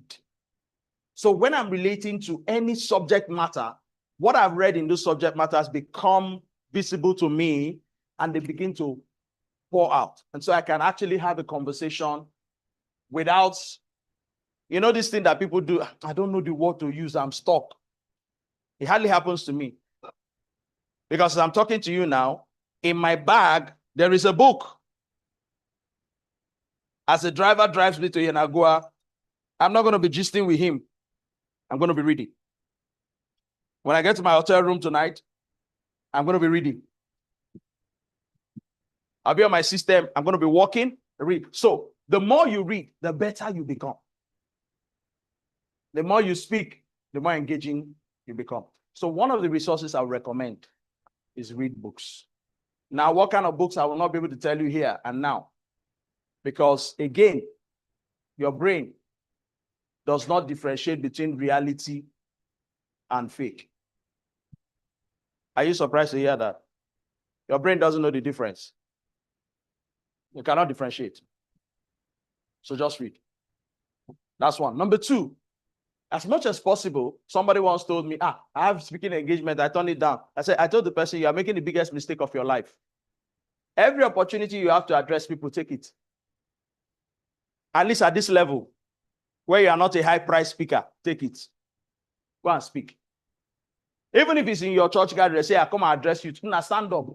Who will talk? Stand up. See, every skill becomes sharpened the more you use it. Oh, let me shake the table. Have you seen the knife that quite some people used to cut okazi? Don't ever touch the blade of that knife. The more they use it, the sharper it becomes. Because as they're using it, very sharp. That's the same way your brain works. That's the same way your skill set works. The more you use it, the more you hone your skills, the sharper the skills become. So look for opportunities to speak more. I didn't say look for opportunities to gist more. Speak. Speaking is sense, making sense. Have conversations, guided conversations, sensible conversations, networking conversations, public speaking, standing before people to share, a small group. Utilize these opportunities more often. The more you do that, the better you become. The better you become. That's tool number 2. Tool number 3, rest well.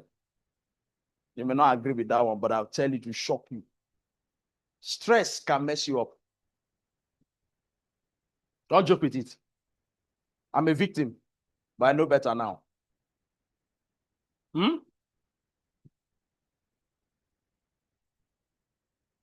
Let me stop there. Next question.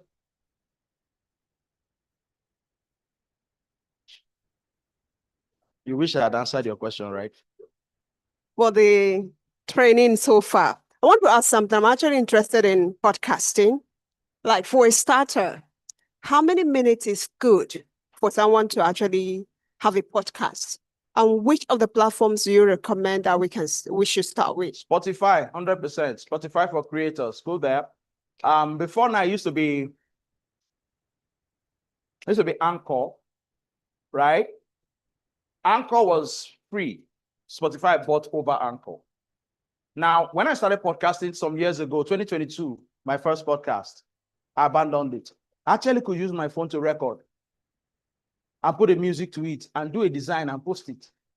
When I started my podcasting again last week, I was now searching. I saw my podcast of 2020. Just like, man, this thing is here. I played it. I enjoyed it. I was like, wow, this is 2022. I felt bad. You know why? If I had consistently pursued that thing from 2022, you know the rest of the story. So I was heartbroken. So Spotify is the best bet because, those are the guys that really hold sway in podcasting. But now, for you to record your podcast is where the challenge is. Yeah, don't be afraid. It's where the challenge is. For me, I had to buy equipment, but you can actually record without equipment. You can just get a microphone, Yeti mic, and connect it to your laptop and record straight. Okay. It works. With a webcam? Yes, it's a webcam, yes. Now, podcasts are 2 types of podcasts. You have video podcasting, you have just audio podcasting, right? Yeah, so you can do that.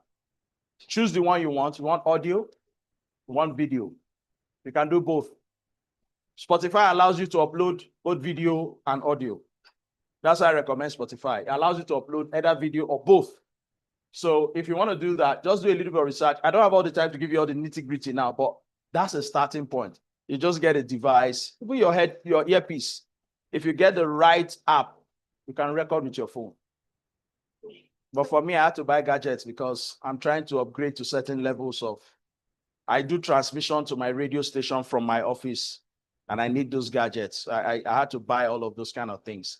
But you can start with just go check the Anchor app, check Spotify for creators, and just do a small research on how can I record with my phone. There's nothing you won't find on YouTube. Nothing. And then you can start. Any more questions, people? Am I permitted to take off?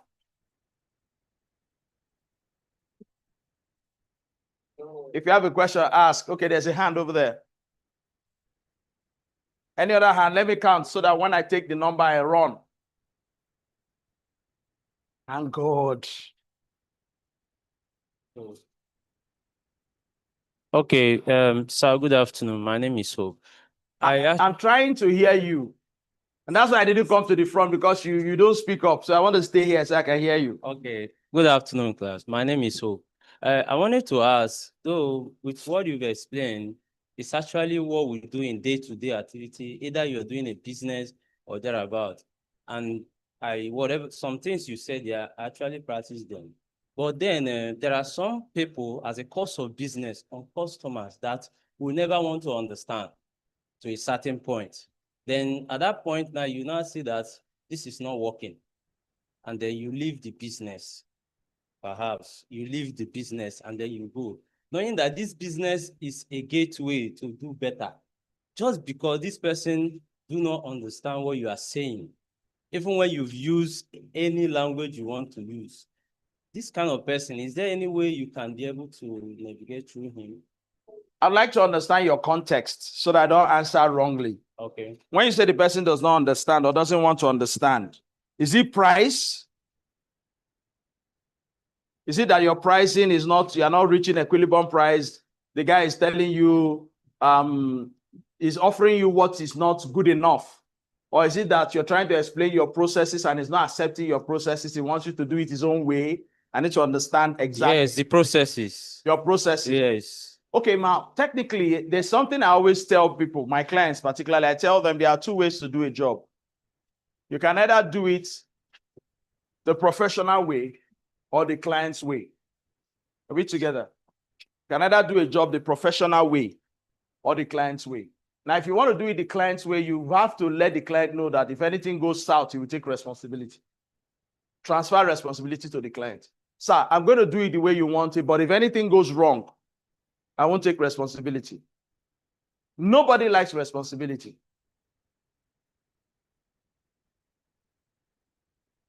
Transfer responsibility to the client. But if you are doing it professionally, be willing to own up and take responsibility. Chances are they are going to suspect that because you want to do it their way, things might go wrong. So they will abdicate the responsibility and say, you take responsibility. You see, there are certain jobs that you can't jump any process. You have to follow the processes. I think one of the problem here is your communication mechanism. How you communicate to your client is where the problem lies.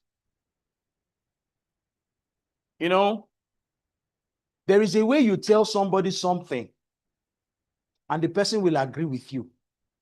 There's a way you tell the person that same thing and it will cause a quarrel.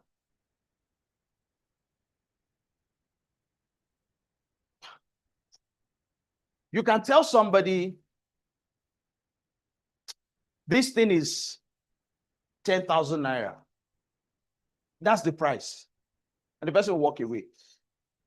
You can tell somebody, sir, honestly, the price of this thing is, I know 10,000 it seems a lot, but if you consider the time we put in to get this product to serve you, and the fact that we're even doing after sales service on this at this cost, a few other places I know, even when you buy it, if anything goes wrong, they will not attend to you again. But we don't mind. We're willing to attend to you at that same cost. It's the same 10,000 naira. The way I've communicated it is different from side. The price is 10,000 naira. When you tell certain people that's the price, you are simply telling them if you can't afford it, get out. That's the message they get. And that's why people walk away from businesses. Because what you are telling them is you don't have money. If you had money, you will not be arguing. And that's rude. But you can explain to the person in such a way that the person will say, well, 10,000 is even too small now with what you're explaining. Are you guys sure you'll be able to deliver that 10,000? That's the point we're making. That's why we're different. We will deliver. We have this client, this client, this client, this client. Oh, really? You guys are work for these people? Oh, I know this person. Ah, really? Oh, that's fine. You know, one of the things that have helped me, even when I was not collecting good money, when I tell people I've done events for Shell, they're like, Shell, you? Say yes. So you can verify. I can give you names and people to call. So who are who? When I mention a name, I won't say it here. Oh, I know that. Are you serious? Like he knows you in person. I say, yes, he does. Mention my name to him. It's okay. I think that's enough. That's enough referral. I mean, with that, that's okay. We'll have you do it. Why? Communication is key. That's why I said, listen. Oh, wow. Lisa Nicole said, the distance from where you are to where you want to be is communication. The distance of where you are to where you want to be is what? Is communication. So clients can be difficult, I don't doubt. But it comes back to how you communicate with those clients. Everybody wants to feel important. Please make them feel important. It's an emotional thing. Are you getting the drive? It's an emotional thing. Just make the person feel important. I have a client that wants to get very personal with me. And each time I call her to follow up, to come and do her class, she say, you don't even used to call me, sir. You don't even used to check on me. Excuse me for crying out loud. You're my client. Are you my girlfriend?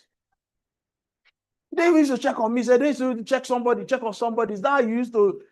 I said, oh, I'm so sorry. I'm sorry. You know, I tried calling you the other. It's only that day you tried to call me. Network was bad. That's all. You don't even check on.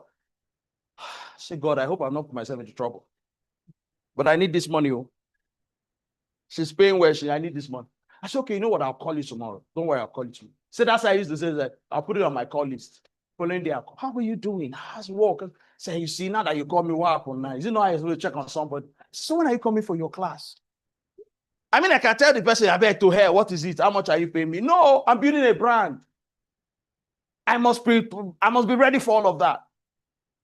I said, okay, I'll come on Thursday. Thursday, you see her. At least I collected my money. I'm following up. I have another client. That one you will beg and beg and beg. Can I come? When are we having the whole class? Said, don't worry, when I have time. So we have paid you money. Now why are you stressing me? It's the same problem now, another brand of problem. But I've paid you now. Is it not the money I paid you? I said, no, I need to provide the service you paid for. Say, is it not my service? When I want it, I will call you. This man said, people like you, people who collect money and eat and forget. You'll be chasing somebody because you're collecting money. You have to be happy that they're giving you money. I said, I'm not like them. So the difference in all of this is the way I communicate with each of these people. There's no hard and fast rule. No two people are the same. So you need to learn the personality you're dealing with, the individual differences. People have issues they are going through that make them behave the way they do. You need to own up that, oh yes, this person may be going through. You may call somebody today, it sounds harsh. You call the person tomorrow, it sounds very nice. And you'll be wondering, is it not the same person?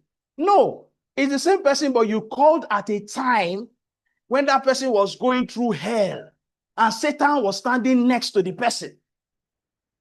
The following day you called, there was an angel beside the person. So the response will not be the same. So you need to prepare. Is it the devil that is beside the person or the angel?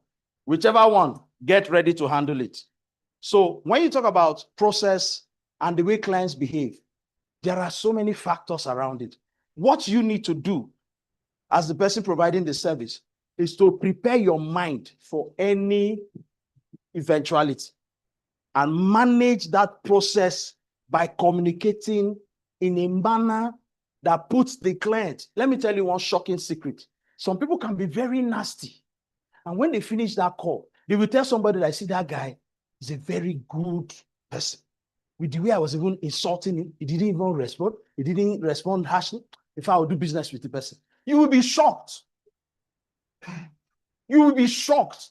Just the way you handle them, they will take a decision to die with you in business. That this person is the person I will do business with. Because they've talked like that to many people that have insulted them, told them off. You are different.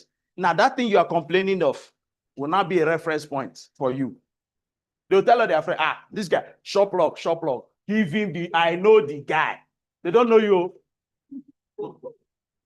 That's why communication is king. I mean, it's happened to me. Seen it. Talk to people and they're like, what is this? I just hold myself. Before now I can get angry. I'm saying, well, it's business. You don't know who is there. You don't know who they refer you to. You don't know who people that 90% of the jobs I've done in my life came through referrals. 90%. Somebody told somebody about me. Some of the people till today, I don't know them. You just hear, somebody gave me your number. They told me to call you. They say you are good in this. Can you do it? Can you deliver? How much do you charge? Who referred me is not important. Somebody gave me your number. The person is important to me. So please learn to communicate with people in a manner that shows respect so that you don't lose a business opportunity. And finally, never tell a customer, please, what is it? How much are you even paying? That person might just be somebody that knows your destiny helper.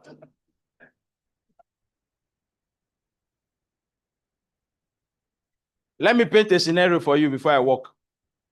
You tell somebody off after all is said and done.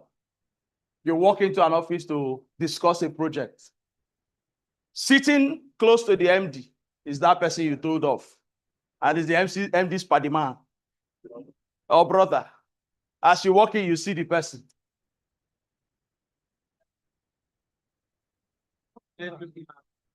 You will just know that your whole village came with you that day.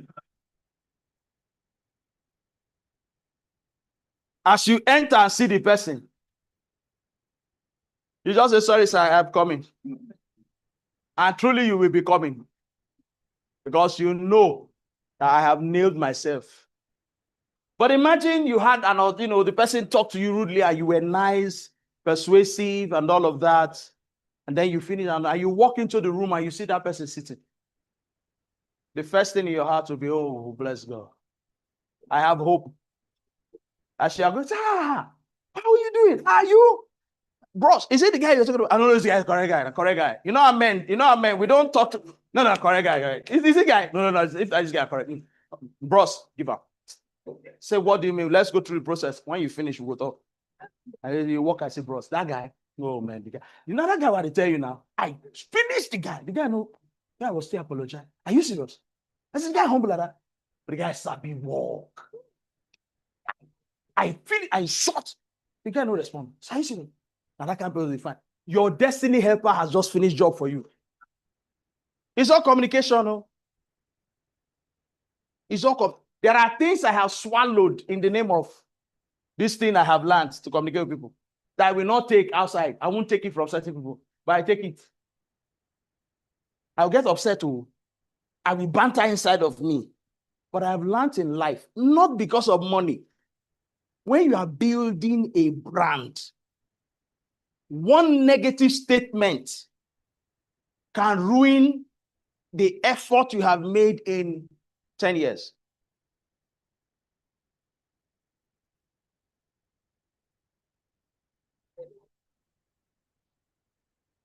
Okay, pack my bag. Yes, I'm hearing you. I know I'm not asking, but it's not very confident that I don't want to get clear. You know, you talk about Stage fright, madam. Call me. Send me a WhatsApp, my DM. Okay. What's your name? Who's stage fright? So that was so that I will remember now. That's the only way I will remember.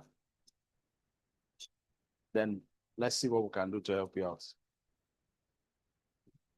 I know it's a serious problem. That's limited people.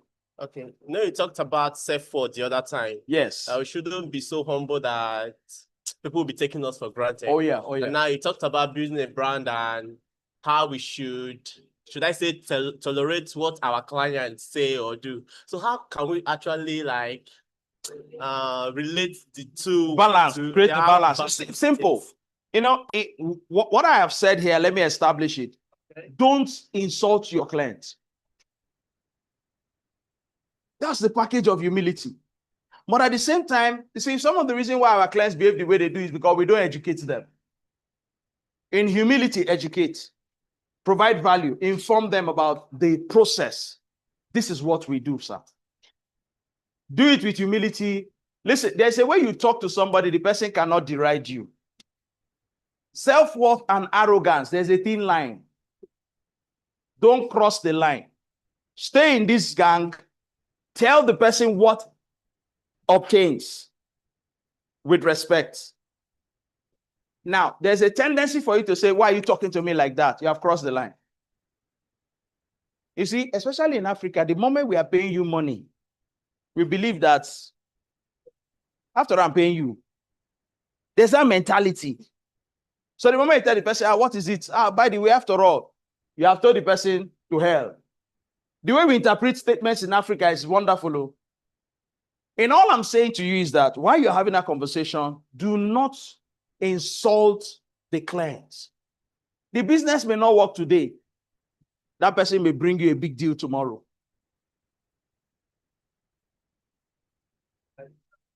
But at the same time, if the person insults you, I didn't say you should keep quiet. The person insults you, sorry, sir, please, I take an exception to that. That's not how we operate. We are sincere people, we're honest. We'll give you what you have asked for. But sir, it doesn't call for insult. I know you're upset, but we apologize. Still be on the... Can I shock you? People are very wonderful. When they have finished their madness, they talk to themselves.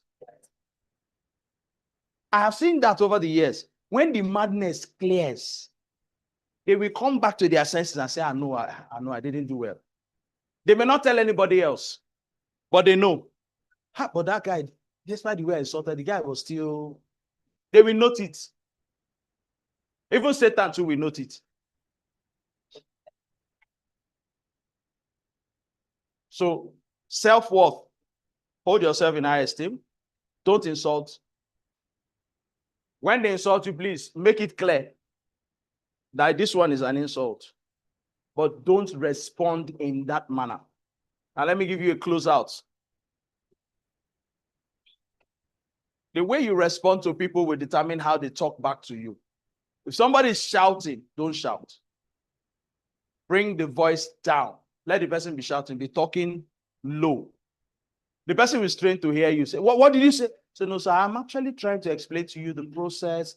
Drag the conversation, slow it down. The person will get frustrated or aligned. Go and try it, you'll be shocked. Either the person will be frustrated and end the conversation, or the person will calm down and align with you. Because frequencies must jam for conversation to continue. That's why when people are quarreling, they shout. And when people are shouting, the quarrel continues. It's a communication technique. You match frequency for frequency. If somebody shouts, what's wrong with it? Say, I'm so sorry. What happened? If it is face to face, people are like, this person will like, no, well, oh. Hey, they shout. Person they talk to, no, they shout. They shout, are you okay? It's people that be asking him. And nobody wants to be asked, are you okay? Person will behave. Is it making sense? Clap for yourself. You've been a good audience. Where's my training coordinator? I need to run. Thank you too.